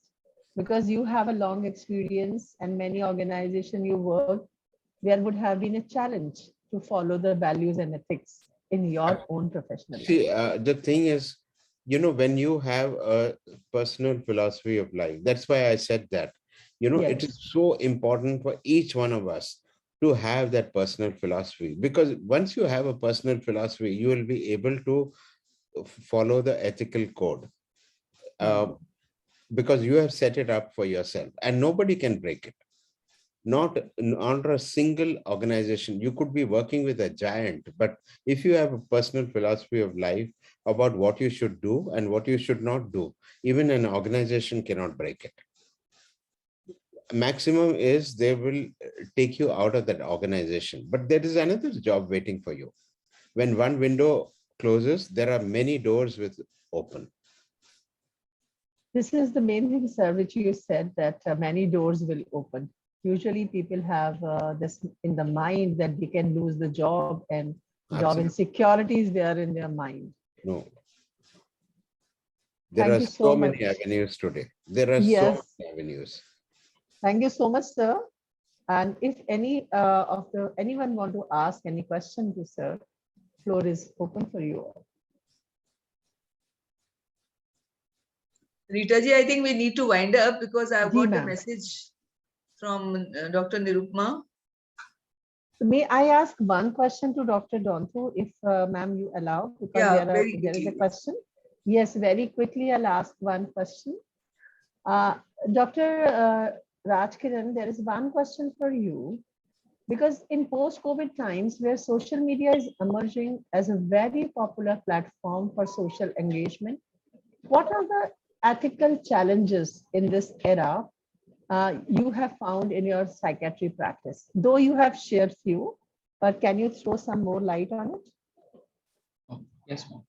So, yes, social media had a lot of things. Actually, it helped us to find a lot of things. For example, from our doctor's perspective itself. So during the time of COVID, social media had actually helped us where to find the oxygen cylinders, where the oxygen available, where the number of beds were available, or the number of beds were filled up and all those things. So it was a very real time and it did really help. But when you see the other aspect, there were patients who were in the hospital, who were well and who were very ill. So who were maintaining well, they used to put in the social media that the person who is lying by the side of me is not doing well, and posting pictures. So there is a lot of this privacy and confidentiality which were going through, which were impinged upon. And then there were also issues where, during this time of COVID, our hospital had around 300 to 400 patients. And the number of doctors which are available to treat these number of patients were very few. So it was like a difficult time for us, and it was humanly, I would say it was a very difficult for us to psychologically go through. It used to happen in such a way that sometimes the patient is dead and we were having difficulty in identifying the patient. So those were the ethical issues. And then the other patient used to post those photos that this person is dead and the dead body is lying by the side of me. So there are good things and there are bad things. The bad things, these are some of the internal things which I could say. Very severe issues, it means, which common people even cannot imagine which is being faced. Thank you so much, Dr. Rajkiran, for answering the question. Now, I would like to invite Dr. Manoj Raghuvanshi, sir, to sum up the session. Thank you, ma'am.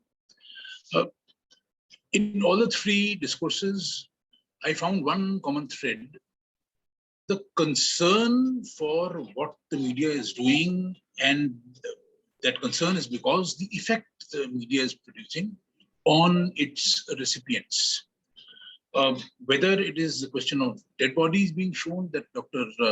Avinash Kumar Jha raised, or the question of the social media raising sensitive issues without the sensitivity that is needed for the media, like showing a rape victim or not concealing the identity of a rape victim, or the case of mental illness or a case of COVID being highlighted in the media.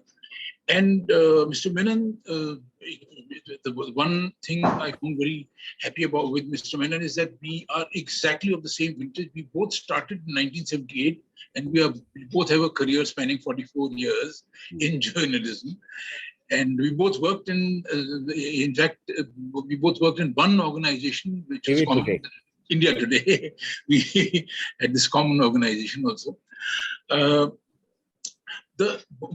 He's given a wider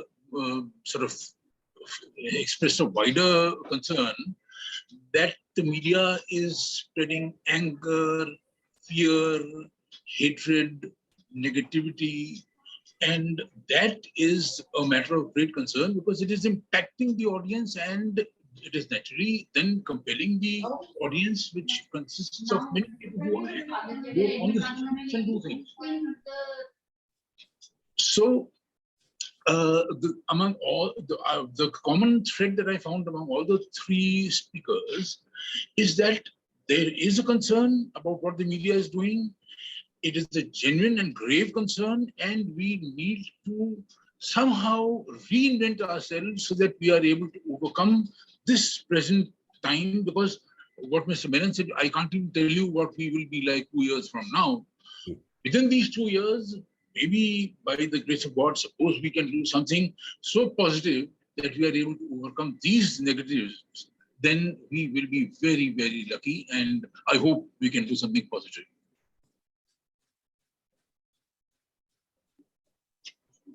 Thank you so much, sir. Thank you so much for summing up the session. Now I invite Dr. Mehak to extend the formal vote of thanks. Thank you, Rita ma'am. First of all, I would like to extend my most sincere thanks to our honorable speakers, Dr. Avinash Jha, Dr. Raj Dontu, and Mr. Ramesh Menon, who spared time from the busy schedule to grace the occasion. with your style and own ideas of explanation of everything. I mentioned my deepest sense of appreciation and would place on record my hearty thanks to all the speakers because of whom we have made this conference possible. Thank you so much, all the speakers. I would also like to extend my thanks to the organizing team members because events cannot happen overnight. So as the wheel starts rolling weeks ago and requires planning and bird's eye for detail, here we are fortunate enough to have such a strong, dedicated and motivated team members. I would also like to extend my thanks to Dr. Ranjana Bhatia ma'am, Rita ma'am and Manoj. Thank you so much, everyone. And thanks to the audience for attending the conference. Thank And you. also gratitude to the IT team for giving all support. Yes, ma'am. Yes, ma'am. Thank you, IT team. Yes. Thank you so much, all of you. Thank you.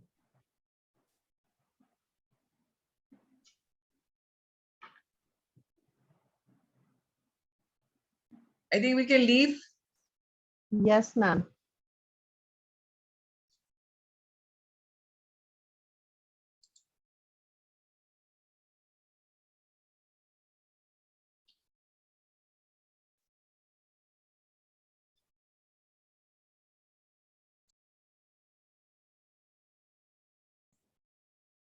Good afternoon, sir. Good afternoon, Dr. Sharma. Welcome to the session.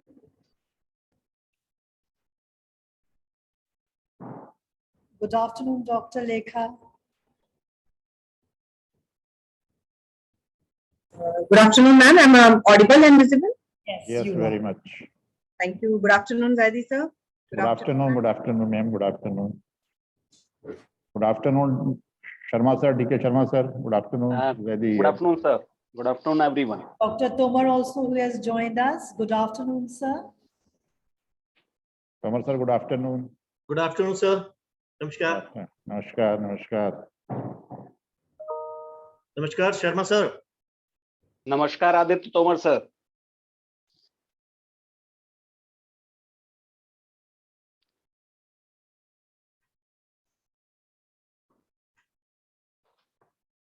Good afternoon, ma'am. Nirupma ma'am.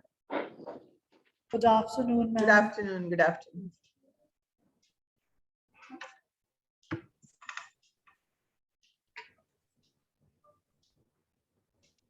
We have everybody joined.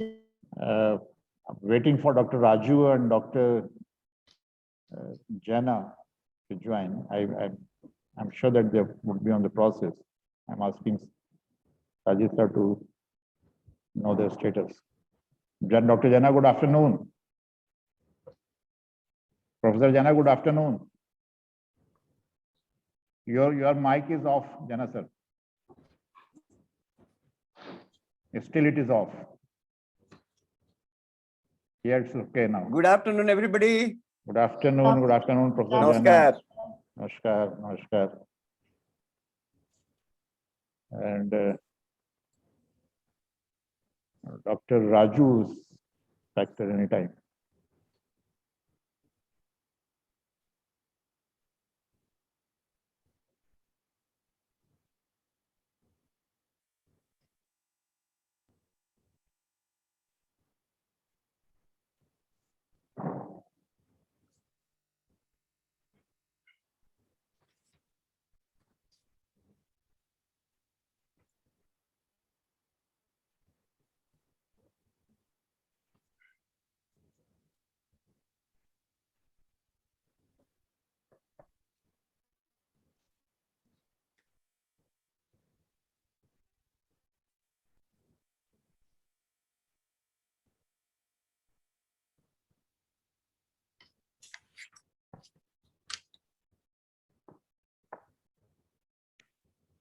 Rajesh sir, what is the status of Dr. Raju? Sir, I just had a phone call with Dr. Raju and he is joining in few minutes. Okay. Yeah. Thank you, sir.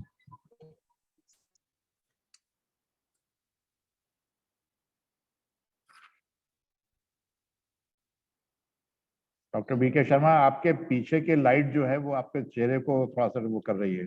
अगर आप पीछे की light बंद कर सके तो it will be. जी जरूर.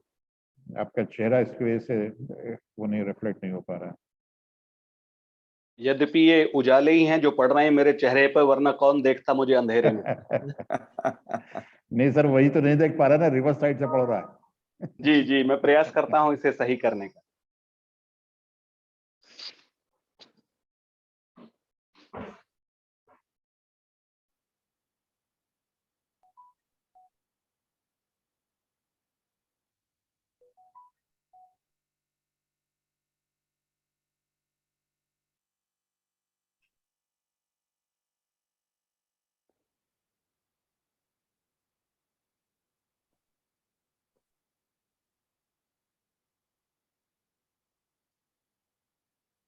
Oh, it's okay.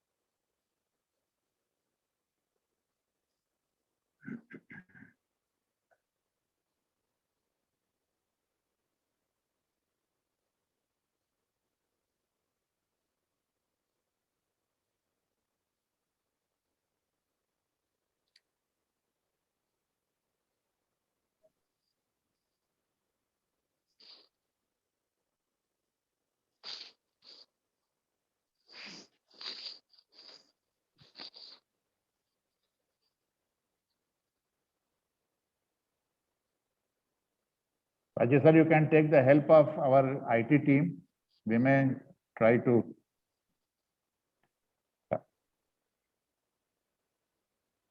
Sir, Raju sir has just confirmed that he is joining. And regarding Dr. Lakra, he will be joining by 3 p.m. Yes, That he told me. Yes. That right now he's in the meeting, he will join at 3. Yes. Dr. Raju. Once Sir, we are waiting for him just.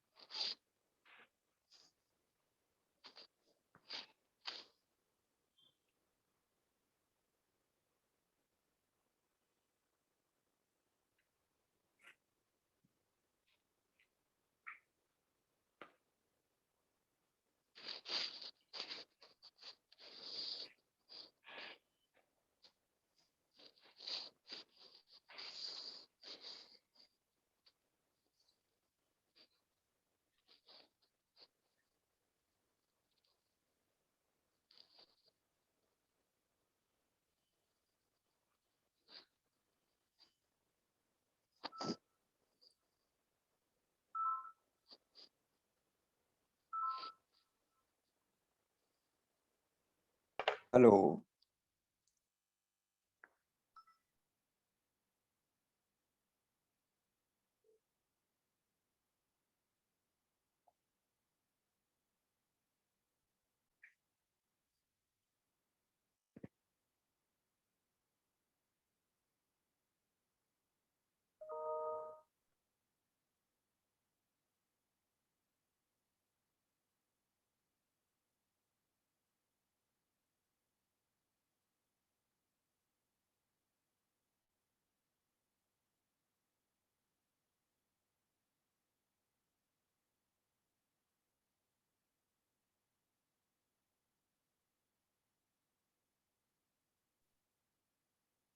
May I suggest that kindly start the session because, by 3:15 and all, if you can wind up, then because we have the valedictory session.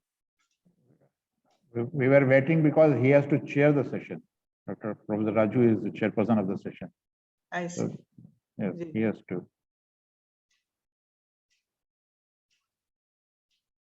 Rajesh sir, what is the status? So just now I Yes. again spoke to him and he said that he is joining in a moment. He's stuck into some clinical work in the department. Sir, I've requested him again. Just 1 minute, like.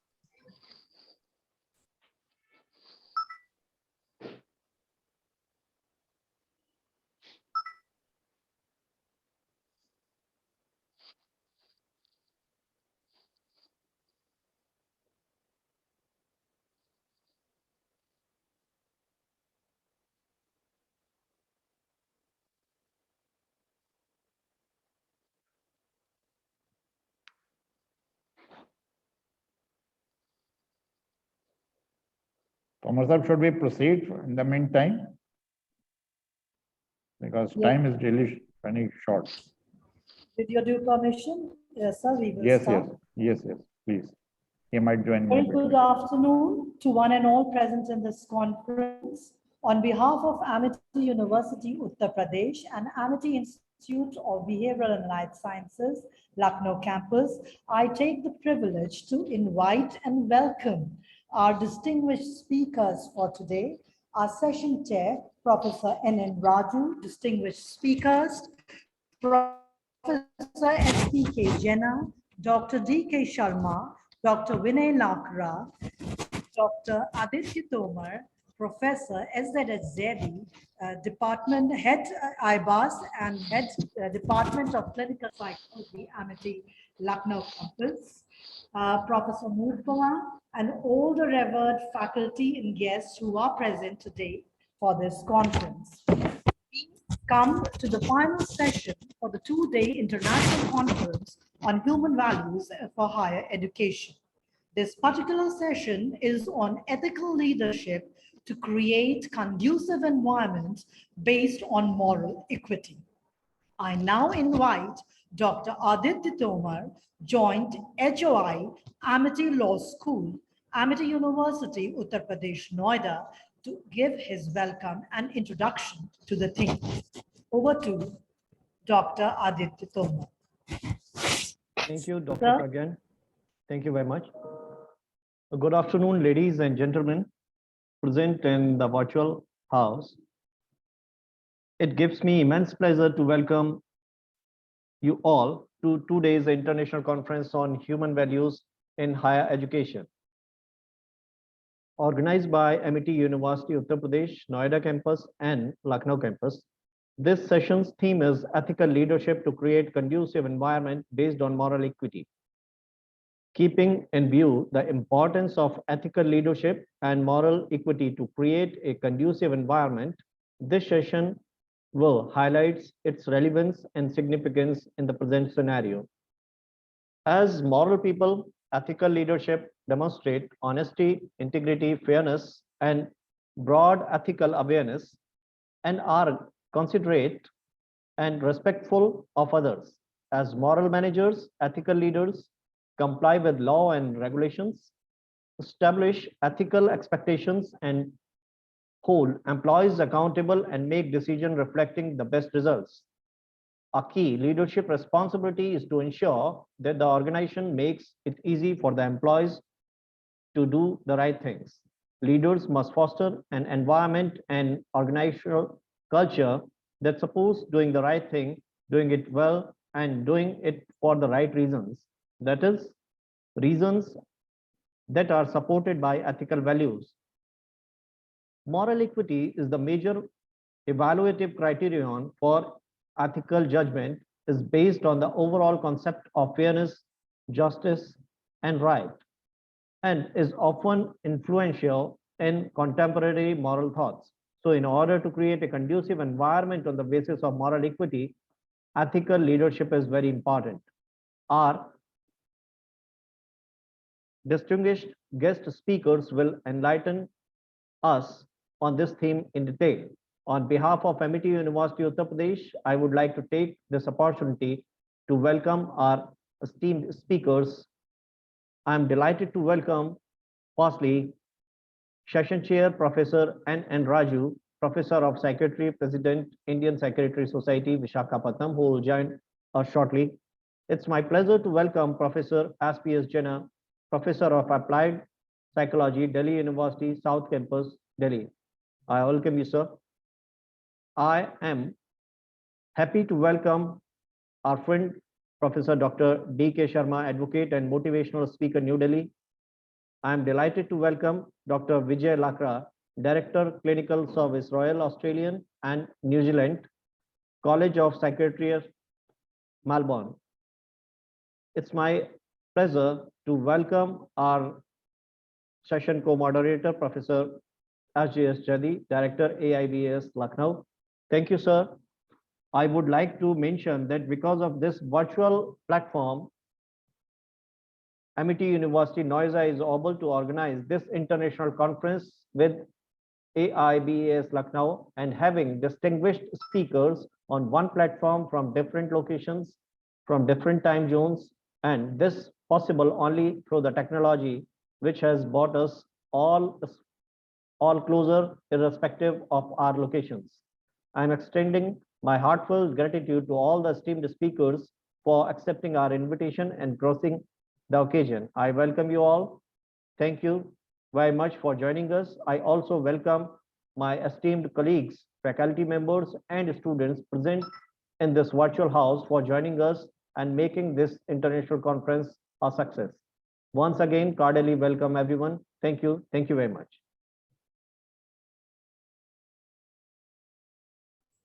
Thank you so much, Dr. Tomar, for setting the tone of the session with your introduction to the theme of today's session. May I request Sajid sir to find out if Dr. Raju has joined in, because next is his introduction.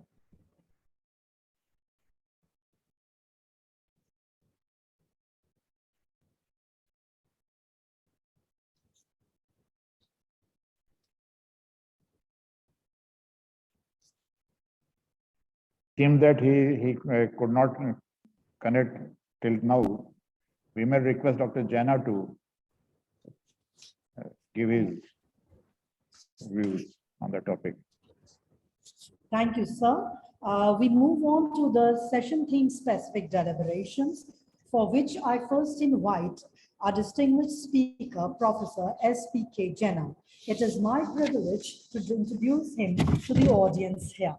Professor Jena is one of the luminaries in the field of psychology. He has over 36 years of teaching experience with more than 10 years of and the equivalent amount of years in his research. He has graduated and done his master's in psychology from the Utkal University, Bhubaneswar, his MPhil in medical and social psychology from NIMHANS, Bangalore, and PhD of clinical psychology from the Central Institute of Psychiatry, Ranchi. He has edited 9 journals, published about 50 researches, 12 book chapters, and 6 reviews. He has 3 exceptional books which he has published, of which we have been. Yeah, I can see Dr. Jena here. Yes, Dr. Jena is here.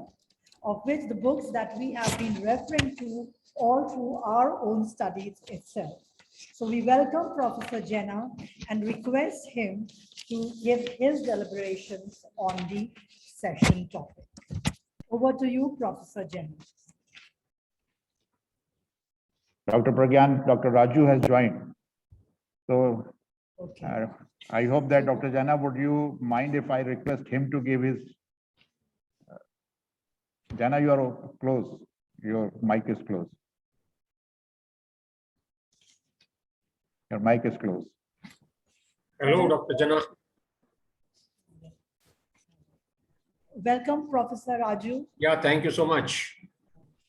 So good, you were able to join us. We are just beginning with the session, and we are privileged to have you as the session chair. A brief introduction to our second chair, the session chair, Dr. N.N. Raju. He is an eminent psychiatrist with 30 years of clinical experience and 10 years of clinical research experience. He is ex-professor of psychiatry at Andhra Medical College, an MBBS from Jawaharlal Nehru Medical College, and MD Psychiatry from Central Institute of Psychiatry, Ranchi. He is at present consultant psychiatrist to Maharishi Institute of Neuropsychological Disorders, Visakhapatnam. With this brief introduction of yours, I request you to give your thoughts on the theme. Over to you, Professor Raju.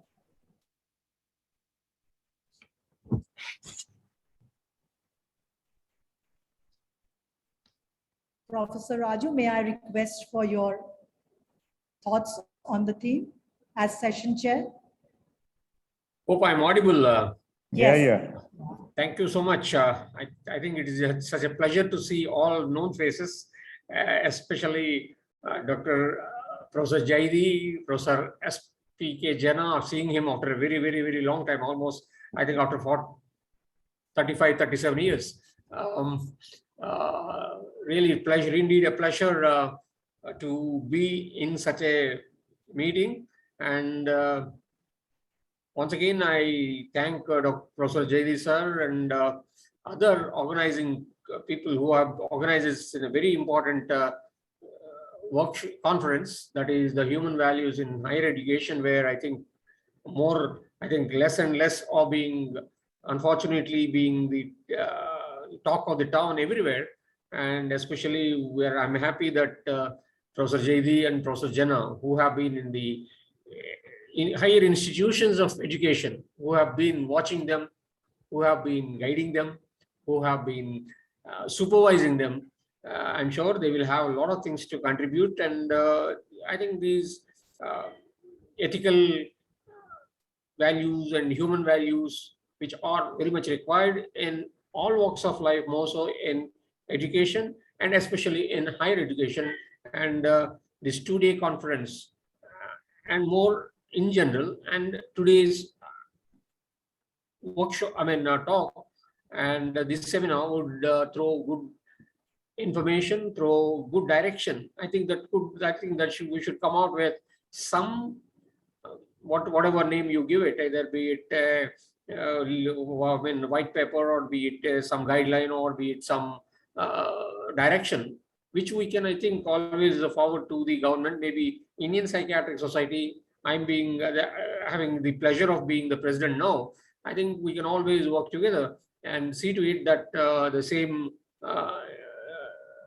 thing can be passed on to the government and do some good work. So I think IPS could be more than happy to be the bridge between the education institution, especially the higher education, and also with the government of India and other states.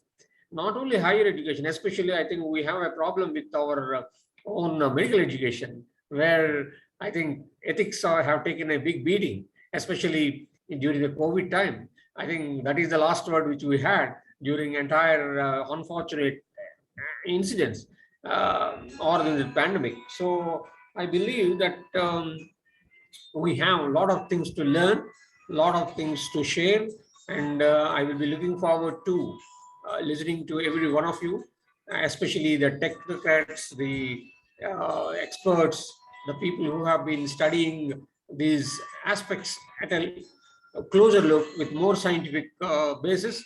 And I would be looking forward to listening to them. And at the end, most probably would be more than happy to have a dialogue, an personal dialogue and interaction to see what best we can do, what the final outcome of what we have done today. And so that I think IPS would use their wisdom, use their knowledge, use their scientific contributions, and see to it that we can do work together. I hope, I request, and also I will take the help of Professor Jaidi and Professor Jena in realizing these things. And I'm sure the other equally important persons are there, like Dr. D.K. Sharma, Professor Aditya, Dr. Preeti, Dr. Vandana Sharma, many, I think Dr. Lekha Rani, a lot of people whom I may not personally know, but I'm very sure they will be quite quite helpful in achieving these goals. Once again, I thank you for inviting me to allow me to share the screen, and looking forward to such programs in future too.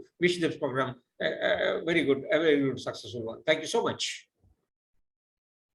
Thank you so much, sir. We will definitely reach the outcomes that you have just mentioned with this conference. So would you be sharing? No, over to Professor Jena.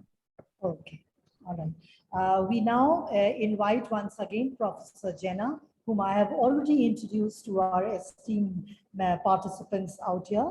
May I now humbly request Professor Jena, Professor of Applied Psychology, Delhi University, South Campus, Delhi, to give his thoughts on the theme. Sir, over to you. Good afternoon, everybody. Am I audible? Yes. To all of you. It's a nice occasion to meet old friends and remember the old memories. And we live with memories also to a large extent with the realities of life. Thank you, Professor Raju, Professor Jaidi, Professor Lakra, Professor Sharma, and all the organizers. I'm thankful for giving this opportunity to speak on the topic which is very close to my heart too, that is ethical leadership. Ethical leadership to create conducive environment based on moral equity. Today's world is an unequal world. In spite of our 75 years of freedom, we still try to solve this puzzle. We see a lot of difference between people, human beings. The services which we provide are unequally distributed. There is a need for distributive justice. And from this perspective, today's topic is very relevant. When you talk about leadership, leaders are the ones who have changed the world. And the ethical leaders are the ones who have looked for justice for everyone. Not just changing the world in one way, but bring justice to this world and see that everybody gets justice, no matter whatever is the personal conviction about morality or equity. When we talk about values and ethical leadership, of course, we talk about the ethical leadership, and ethical leadership is nothing but value-based leadership. We talk about values which are missing in the current discourse, current interaction, human interaction in our day-to-day life. We are so concerned. That is the reason for which we are so concerned about values. Values are generally understood as ethical standards, the principles that are considered to be important and beneficial for all of us, either for the individuals, for the society, for the organization, or for the culture. And when we try to inculcate values, it transcends from the individual understanding, individual introjection of values to the families, to the organizations and the culture, so that value prevails in our current practice, in current interaction with people. And what is most important is that there must be a coherence in practice of values.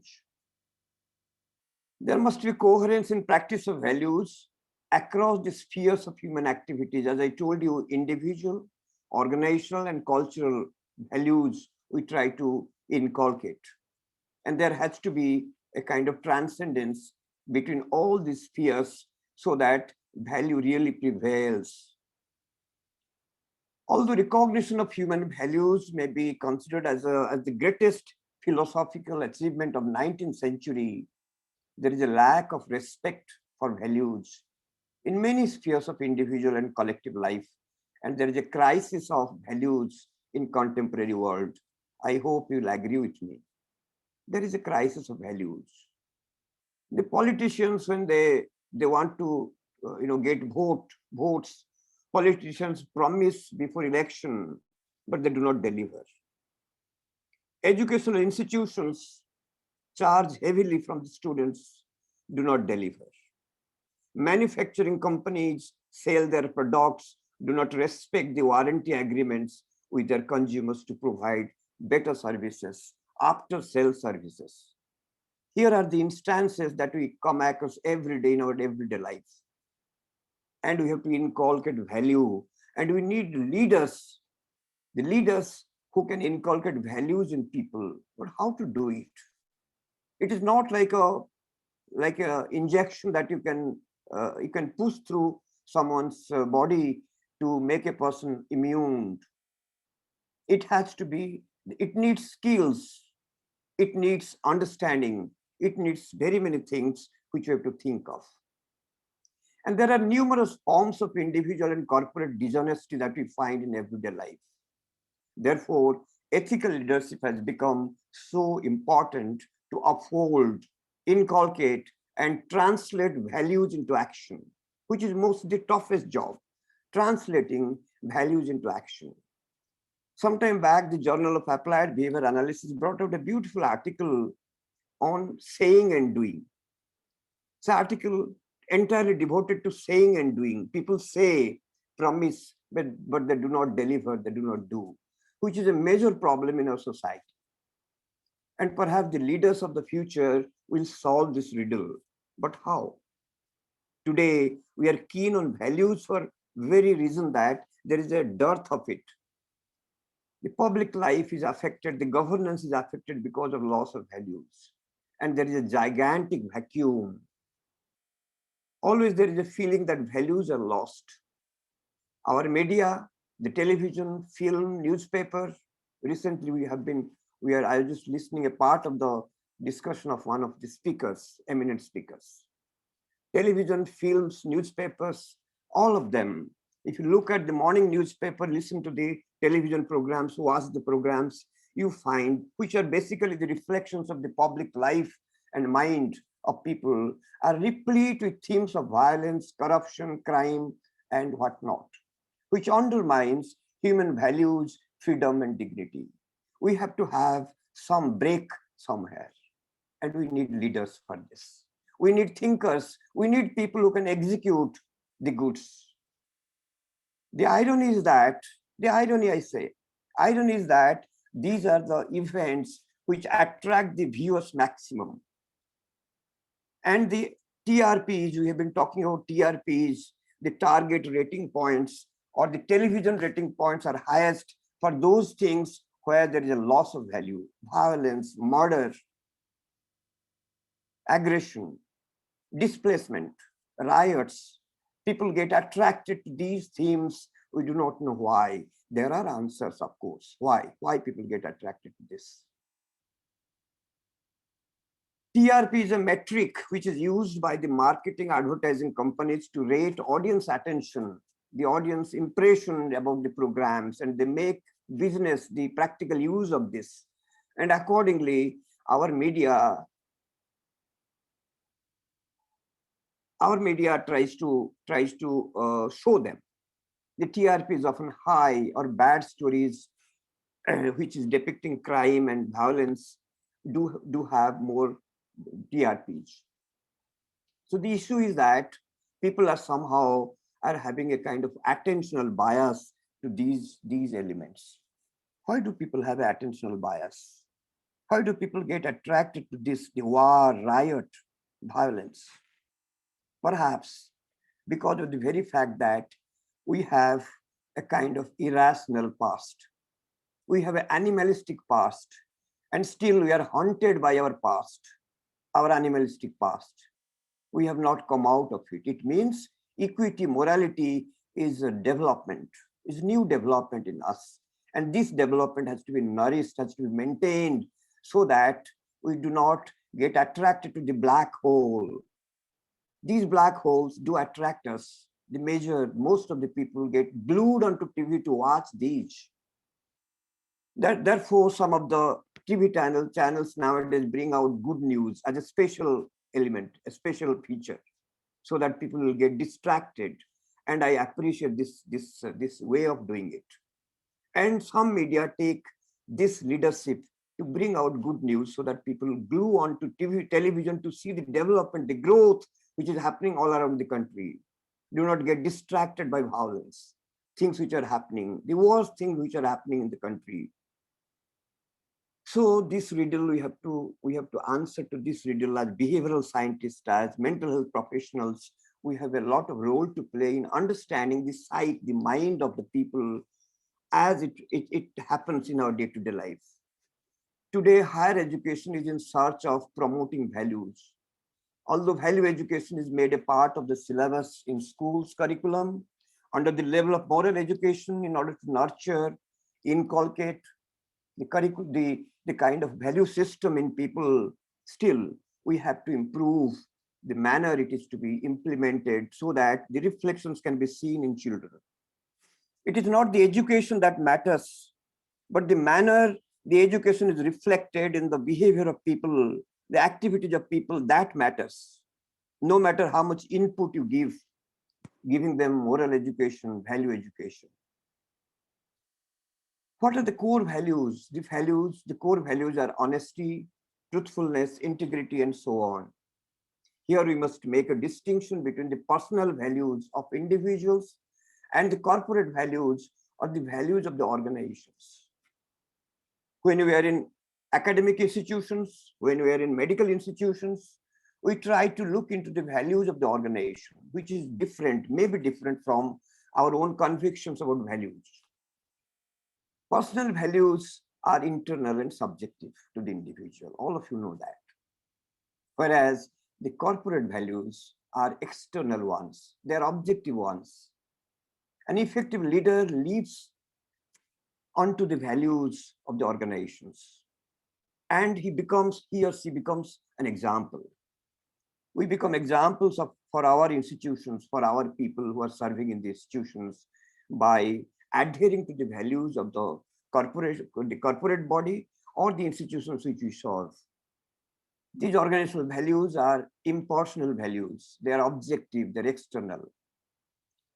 When there is a mismatch between the individual values and the values which have been propagated by the organizations, we say that there is a hypocrisy involved in it. And hypocrisy destroys the credibility and the trust of people. So what we learn from this is that we have to have values.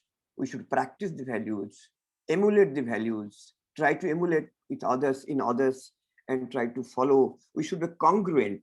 Our values should be congruent with the corporate values. With the institutional values, the universities which we serve, the institutions which serve, there should be a congruity. And only if there is a congruity, people will respect you. People will obey you.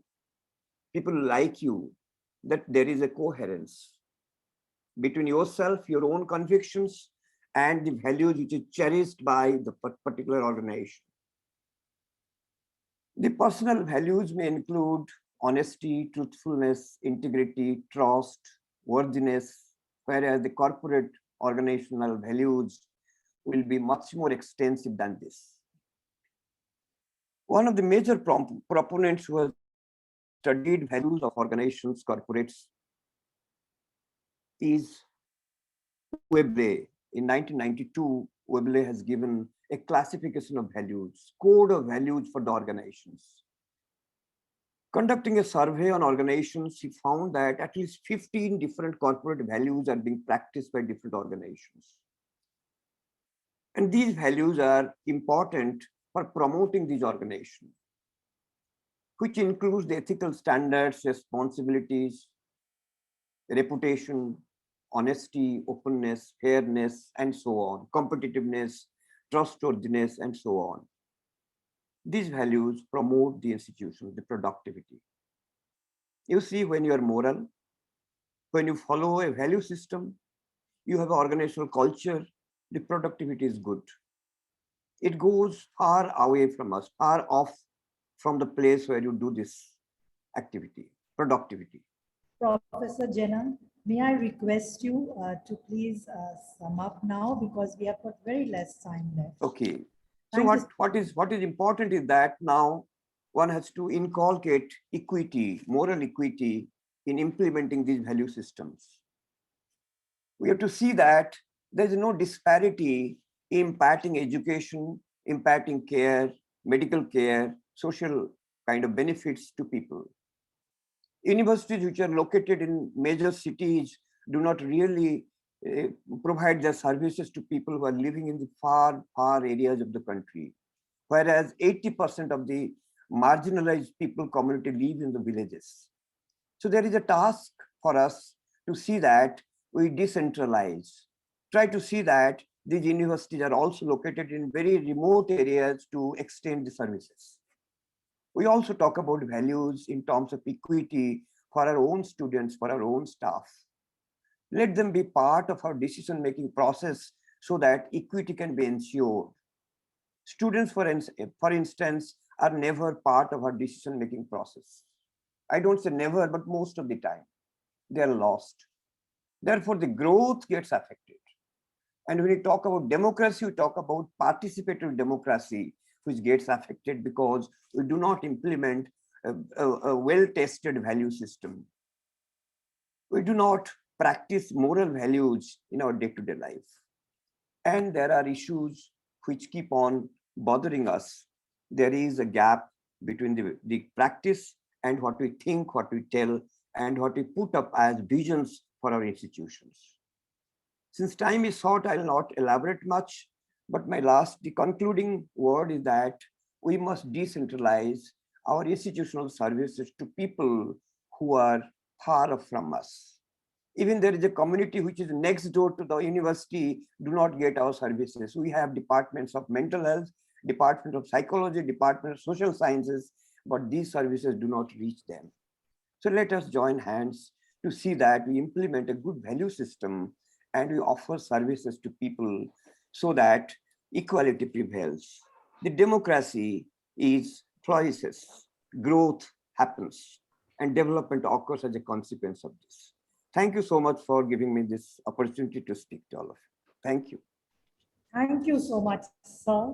That was wonderful. And we thank you for your invaluable insights into ethical leadership and role of values in our professional life, our organization, and our interactions with others. Thank you so much.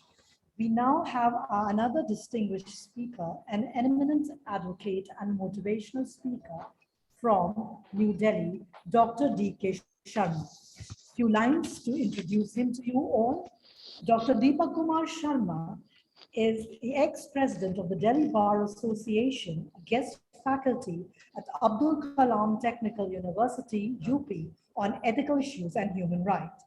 He is an academician par excellence with deep connections to the field of behavioral sciences and leadership. He is today a much respected personality and recognized as a human resource and life skills coach.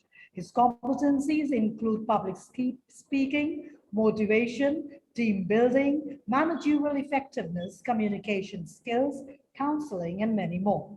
He works with many organizations in the area of stress management and strikes a fine balance between spirituality and reality. With this, I welcome Dr. Sharma to share his thoughts on the theme. Over to you, Dr. Sharma. Thank you, ma'am. मेरी आवाज स्पष्ट रूप से प्रत्येक श्रोता के पास पहुंच रही है? जी सर। धन्यवाद। एथिक्स की जब हम बात कर रहे हैं तो हमने अभी एक एग्जाम्पल देखा कि प्रोफेसर जैदी ने इंतजार किया श्री NN राजू का, क्योंकि वो चेयर थे, और ये एथिक्स है कि कार्यक्रम बहुत पहले शुरू हो सकता था, हमारे पास समय कम है, पर फिर भी एक एथिक्स है कि यदि हमने किसी को सम्मान दिया है तो उस सम्मान की हम रक्षा करें। तो मैं इसके लिए श्री जैदी को धन्यवाद देना चाहूंगा कि उन्होंने एथिक्स का परिचय यहाँ पर दिया। मुझसे पहले के वक्ता श्री जेना जी ने कई सारी ऐसी महत्वपूर्ण चीजें बताई और ये बहुत ही विविधतापूर्ण चीज हो जाती है कि एक प्रोफेसर जो 55 मिनट का लेक्चर लेने का आदी होता है, उसे 12 से 15 मिनट में किसी विशेष विषय पर जो उसके हृदय के बेहद निकट हो, कहा जाता है कि वो समाप्त करे, तो ये बड़ा मुश्किल हो जाता है। फिर भी प्रोफेसर जैना ने मात्र 15 या 20 मिनट के समय में जितनी चीजें हमें बताई, यदि उनका हम जीवन में अनुपालन कर लें तो बहुत अच्छा हमारा समाज हो जाएगा, हम हो जाएंगे और हमारा देश हो जाएगा। मैंने क्यों चुना हिंदी भाषा को? कल प्रातः 10 बजे से अब तक मैं सुन रहा हूं अनेकों वक्ताओं को ह्यूमन वैल्यूज पर, क्योंकि यह विषय मेरा निकट है। क्योंकि मैं मैथिली शरण गुप्त की इस बात आपको मानता हूं कि जिसको न निज भाषा निज देश का अभिमान है, वो इस धरा पर व्यक्त नहीं निरपक्ष समान है। इसका यह मतलब नहीं कि अंग्रेजी भाषा को में हमें सिद्धहस्त नहीं होना चाहिए, परंतु कोई भी व्यक्ति सहज रह सकता है मां के साथ, और यदि मां उपलब्ध है तो मौसी की आवश्यकता नहीं है। हिंदी हमारी मां है और अंग्रेजी हमारी मौसी। मैं समझता हूं एक दो ऐसे व्यक्ति जो वास्तव में सिवाय अंग्रेजी भाषा के किसी अन्य भाषा का ज्ञान न रखते होंगे, उन तक मेरी बात पहुंच रही होगी। हम बात कर रहे हैं यहां एथिकल लीडरशिप की। गांधी दोबारा पैदा नहीं होंगे। एथिकल लीडरशिप का सबसे बड़ा उदाहरण गांधी थे। आज पुतिन को हम देखते हैं अपने निजी स्वार्थों के लिए, बाइडेन को देखते हैं निजी स्वार्थों के लिए, जेलेंस्की को देखते हैं निजी स्वार्थों के लिए, और भी अनेक नेता हैं जिनके लिए लीडरशिप में एथिक्स कहीं खो सा गया है। अगर मैं कॉर्पोरेट लीडरशिप की बात करूं तो कोई भी आज की भी डेट में, आप मुकेश अंबानी हैं, चाहे गौतम अदानी हैं, चाहे एलन मस्क हैं, चाहे बिल गेट्स हैं, चाहे रतन टाटा हैं, रतन टाटा को जाना जाता है आज भी। जब भी कोई अमीर बनने की प्रक्रिया में होता है तो कोई व्यक्ति व्यंग में ये नहीं कहता कि हाँ हम देखेंगे तू बनेगा अदानी या अंबानी, क्योंकि एथिक्स जिंदा हैं। आज भी लोग कहते हैं हम देखेंगे तू कैसे बनेगा टाटा या बिड़ला। टाटा जिंदा हैं हर एक की जुबान पर, अमीरी का पर्याय होने के बावजूद, क्योंकि उनमें एथिक्स हैं। आज भी टीसीएस से जुड़ना कोई भी सौभाग्य की बात समझता है। यहां पे मैं एक निजी उदाहरण देना चाहूंगा रतन टाटा का। उन्हें एथिक्स की बात है तो उन्हें लंदन में प्रिंस चार्ल्स ने आमंत्रित किया एथिक्स के लिए, उनकी फिलैंथ्रोपी के लिए एक कुछ पुरस्कार देने के लिए, और पूरा आयोजन किया गया बंकिमगम पैलेस में। अनेक नेताओं को, अनेक अभिनेताओं को, अनेक श्रेष्ठ व्यक्तियों को बुलाया गया। रतन टाटा को जाना था वहां पर, लेकिन जिस दिन उन्हें फ्लाइट पकड़नी थी उसी दिन उनका कुत्ता बीमार पड़ गया। उधर आयोजक इंतजार कर रहे हैं और इधर रतन टाटा ने मैसेज पहुंचाया कि मेरा कुत्ता, मैं यहाँ पे नाम तो भूल गया हूं, पर जैसे भारतवर्ष में अधिकतर कुत्ता का नाम मोती होता है तो मैं यहाँ मोती ले लेता हूं। उन्होंने कहा मेरा मोती बीमार है और मैं उसे छोड़कर नहीं जा सकता। उन्होंने कहा सर आप जानते हैं आप क्या कह रहे हैं, प्रिंस चार्ल्स ने आयोजन किया है इसका, देश और विदेश के राष्ट्राध्यक्ष आपका इंतजार कर रहे हैं। बोला जो हो, मैं वहां नहीं जा सकता। ये बात प्रिंस चार्ल्स तक पहुंचाई गई और तब उन्होंने बिना नाराज हुए ये कहा यही तो बात है इस आदमी की, यही तो एथिक्स है इस आदमी का, जिसके कारण हम इसे सम्मानित कर रहे थे। ढूंढे नहीं मिलेंगे ऐसे उदाहरण। हम ये देखते हैं, अभी प्रोफेसर जैना ने भी कहा कि यूनिवर्सिटीज और इंस्टीट्यूट वो डिलीवर नहीं कर रहे हैं जो उन्हें डिलीवर करना चाहिए। हाई स्कूल में 6 सब्जेक्ट होते हैं, इंटर में 5, ग्रेजुएशन में 3, और मास्टर्स में जाके 1 सब्जेक्ट रह जाता है कि हम उसे उसका मास्टर बना दें। लेकिन आज जोर पास होने पर है। किसी तरह कागज की डिग्री उसके पास पहुंचा दी जाए, वह व्यक्ति समाज का, देश का, राष्ट्र की किसी जिम्मेदारी को लेने के लिए तैयार हुआ है या नहीं, ये हम नहीं देख पाते। हम केवल विषयगत जानकारी उन्हें दे देते हैं, जबकि वास्तव में जो ये थीम भी है जिसकी आज की, कि human value in higher education. Higher education में ही ह्यूमन वैल्यू क्यों चाहिए? क्योंकि हायर एजुकेशन लेने के बाद वो बंदा समाज में जाएगा, वो किसी कॉर्पोरेट वर्ल्ड में जाएगा, किसी नौकरी में जाएगा, राष्ट्र के लिए कुछ काम करेगा। और यदि उस वक्त उसमें ह्यूमन वैल्यूज नहीं हुई तो केवल शिक्षा के बल पर वो मैकेनिकल कार्य कर पाएगा। कई बार मैंने यहां पर देखा है कल से अब तक लोगों को वक्ता के रूप में बोलते हुए और कई अन्य चीजों को कहते हुए। मशीन के इस युग में हमारी भावनाएं भी मशीनी सी हो गई। जब हम धन्यवाद भी दे रहे होते हैं तो अनेकों बार वो धन्यवाद हृदय से नहीं आ रहा होता है। हमारी नजर इस पर है कि 3:30 पर वैलिडेक्टरी सेशन होना है और अभी एक वक्ता और थैंक यू का सेशन बाकी है। कई बार जब ऐसी चीजें रह जाती हैं, तो जब हम इन एथिक्स को प्रैक्टिस में नहीं ला पाते हैं, जो कि प्रोफेसर जैना ने भी कहा जिसका कि उन्होंने कहा कि हम वैल्यूज के रेस्पेक्ट नहीं कर पाते हैं, तो फिर उनको सिर्फ हम किसी भी प्रकार का राष्ट्रीय, अंतर्राष्ट्रीय या कितना भी बड़ा आयोजन कर लें, जब तक वो जीवंतता के साथ उसमें नहीं आएंगी, उनका उद्देश्य पूरा नहीं होगा। मैनिफेस्टो जारी करती है हर पॉलिटिकल पार्टी, वायदा करती है कि हम ये करेंगे, वो करेंगे। यदि वो अपने मैनिफेस्टो को डिलीवर करना शुरू कर दें तो एथिकल लीडरशिप आ जाएगी। लेकिन मैनिफेस्टो जारी करते वक्त ही वो जानते होते हैं कि ये वायदे हम कभी पूरे नहीं कर पाएंगे, फिर भी जनता मूर्ख बन जाती है। और मैं यहां राजनीतिक साउंड नहीं करना चाहता हूं, पर हम फिर एक पंजाब को किसी केजरीवाल को सौंप देते हैं। यदि हम इन चीजों पर अगर उनके मैनिफेस्टो को लीगलाइज्ड इस तरह का बनाया जाए कि चैलेंज किया जाए कि जो मैनिफेस्टो उन्होंने किया है यदि वो डिलीवर नहीं करेंगे तो उन्हें सत्ता से बाहर का रास्ता दिखा दिया जाएगा, यदि कोई ऐसी चीजें होने लगेंगी तो मैं समझता हूं कि जो हमारी पॉलिटिकल लीडरशिप है या जो हमारी कॉर्पोरेट लीडरशिप है वो एथिक्स पर न केवल ध्यान देगी बल्कि उसे अपने जीवन में भी लाएगी और लोगों की राहत के लिए, लोगों की अच्छाई के लिए उससे काम करेगी। यदि मैं फिल्म इंडस्ट्री की तरफ देखूं तो मनोज मुंतशिर ने एक बड़ा अच्छा गाना लिखा था जो हमारे भारतीयों की भावना भी होनी चाहिए, तेरी मिट्टी में मिल जावा, गुल बन के मैं खिल जावा, बस इतनी है मेरी आरज़ू। लेकिन उस वर्ष का फिल्म फेयर पुरस्कार किसे मिला? तू घंटा लेके आया है, तू घंटा लेके जाएगा। यदि इस सोच के साथ में लोग न्याय और निर्णय करेंगे तो किस तरह हम एथिक्स को निजी जीवन में ला सकते हैं? हमारा चरित्र किस तरह का हो गया है? चरित्र के बारे में कहा गया है, if money is gone nothing is gone, if health is gone something is gone, but if character is gone everything is gone. हमें ध्यान देने की जरूरत है कि हमारा चरित्र और हम जिन बच्चों का चरित्र बनाना चाहते हैं वो किस दिशा में जा रहा है। मैं स्वयं 49 बरस का हूं। मुझे बचपन में याद है मेरी मां मुझे महाराणा प्रताप, शिवाजी, भगत सिंह की कहानियां सुनाई करती थी। लेकिन आज की मां के पास समय है क्या अपने बच्चों को उस कहानियों को सुनाने के लिए? उन्होंने बच्चों के हाथ में कुछ ने मजबूरियों में और कुछ ने समय बांटने के लिए मोबाइल फोन दे दिए हैं।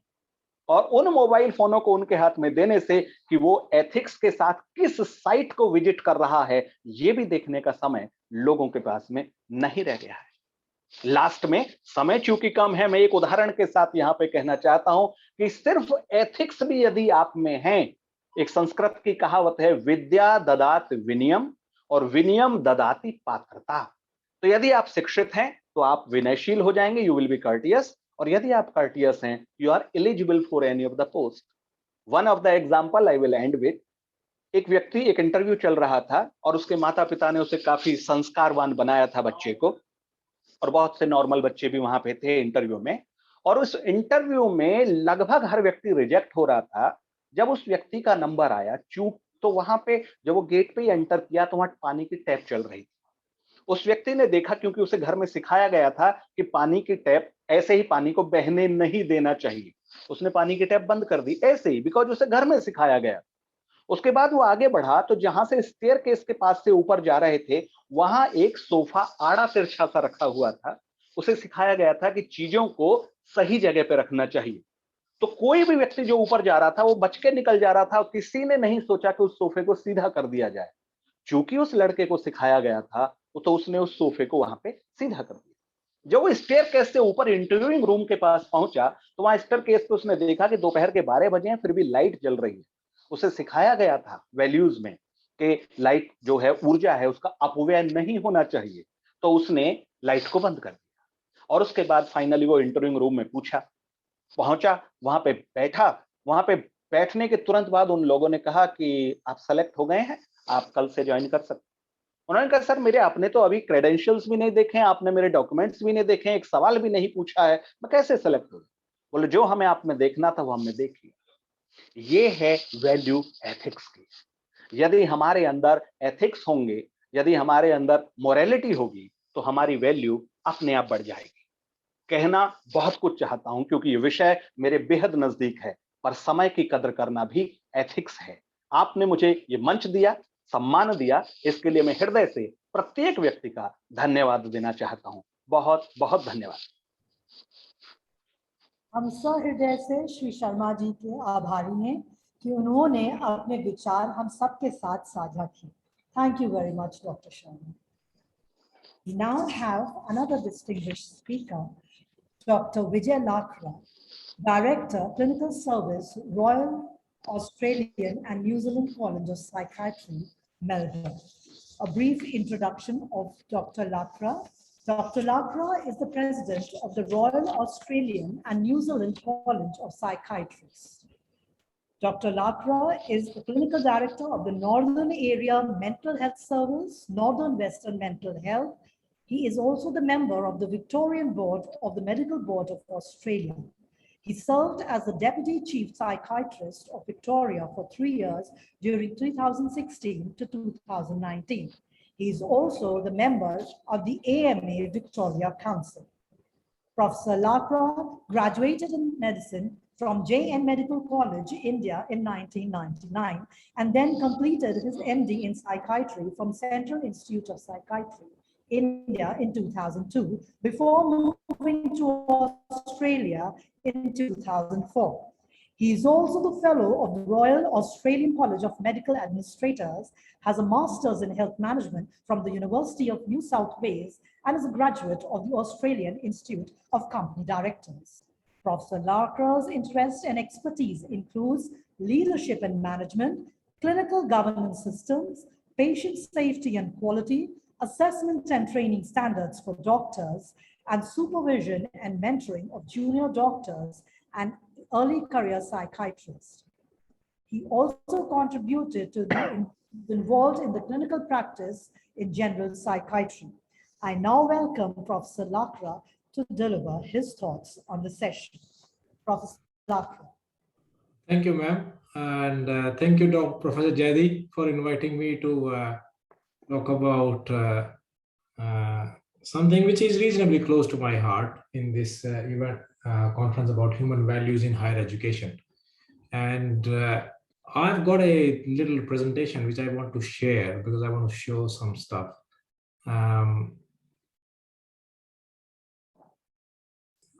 Just see if I can share screen, and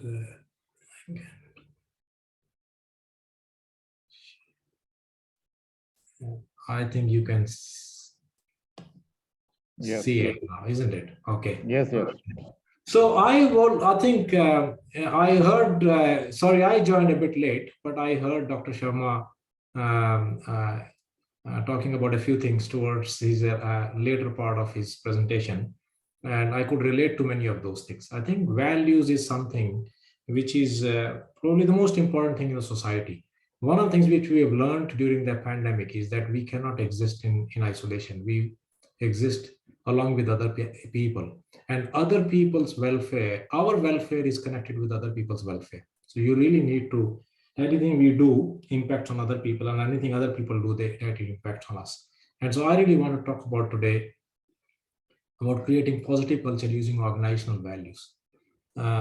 Most of us know that a lot of organizations have different values which they expect their employees to adhere. And I'll start with a little video. I hope you can hear it. Yes, and how are you guys? We all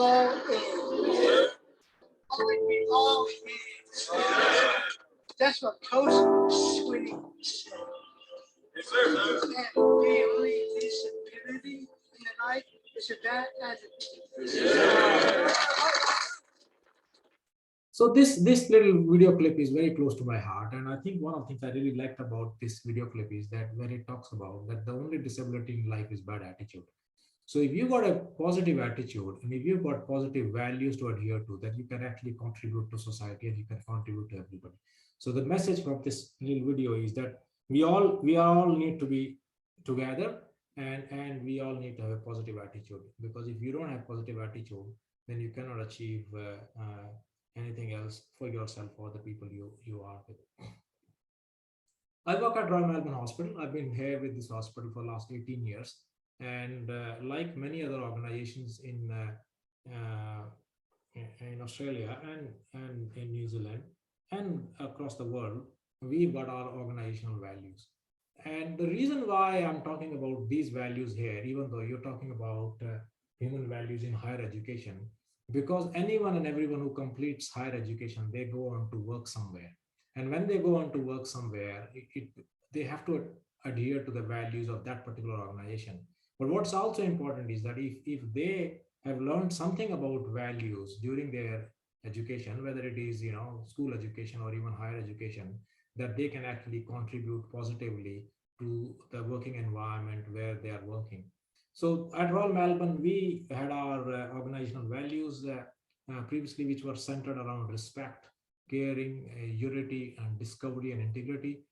They are kind of reasonably self-explanatory words that we'll treat everyone with respect. We care for our patients and their family members, that we work together as a team is what unity is about. And then we act with integrity. The value which, when we did some surveys and we tried to find out how people related to these values, what we discovered was that the value which most people were confused about was discovery. For a lot of people, it did not really mean what was about discovery. For us, the discovery meant that we kind of explore new things and new ways of doing work. But I think that was something which a lot of our staff did not necessarily relate to. And so after a review, we changed discovery to excellence, because in healthcare, one of the most important things is about providing excellence in healthcare and in service provision. And as I mentioned about COVID-19, one of the lessons from COVID-19 is about that our welfare is interconnected. And we saw that across the world, whether you're rich, whether you're poor, whichever strata of the society you are in, we are all interconnected with each other. When there were lockdowns and there were no flights, you could have billions of dollars and a lot of money, but you couldn't still fly because you were restricted to be in the country you were. And so that's where some of those issues did not matter, and our connectedness became more apparent to people. As part of that work, one of the other things we did where values were very, very important is this values during meeting behaviors. And so what we did was when we did that work to kind of try and understand what people meant by some of those values, how did those values relate to their day-to-day work, there was some lack of clarity around this. And so we put some of this information together. And so really putting these statements, for example, with respect, we kind of elaborated further that we speak and listen to each other with respect. We provide and welcome constructive and honest feedback. We don't talk over each other in meetings, for example. So there are the ways and examples we kind of demonstrated to people that how you can adhere to these values. Because it's very easy for people to say, oh, these are our 4 or 5 values. Organizations generally have 4, 5, 6, 7 values. Most of the organizations have values around respect and kind of integrity and unity, because they are very common themes across the society. But many times people don't necessarily understand what that value means to them, what it means to them at the work they do, or what it means to them at the place they are studying or whatever else they are engaging in. So that elaboration of those values was very, very helpful. And we found that people actually, our meetings were more effective, they were more productive, and people adhered to those values. And we did a, evaluation at the end of the meeting that we adhere to our values or not. And what that did was it allowed the junior most person in that room to be able to confidently speak up and say, no, today we did not adhere to our values because we were talking over each other, or we did not adhere to our values because 2 people came late to the meeting, or that we were not clear about what we needed to do. So I think that was a very useful exercise for us. That then led us in the next step for us, and we did this work at our organization a couple of years ago, and that was more around than looking at what do we do and why do we do what we do, and how do we contribute to our society. And again, the values figured quite prominently in this work. But what it helped us is it helped us understand that just having words as values is not probably the most important thing unless people understand what those words mean to you. And that's where then we kind of moved away from just having single words and moved away with these values about being people first and lead with kindness and excellence together. and a bit of a phrase around that: we put people first, we lead with kindness, and working together, we excel as one Royal Melbourne Hospital. And that's what we call as the Melbourne way. So really, I think it's a progression and transition for us as an organization from values which were initially explained just by single words to now values which people could relate to better. That slide kind of further explains what those values mean. What does it mean to be people first, and what does it mean to be leading with kindness or excellence together?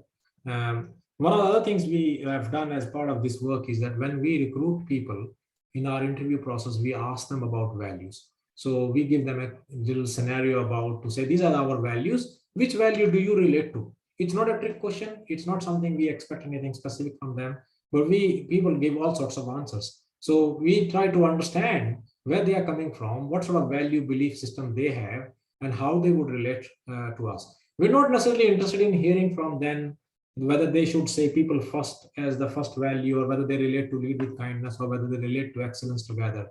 We are interested in, out of these values, which one they relate more to, and why do they relate to that value. And that's more important to us. So it's not really a yes or no answer. It's an answer which is trying to understand about their attitudes about things. It's trying to understand about their value and belief system, and whether that value and belief system can relate to us.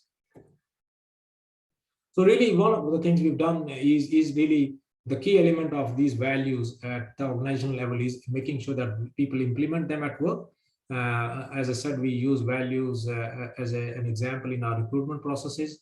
We also use the values in addressing conflict when there is a conflict between staff, because one of the things we talk about is, well, these are our values, and what you are doing or what's happening here is not in keeping with our values.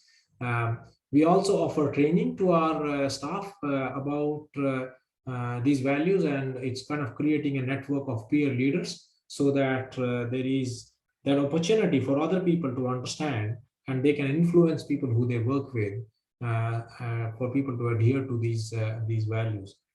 So in a nutshell, really, I think what we found is that having a system of values which are most easily understandable by people, which can explain things better to people, and incorporating them into day-to-day work, or in terms of initial recruitment and other issues related to everyday work, including having a discussion around values in the annual reviews. We've certainly found that has been a way forward for us, and it has helped us in a more positive way to talk about those values within the working environment, rather than just having 4 words or 5 words, and a lot of people don't necessarily understand what those values mean. So it's been a very positive, transforming journey for us. And I think that's probably it from me. And I'll stop sharing. Dr. Pragyan.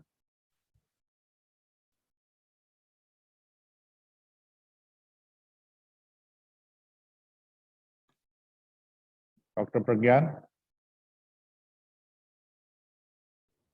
Sorry, I was unmuted. Yeah.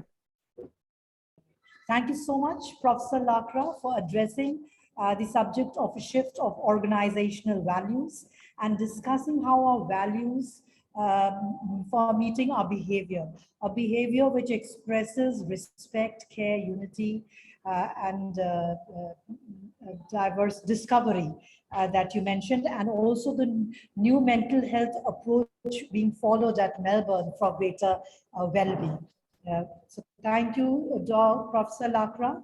And with this, we come to the end of the thoughts that all the 4 distinguished speakers have come up with, and enlightened us on the topic of this session on ethical leadership to create conducive environment based on moral equity. We now move on to the question and answer session, for which I invite our moderator, Professor S.Z. Zedi. A brief introduction. No, ma'am. Everybody knows me. There's hardly any time. I mean, they are all my contemporary, and they know me. Yes, thank you sir. very much. Thank you. Thank you very much. Thank you very much. They know me, and the time is very, very short. And I'm afraid that even questions may not be many because of the time. And I must say that it's one of the toughest time session or conclusion for me to sum up such a great ideas, thoughts by a real learned speakers, starting from chairperson to Dr. Jaina, Dr. DK Sharma and Dr. Lakra. But instead of going for the question detail, simply one or two things which I would like to focus as a sum up session. One is that everyone has, in one way or the other, in one sentence or the other, in one phrase or the other, has talked about crisis of values. बड़े अच्छे example दिए। Doctor जैना ने कहा कि TRP बढ़ाने के लिए हम वायलेंस बढ़ाते हैं। Something very, very, very painful reality that in order to earn more TRP, we have no other options but to enhance the violence in our screen. This is something which required very detailed thinking, that why violence is being appreciated so much.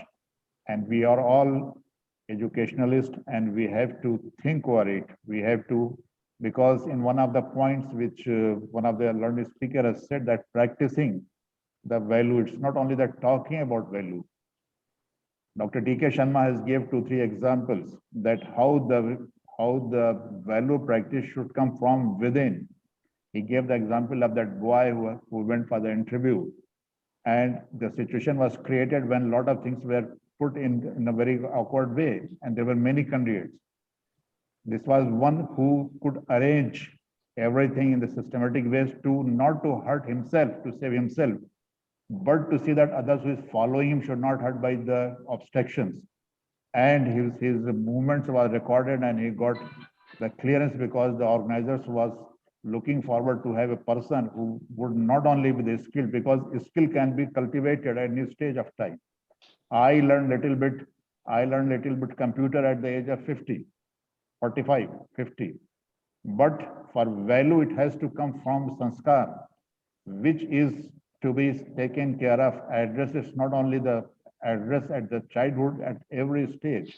Higher education, we are dealing with higher education. So we have to develop the sanskar of our employees, our employers, our leaders, our students, our teachers. So at this point, I thought that I must put as a sum up things.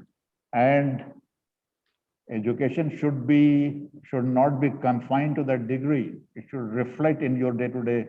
It should reflect in your day-to-day practice. It should reflect in day-to-day your adaptability. COVID experience given by Dr. Lakra is extremely good. That we cannot survive in isolation. We have to interact. And he has very rightly said that the well-being is interconnected. And if you go through the basic theory of sustainable well-being, you cannot enjoy alone within your house. If you will try to it after 9:30 p.m. in India, also at 10, somebody will come and bang your door. That shut up, don't make noise, I'm being disturbed. And if you are also engaging your policy in your happiness, he will not mind whether you are happy, you are enjoying the life even at the 9:30 or 10, because he's also part of it. I'm not talking in terms of the sharing the parties and inviting the parties. What I'm talking that in order to remain happy, you have to see that your policy is also happy. And that comes only if you have some basic human values, which is deteriorating day out and day night. So with this, and I'm extremely sorry that could not take up any question because of short of time. And I must say thanks to everyone, particularly all the learned speakers who has given lot of thoughts, lot of insight, but it's my shortcoming that I could not sum up as good I should have been, as well as I could not justify with you. Anyway, over to Chairperson Dr. Raju to give his last word of wisdom. Dr. Raju. Thank you, sir. Thank you very much for the excellent sessions we had. As you rightly said, the short of time really made the total session more than, I mean, less than complete, but nevertheless, listening to the wisdom of people, some Dr. Professor Jenna, Professor Sharma, and of course, my own friend, and from my own institution, Dr. Vinay Lakra, whom I have been interacting more regularly than others. So it indeed was a pleasure to have listened to them. As you rightly said, it is unfortunate that the human values have been at the receiving end. More, as you again painfully reminded us that to increase the, I mean, to improve the TPRs, violence is being created. I think another bigger example is that to sell the arms, wars are created all over the world. What a tragedy. I think when I was reading somewhere, when somebody, I mean, arm dealer was being discussed, he said, how do you sell these arms? He said, don't worry, we will generate war somewhere in the world. So this is a tragedy of the situations. And another more tragedy is that all unethical means and methods are used in our educational institutions too, where ethics are supposed to be taught, to be learned. But as I said, as I repeatedly tell, that there is something wrong with the entire system. And really, I'm not very sure whether just we have very shortcut answers. But nevertheless, our attempt should go on, as I said. Maybe we as the professionals from a body of psychologists and psychiatrists, or professionals who have been studying scientifically the behavioral models and the behavioral attitudes, I think we should come out. I think the onus is squarely on us.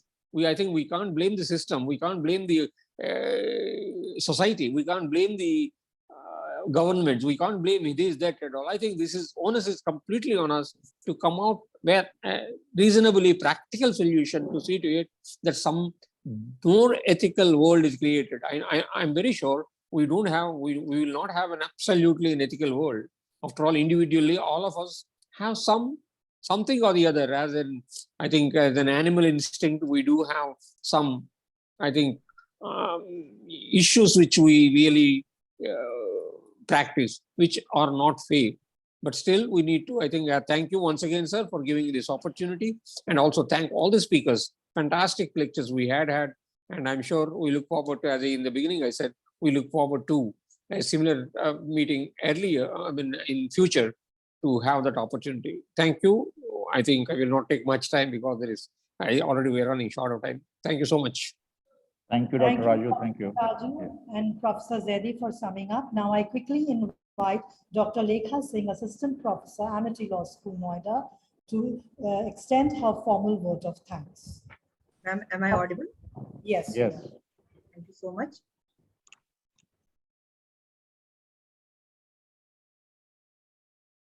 A very good afternoon to all the ladies and gentlemen present in this virtual house. On behalf of Amity University, Uttar Pradesh, I, Dr. Lekha Rani Singh, is here to propose the vote of thanks for the 2 days International Conference on Human Values in Higher Education organized by Amity University, Uttar Pradesh. On behalf of Amity University, Uttar Pradesh, I would like to take this opportunity to thank our esteemed speakers. Thank you very much, Professor S.P.K. Jaina, sir, Professor of Applied Psychology, Delhi University. We are grateful to you, sir, for accepting our invitation and deliberating insightful lecture on the said theme. I'm thankful to Dr. D.K. Sharma, advocate and motivational speaker, New Delhi, for accepting our invitation and for sharing his wisdom with us with relevant examples from life. I'm grateful to Professor Dr. Vinay Lakra, Director Clinical Service, Royal Australian and New Zealand College of Psychiatrists, Melbourne, for gracing the occasion and enlightening the audience on the theme. I'm also grateful to our session chair, Professor N.N. Raju, Professor of Psychiatry, President, Indian Psychiatric Society, Visakhapatnam, for his presence and accepting our invitation to be the session chair and provide insights on the theme.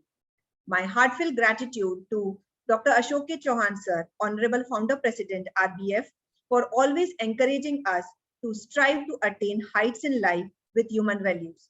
It's your vision and guidance, sir, that we are celebrating Human Values Quarter and we are able to inculcate human values in our students. On behalf of Amity University, everyone present in this virtual house, I wish a very happy birthday to Dr. Mrs. Amita Chauhan, Chairperson, Amity International Schools, who is an epitome of human values herself. Thank you very much, ma'am. I'm grateful to Dr. Atul Chauhan, sir, Chancellor, Amity University, Uttar Pradesh, for always motivating each one of us to grow as a good human. Thank you very much, sir, for always inspiring us. I'm also thankful to Professor Dr. Balvinder Shukla, ma'am, Vice Chancellor, Amity University, Uttar Pradesh, for her constant support and motivation for organizing this conference. I'm grateful to Professor Dr. Sunil Dhaneshwar, Pro Vice Chancellor, Amity University, Lucknow campus, for his support and cooperation in successfully organizing this conference. Thank you very much, Dr. Nirupama Prakash, ma'am, Director, Amity Institute of Social Sciences, for giving us this opportunity to organize this international conference session. I'm also thankful to our session co-moderators, Professor S.Z.H. Zaidi, Director, AIBAS Lucknow, and Professor Dr. Aditya Tomar, Additional Director, Joint HOI ALSN, for successfully moderating the session. I'm extremely thankful to our IT team for their continuous technical support, because of which we were able to conduct this international conference smoothly. I'm thankful to my esteemed colleagues from Amity University, Lucknow and Noida campus, Dr. Pragyan Dangwal from AIBS Lucknow campus, all the faculty members and students present in this virtual house for joining us and making this international conference a grand success. Thank you very much, everyone. Thank you. Thank you all. Thank you very much. Thank you very much. Lekha ji, thank you very much. Yeah, thank you very much. And I'm Raju. leaving. Yeah, thank you, sir. Fine, Thank you so much. fine, Yeah. Thank you. Bye-bye. सभी का Thank you. हृदय से धन्यवाद और आभार। Thank you. Thank you. Dhanyavad. See you. Thank you, Lakra sir. Thank you, sir. Thank you. Thank you. Nice to see you, Dr. Raju. Thank you.